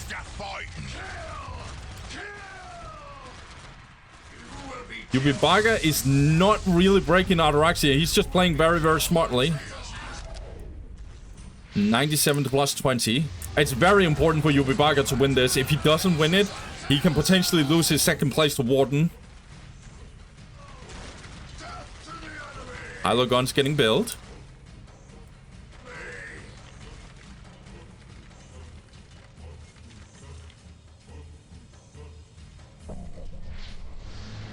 Okay, tier 2 coming in for Ataraxia. This is his chance. When he gets tier 2, he's gonna get some defilers, and then he can play very defensive, or not defensive. He can go hard against orcs. But he already has a better army than orcs, I feel like. They're shooting us. Storm Boys by Ybubaka and Heavy Boy armor, that's good. So there's no signs for tier 2 from Ybubaka, and he shouldn't go tier 2 either. Gonna try and destroy this plasma generator, I guess. We're under attack. We're the fastest and the meanest there is. 104 to plus 30. For Ataraxia.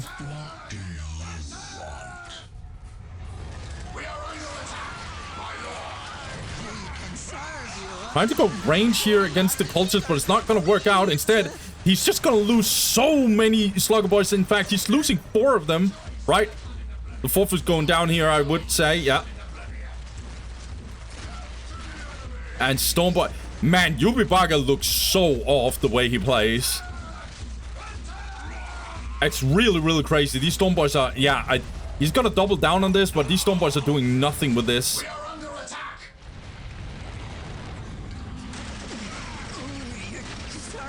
Big shooters.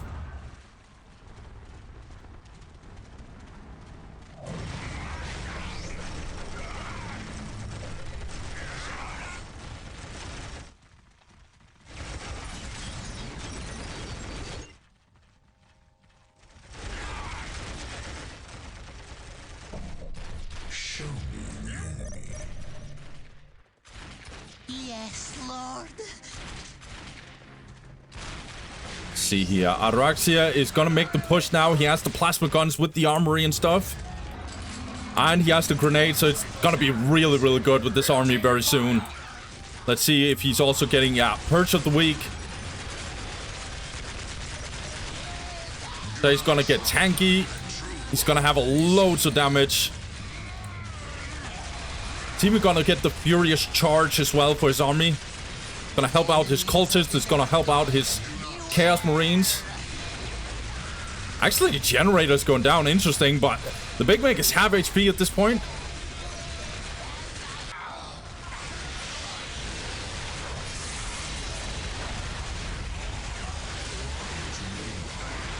Alright, Chaos Marines getting caught off guard a little bit. But they're just gonna get completely enraged here. Enraged.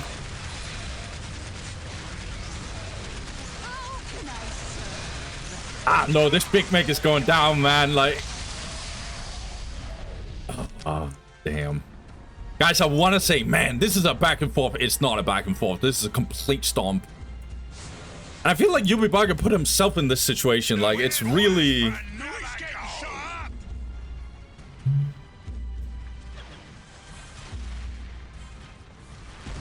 Okay, Ybubaka is gonna go in again. Yeah, Chaos Marines are already having the heavy bolters. It's just gonna get complete slaughtery. Yeah, it's GG.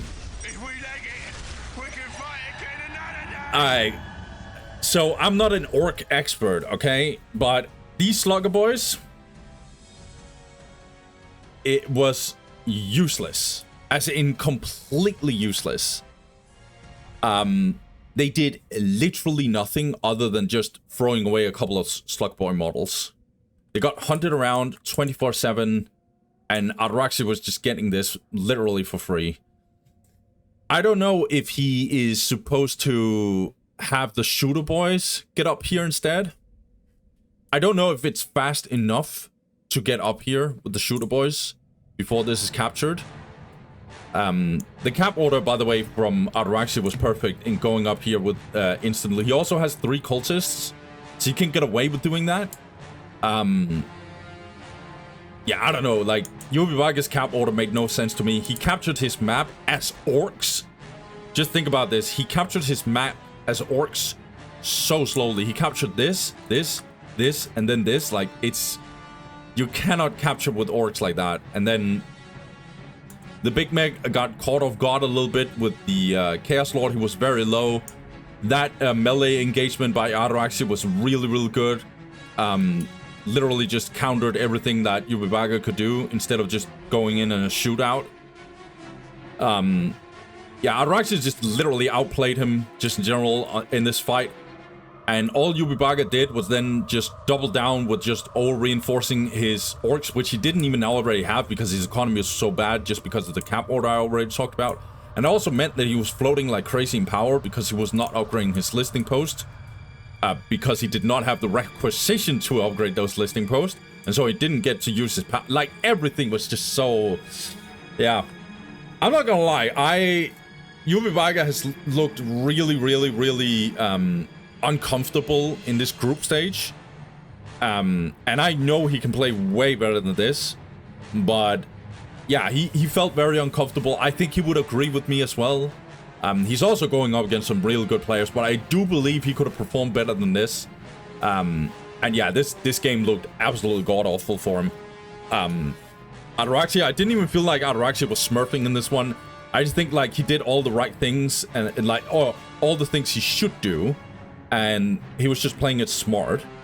And therefore, you know, there you go. Like, there's nothing more to it. You just end up losing in that regard, and then, like, orcs can't really do anything, you know? Like, yeah, if this was Master Yoba, obviously we would have seen something completely different than this. This is not supposed to go in Chaos's favor in Tier 1. It just isn't. It's not a thing. And even if it does, like, orcs will absolutely murder Chaos in Tier 1.5. Chaos needs Tier 2, with this build order at least, to truly do anything against orcs. But yeah, this is not an easy matchup for Chaos just in general. It really isn't. So it shouldn't be a good matchup. Yeah, I think the cap order should have been better and stuff from Ybubaka, and his decision to just triple down on winning the fights is just not cutting it. But yeah, this whole exchange up here at this point literally just lost him the game, just straight up. It didn't matter what he did from there. He could play the best of the best he's ever done, and he would probably still lose. That's how bad that exchange was. But yeah, GG to Ataraxia. He takes the very important win. Now it's up to Warden to actually see if he can perform well. So Warden, what he's gonna do, he's gonna go up against Frenetic. And then he's also going up against Ataraxia. When we get to those games, I'll tell you what's on the line. Guys, without further ado, let's get it. Warden versus Frenetic, let's get it. Alright guys, I just want to do a little bit of a recap here, very short one, so you guys know what's going to happen here. So these three players are the last players that needs to play some games, and Warden needs to play 2 games, and Frenetic and Ataraxia both need to play 1 game. And it's both against Warden, obviously. Warden, he has everything to win and everything to lose because he plays against both of them. So if he wins, I don't have to explain. If he wins against both of them, he's going to be second place, no debate. That's going to put him 5-1, and Ataraxia is going to be 4-2, and Frenetic is going to be 3-3. That means Warden is second place, Ataraxia is 3rd place, and Frenetic is 4th place, actually. But then there's some other scenarios that's a little bit more tricky. So, say for example, Warden, he wins against Ataraxia, but then Warden loses against Frenetic. Then we get in a very weird situation where, and I didn't actually think this was possible, but it is possible because of the seeding rules. That'll mean Ataraxia will go 4-2, and Warden will go 4-1, but then he loses against Frenetic, he'll go 4-2, and then Frenetic will go 4-2 because he won against Warden, right? This is 3-way tie. Ataraxia won against Frenetic, but Frenetic won against Warden, but then 1-1 against Ataraxia. The seeding rules will then say that Warden is 4th place, and Ataraxia will then be, and then Ataraxia will be 3rd place, and then, Warden will be 4th place. So it's basically just the seeding rule will make it that way. There's another scenario, which might be a little bit more likely, is that Ataraxia actually finishes his food. If Ataraxia wins against Warden, there's nothing the other guys can do. Ataraxia will be 2nd place, period. Nothing. Ataraxia will go 5-1, and the other guys can't do anything. No matter who wins down here, Ataraxia will be 5-1, and the best case scenario for any of the players down here is 4-2. So, Ataraxia will be 2nd place. And then this game here will be the fight for 3rd place, which is, as I've said a couple of times, very important. If you get 4th place, it can get a little tricky for your route in the playoffs. So it's significantly worse than the 3rd placers. So you definitely want to avoid this 4th place. So Frenetic versus Warden, that one will be crucial, but it depends. If Warden wins against Ataraxia, all hell broke loose, and like the gates to hell is completely open. So we'll have to see. Let's start with Warden versus Ataraxia. Can Ataraxia take that 2nd place, or will Warden make a little bit of a shocker and completely potentially take the whole thing? Let's get into it. Warden versus Ataraxia, let's go. Okay, so Ataraxia and Warden, Eldar versus Eldar on deadly fun archaeology as well. This game is going to be very, very crucial, as I've already explained in a recap just before this game. Ataraxia wants that 2nd place, and Warden wants to actually still get the potential to get that 2nd place. And even more important, potentially, for Warden, he wants to avoid that 4th place really, really badly. On the left side, we got Ataraxia. Ataraxia goes for Bone Singer, 2 Guardians, Fleet of Foot, Aspect Portal, and Plasma Generator. Meanwhile, Warden does the exact same thing, and both of them will go for Rangers. Warden actually goes for 3 Guardians. So this is kind of the way that Frenetic played. Ataraxia, he wants Dark Reapers a little earlier. He wants to go more heavy, classic DPS.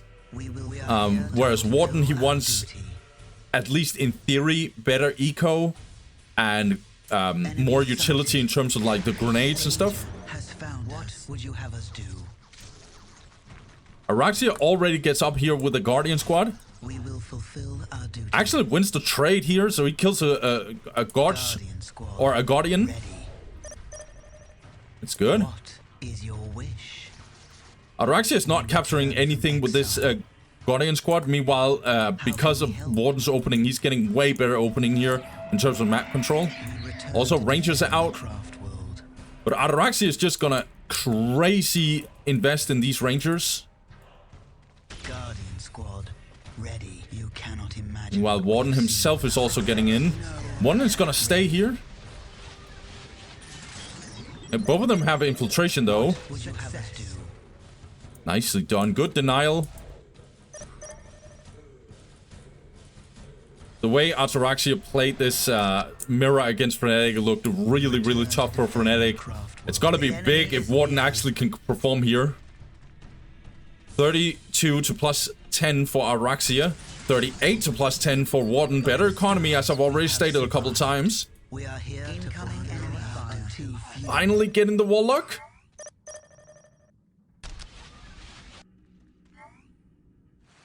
Incoming enemy fire. To defend the craft world. Yeah. Still, this point is being denied. One is trying to get in here. Really, really good denial, getting deep into the base of Ataraxia. But Ataraxia has just killed more Guardians just in general. It's really, really good for him. Okay. One has done some disruption here, that's for sure. Don't get it twisted. It's really, really good. They have the same eco, though. Dark Reaper's being researched for Warden. It's funny that he's the guy with faster Dark Reapers.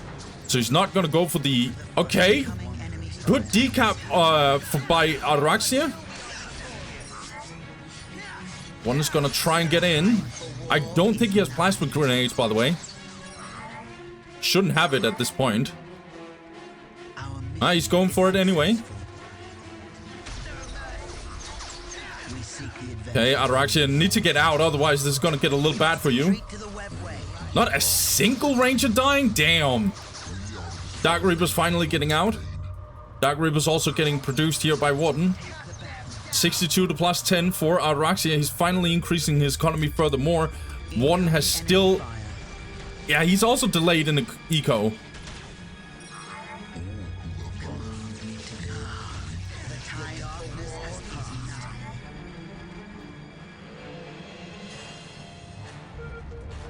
One is trying to get this listing shrine up. He's gonna succeed. First plasma generator being built by Ataraxia. That's really good. 74 plus 10. Upgrading this listing post as well. He's in a way better spot. Okay, nasty grenade, however, on Ataraxia. One is gonna lose a Warlock though. Really, really annoying. But definitely kill some Rangers, that's good. He doesn't have the stuff detection anymore, though. Alright, nicely done, though. Good. Good kills here on these Guardians. Even more Guardians. Trying to recapture this Warden, that is.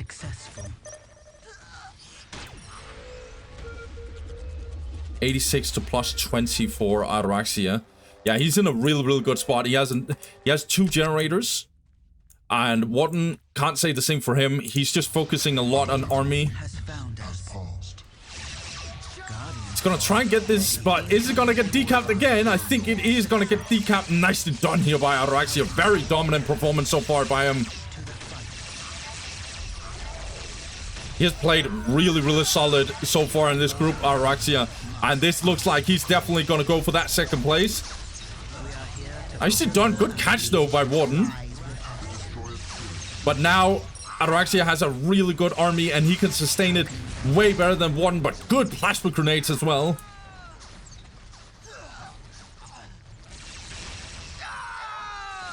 Almost a wipe. It's a stronger army by Warden as of now, but that's going to change a lot because his economy cannot sustain it the same way Ataraxia can. Yeah, and now tier 2, though, is coming in. 2 upgraded listening shrines on the side of Ataraxia.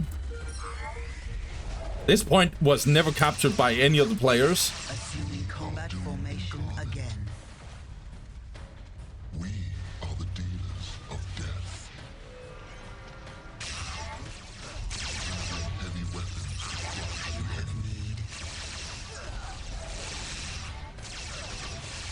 Fall back and reload. Guardian's trying to walk up here. It's not gonna cut it, man. It's not gonna cut it. This is... Ataraxia is the way he just moves, the way he plays, he just micros just in general just better. One is trying to fight it out. He has some good damage. He has some good grenades. Now he's trying to engage, tying up these Rangers. Let's look on his side. His Rangers themselves are also morale drop. The judgment of the council. One is getting tier 2, that's good, but problem is Ataraxia is tier 2. He's gonna get the optics, right? Yeah. And he got the middle point. Yeah, this is so dominant by Ataraxia. It's not even a debate. We are under enemy fire.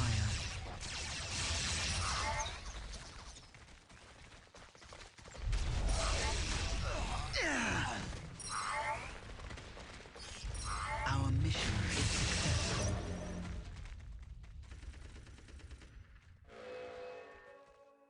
At this point, I don't know what Warden is supposed to do. He's so far behind. His economy is lower. His army is worse.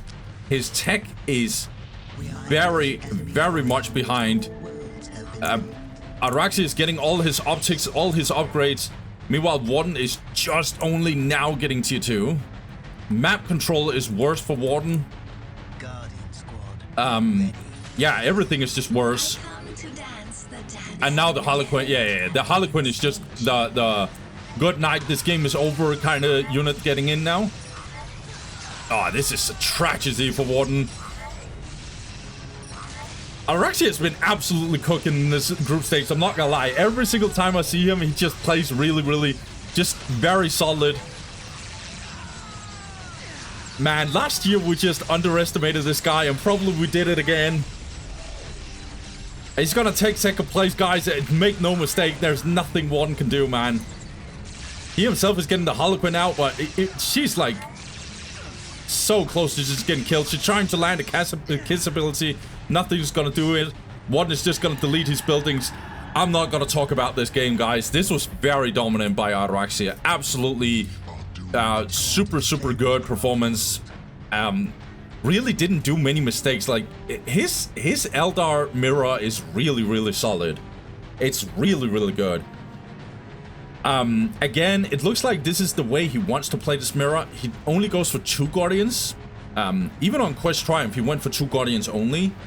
And then he goes for a lot of Rangers, reinforce them. He doesn't even go for the Plasma Grenade. He doesn't even like that. And then he just goes for Dark Reapers. And then just through sheer DPS and power, he just wins. Also, just literally outplayed Warden in terms of micro and stuff here and there many times. Not that there's something like... This is Ataraxia, guys. This is like... A lot of you guys in the comment section and stuff, that you guys talk a lot about like Bloody Monster and how great Bloody Monster is. And you know what? Bloody Monster is absolutely like... He's absolutely one of the best players I've ever seen play this game.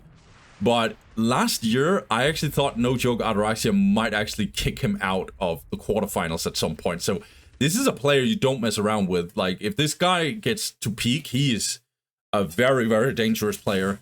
Ataraxia played really well. And I think he absolutely outplayed Warden. So this is what I'm trying to say. Like, if Warden is getting outplayed, it's like, yeah, duh, this is Ataraxia, you know? So... But there's still some openings. There's still some hope for Warden. I think Frenetic has looked significantly worse than Ataraxia has. So I think there's a bigger chance for Warden to go up against him. So guys, without further ado, let's get the last game. Who's going to take the 3rd place and who will take the 4th place? Because the 2nd place is already gone to Ataraxia. And now we'll see who will get the last placement. Let's go. All right, guys. This is going to be the last game of Group C.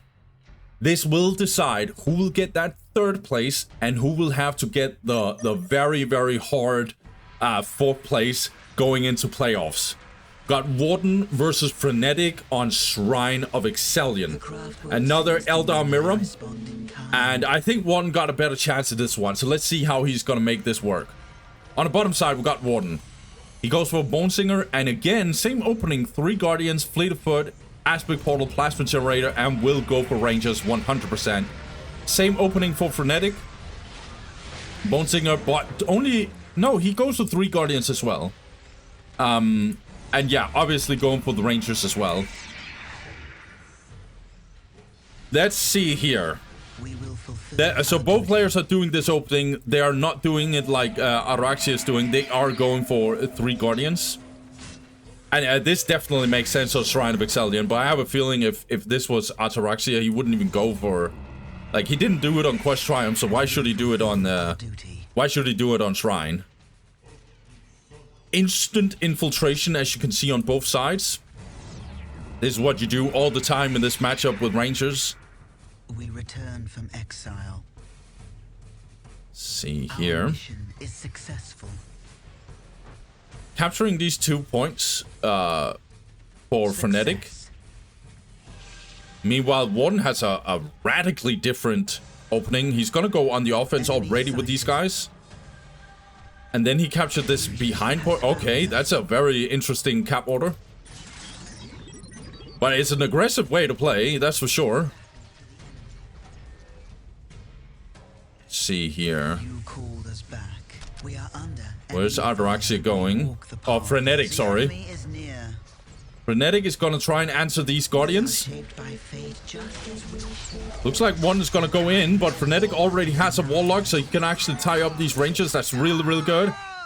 One's gonna do the same. We walk our path. The Guardians, by the way, as far as I understand, they actually win in melee against these Rangers in terms of damage. Problem is, Rangers are a tad bit more... they're more tanky just in general. Our minds work as one.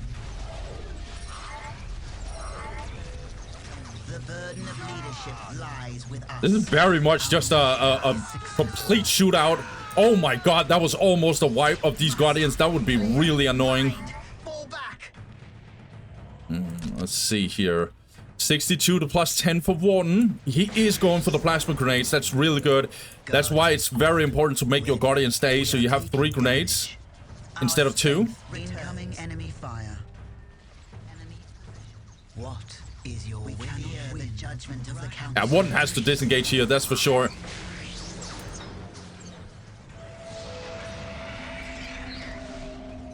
Plus 80 to plus 10 for Warden. He's getting his second plasma generator.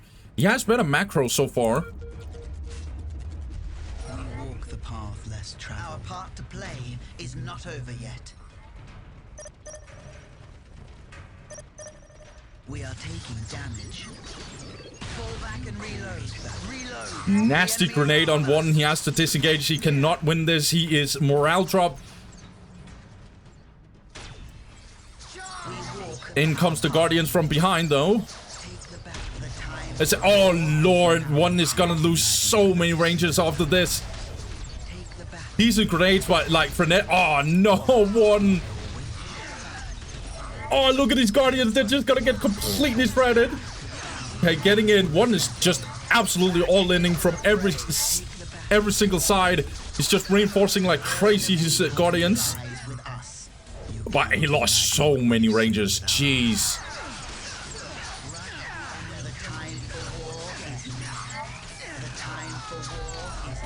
What is this? I love this bloodbath. One, he really wants this. He's just going absolutely ham. Meanwhile, Frenetic is getting in that shrine. He's plus 30. Meanwhile, Warden is not even... Yeah, Warden is not... Yeah, I like this by Warden. He's like, you know what? F it. I'm not gonna win in terms of like... I'm not winning in fights. I'm behind in macro. I don't give a damn. Then I'm just gonna force it and just go DPS heavy. Meanwhile, Frenetic is getting that tier 2. It's time for Warden to just go in now. Okay, this grenade actually got messed up.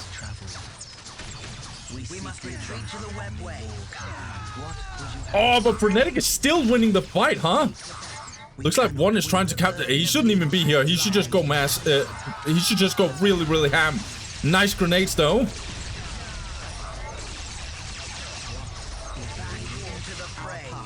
Hey, these Dark Reapers can do some nasty stuff here, but Warden is just losing these fights back and forth 24/7. Frenetic is just at the right place. Nasty grenade at this point. Really good timing.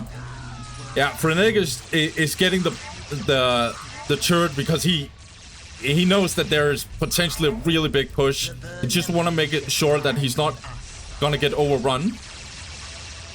Danger has found us. Plus 80 to plus 10 for Warden. Flee. The enemy is upon us. The burden of leadership lies with us. Success. The burden of leadership lies. We are taking damage. We walk our path. Fear the judgment of the council. One needs to disengage. Fall back and reload. Man, Frenetic is just like on every single level. He just wins the fights, and the moments where it's going Warden's way, he just runs away. Now Warden will try and do a push. Support portals in though, or getting in. Optics are getting in for Frenetic as well. Okay, loads of Rangers actually dying here. No, they're getting out. Most of them are actually getting out. Damn. Oh no, but Harlequin is now getting out. And now Warden sees what's going on. Oh, that's so much damage. No. Wait, that kid's ability did nothing, bruh. One is not even close to tier 2. We have mastered the art of destruction. Fear the judgment of the council. Harlequin's super low.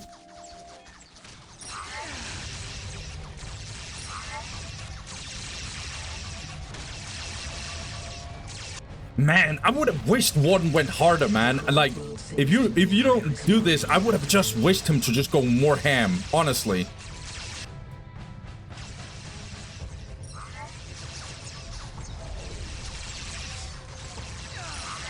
Incoming enemy fire.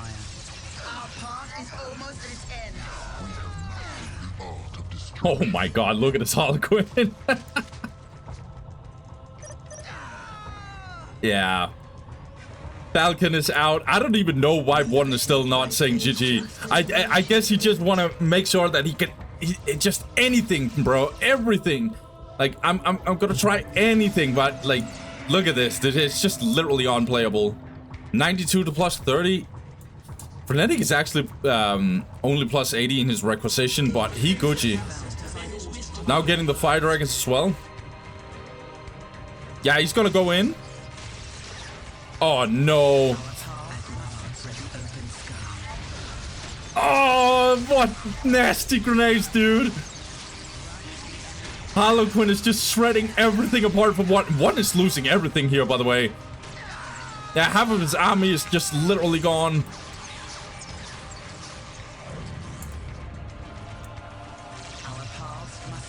Yeah. Damn. One should honestly just say GG here. This game has been over many minutes ago. We are taking damage. Yeah, he just deletes his buildings. One knows it. I like that he stuck around for a little bit, but it's like completely unplayable. When he did this, where he just reinforced like crazy and went hard, I was like, okay, then just do it. Just go really deep, but he didn't truly do that. Frenetic just won the fights. Just basically. He just basically just won the fights.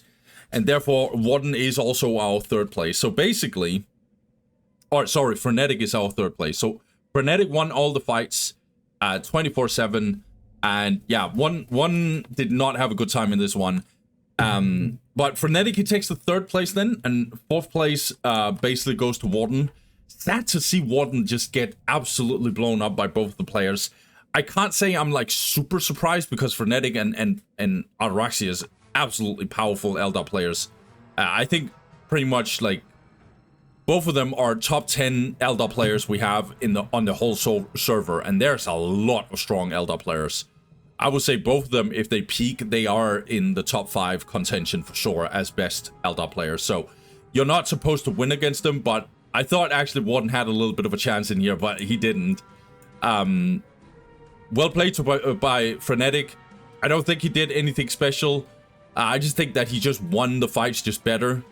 And it's just the big ranger difference. It felt like Frenetic just got better kills and better shots off than Warden did, and it's just like, yeah. There's not a lot you can do as Eldar in that situation. Frenetic went tier 2, was never truly under pressure, and when he was under pressure, Warden did not go hard enough. So yeah, it is what it is, man.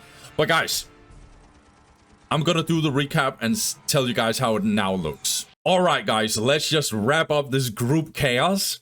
And speaking of chaos, Dantist was just like, I'm not gonna lie, Dantist low-key made this group boring. This guy fucking blew up everyone. It was disgusting. No joke.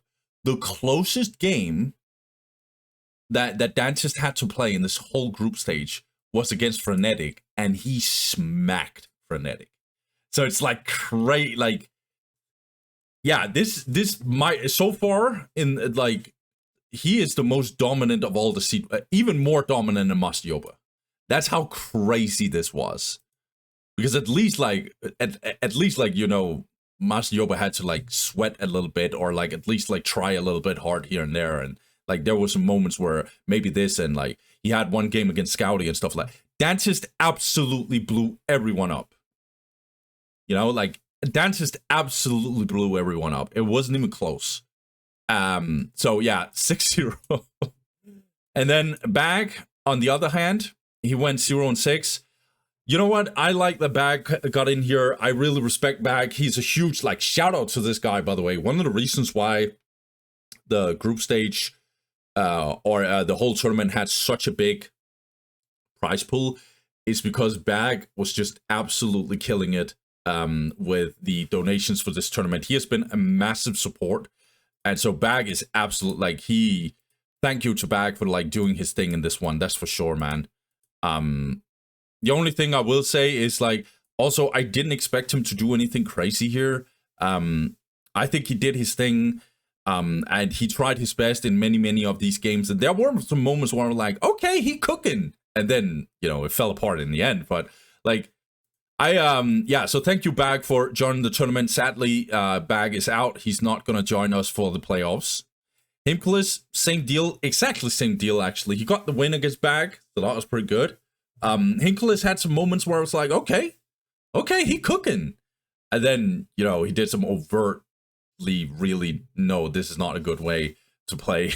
And then, yeah, it just went wrong. Both of them, I felt like they were too much like, I kept harping on that slave chamber. I'm not saying the slave chamber is bad in every single case. I'm just like, it felt like both Himcules and Bag was like allergic to going tier 2, which I'm like, you can easily do that as Dark Eldar. Like, easily do that as Dark Eldar if you're ahead and the matchup allows you to. But yeah, Himcules, thank you for joining. It was an absolute pleasure. Himcules has also been an absolute baller. And also really, really cool guy who has definitely been really, really nice about this whole tournament in general and also put some support in here and there. And I love that he joined. So thank you, Himcules, also for joining the tournament. Ybubaka, he was our 4th seed. If you guys remember, I actually thought a little bit about if Ybubaka should have been a little bit lower and Warden a little bit higher. So I'm actually a little bit satisfied personally on this one. I'll probably be wrong about a lot of other stuff about the group stage. But here, yeah, you could tell Ybubaka was not feeling it. He had some game, like, yeah, he won against Himcules and Bag, which he must win against. But he lost very crucially against Warden. And yeah, he did not look comfortable in any way, shape, or form against either Frenetic, Ataraxia, or Dantist whatsoever. Sadly for him, he goes 2-4, and so therefore, he's not getting to the playoffs. Regardless, shout out to Ybubaka. One of the biggest, if not the biggest, content creator we have in the Dawn of War space, or at least in the Russian community, so shout out to him. Also an absolutely goated guy when it comes to making tournaments, so shout out to Ybubaka, but yeah, he didn't make it out of the playoffs, but thank you, Ybubaka, for joining the tournament. Then there's this top 4, and we have already mentioned Dantist, but actually, the thing about Ataraxia is I feel like he has been subtly, like, really, really performing really well. He is just way too solid and just playing way, way, way too well. The way he played against Frenetic looked really, really, really good. And he was super dominant as well against Warden. Ataraxia was never messing around in this whole exchange. Even his chaos against Ybubaka was pretty good. I feel like Ataraxia has been low-key smurfing here and there. And the only reason, honestly, the only reason why he got 1 loss was because of that, like, really, really, really not looking good game against Dantist. I'm not sure if these guys, you know, in another setting was playing that game, if it would turn out the same way. I don't expect so. I just think Ataraxia got shocked. Yeah, I don't know. Ataraxia is a big question mark, but I do think that he has been low-key smurfing in this one. He definitely deserved that 2nd place. Then Frenetic. I actually think Frenetic has been a little bit of a, like, I think Frenetic is a little bit, oh man, I wanted him to perform better. Let me just put it that way. I think he got stomped by both Ataraxia and Dantist pretty heavy, especially by Dantist. But yeah, I think he's done his thing against the players he was supposed to. But I just think that it's actually surprising to me how much he actually got stomped. But there's also moments where Frenetic has played really, really freaking well. He's also a big question mark. In general, there's a lot of question marks in this group. How these guys will play in the playoffs, getting into that. But we also had Warden. Warden did his thing, man. Like, Warden, this is actually exactly what I expected of him. He super, super solid player. His ceiling is maybe not as high as the guys up here, but his floor is really good. Like, it's not low. And so he just performs really well. The game against Ybubaka that we had very early in this group stage was fire. He played really well against Ybubaka, punished him really, really badly. And so Warden is here, and he deserves that 4th place for sure. So congratulations to him to go to the playoffs. So, guys, that is our 4 players getting to the playoffs. Guys, I hope I see you in Group D. We got some fire players in that one. I can already spoil alert a little bit here, just a little bit, and tell you that group is going to be super fire. I can already feel that. But Group C, Group Chaos, which was Dantist and just everyone else, that group is done. So guys, I'll say thank you guys for watching.